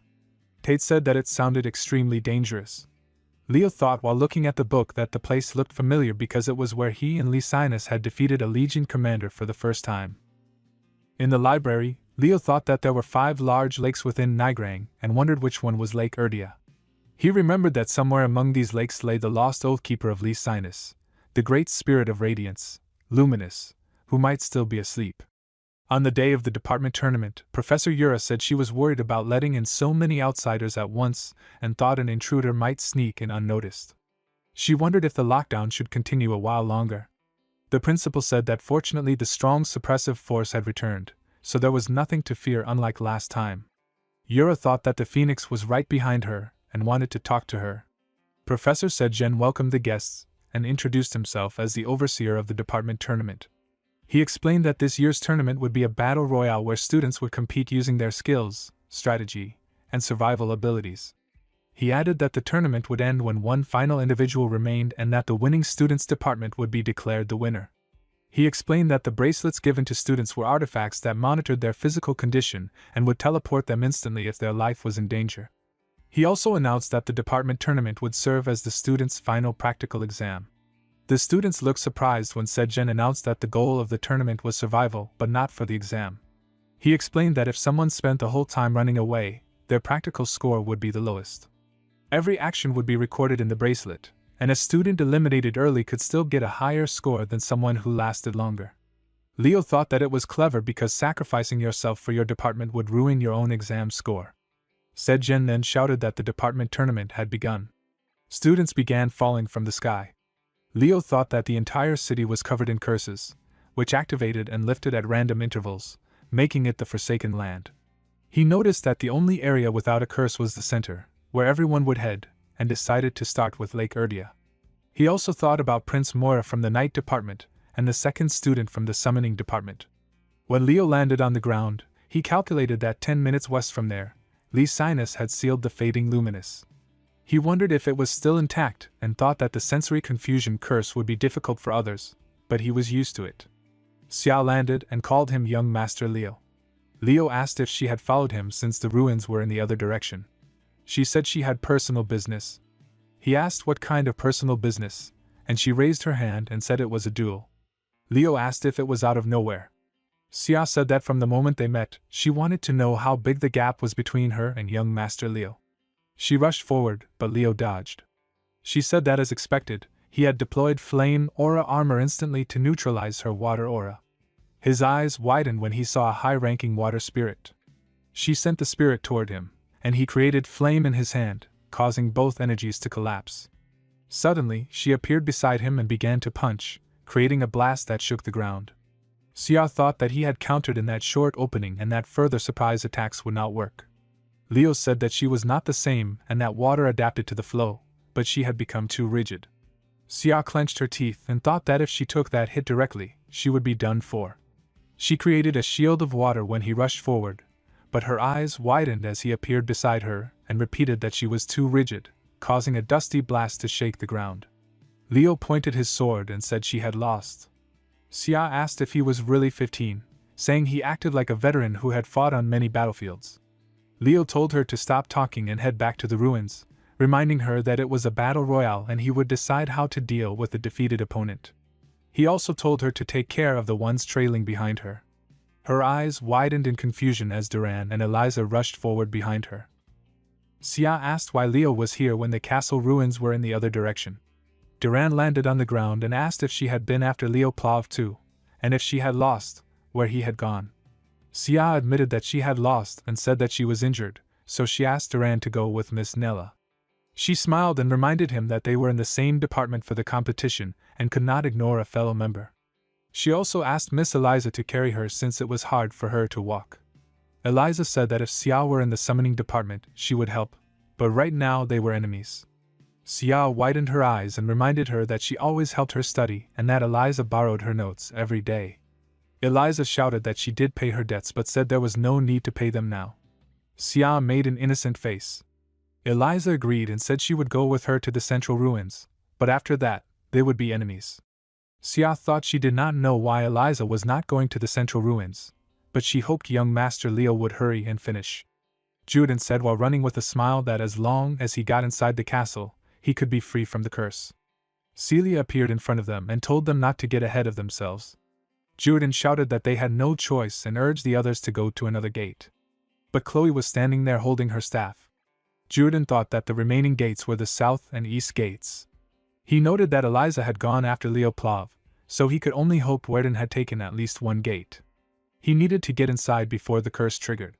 Suddenly, the students' eyes widened as they saw Sun Lu writing during the summoning exam. He asked why he was suddenly there. The scene shifted to the ground where Ziz observed the screen and thought that Celia was doing well, but Leo still had not entered the ruins. Rogers said that Chelsea seemed to have become a full-fledged battle mage of Leyland. Ziz said that His Majesty of Rodran would be pleased, but then his eyes widened when he spotted a monster. A professor ran and shouted, asking what was going on and why a monster had appeared in the exam area. Harlan told Sejen that they must evacuate the students immediately. Sejen nodded and tried to use magic, but teleportation did not work, and he was shocked. Harlan said that he would rush to the headmaster while Ejen should keep trying to find a way to evacuate the students. On the ground, students were fighting as Warden thought he needed to take down the magic department group quickly before the monster took interest in the area. Suddenly, a wyvern appeared and attacked them, but Warden blocked it and ordered everyone to open the gate and let everyone inside. A student protested that they were from another department and questioned why they should listen. Warden held him by the throat and said there was no time to explain and that he was in command, insisting they open the gate. The scene shifted to Leo, who looked at the map and said that there was nothing there either. He noted that the lake near the ruins was the last one and thought that by now, everyone must be fighting hard, so he should head over soon. Suddenly, his eyes widened as he realized a wide area curse was active. He thought that it was not the curse left in Nigrang but a new one, the Curse of Severance, which Tartarus liked to use in large-scale battles. He clenched his teeth and thought that the curse itself did not affect people directly but severed the area from the outside, isolating the entire region. He wondered if the traitor inside Lemurn had made a move and knew he needed to regroup with the others quickly. The scene shifted to the central ruins where Nella told Carl to hold on a bit longer. A student trembled as they said the artifact did not activate. Suddenly, a monster appeared in front of Chelsea and began attacking her. Abad used magic to block it, and reminded her that she had practiced multiple casting. Chelsea, with teary eyes, asked her brother what was happening with the department competition. Abad said that the competition was over because an anomaly had occurred in the entire area and that everyone needed to join forces. He thought that the sharp ones would head into the inner castle and that what they needed now was a defensive battle. Xia said she was not sure what was going on, but it was definitely an abnormal situation. Duran said he would break through the path at once and asked for support. The scene shifted to the central castle fortress, Inner Castle, where students shouted that the last group was coming in and to open the gates. Xia said they were alive and mentioned that young Master Leo had gone to the outer area. Abad asked why he had gone that way. Eliza said he must have his own reasons and that no one knew what he was thinking, but there was no way he had failed. Chelsea agreed and said Leo Appa would be fine. Celia suggested that they share information first to understand the situation. She checked her bracelet and said it was not working and that those with fatal wounds were not being teleported. Abad added that beasts were appearing not only around the castle but even inside it. Celia guessed that aside from the basic curse on Nigrang, there might be new ones, like a curse that blocked communication. Eliza summarized that they were isolated in the middle of Nigrang in an abnormal state and being attacked by monsters and beasts, so it was best to use the castle walls and defend. Emio argued that it was the right time to attack. He thought it might be a sudden event prepared by the school and said they could earn points from the external officials. He insisted that staying inside and defending would be a loss. Celia shouted that the injuries were too serious for it to be a simple event and said that without Nella's healing several students might have died. Carl spoke weakly and said Emil would only understand after getting a hole in his stomach. Nella told him not to say that while healing him. Emil clenched his teeth and shouted that this could also be part of the professor's plan. He said if he failed his finals because of them no one would take responsibility. He insisted they would get better points for attacking first. Duran told him he had not even understood the situation and yet wanted to throw away the advantage of the castle walls for points. Emio said he would go hunt beasts alone and told them not to regret it. But before he could move a monster had fell in front of him. Warden landed on the ground and ordered everyone to stay quiet and defend the inner castle. Celia shouted and pointed, saying they would go for a defensive battle. She ordered the students to split into 5 groups and guard the gates and walls. Soon, beasts broke through the castle gate and entered. Students used magic to stop them. A girl fired a mana beam that hit one beast, but other beasts kept coming. Celia used a magic technique called Flame Wing and rushed toward the beasts. The scene shifted to the ground where Lil watched the screen and thought the juniors were handling things quite well. She had been worried at first but was thankful. Elena warned that this incident would not end so easily.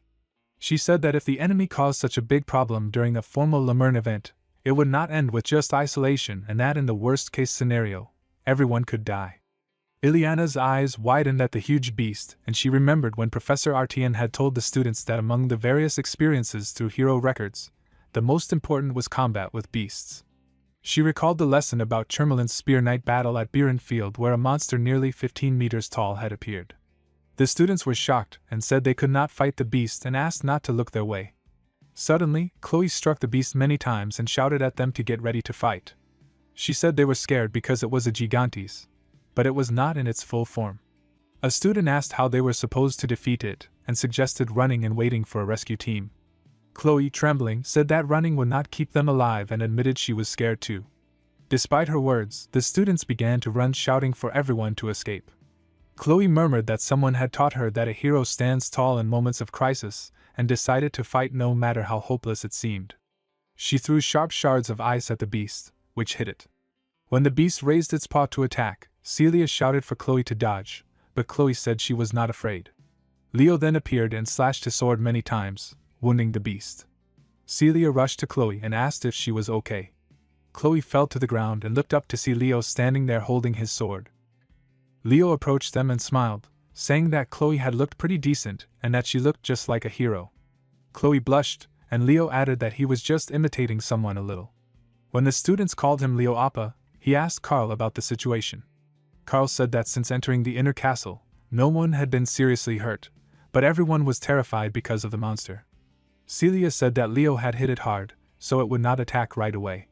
Leo said that what they had to do now was simple: work together to defeat the monster.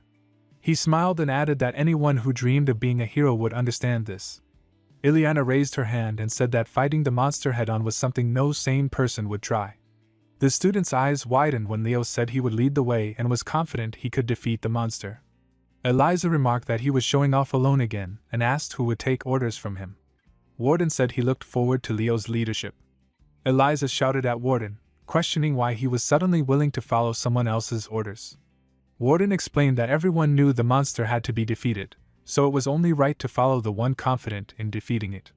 Sia told Eliza that it might be fun to be under young Master Leo's command at least once. Eliza said that she had been planning to follow Leo anyway. Abad smiled and said he thought he had caught up a little, but he was still far behind and asked Celia if she agreed. Leo asked Duran if he was helping, and Duran, while walking away, said that he was the one who would land a heavy blow on the monster.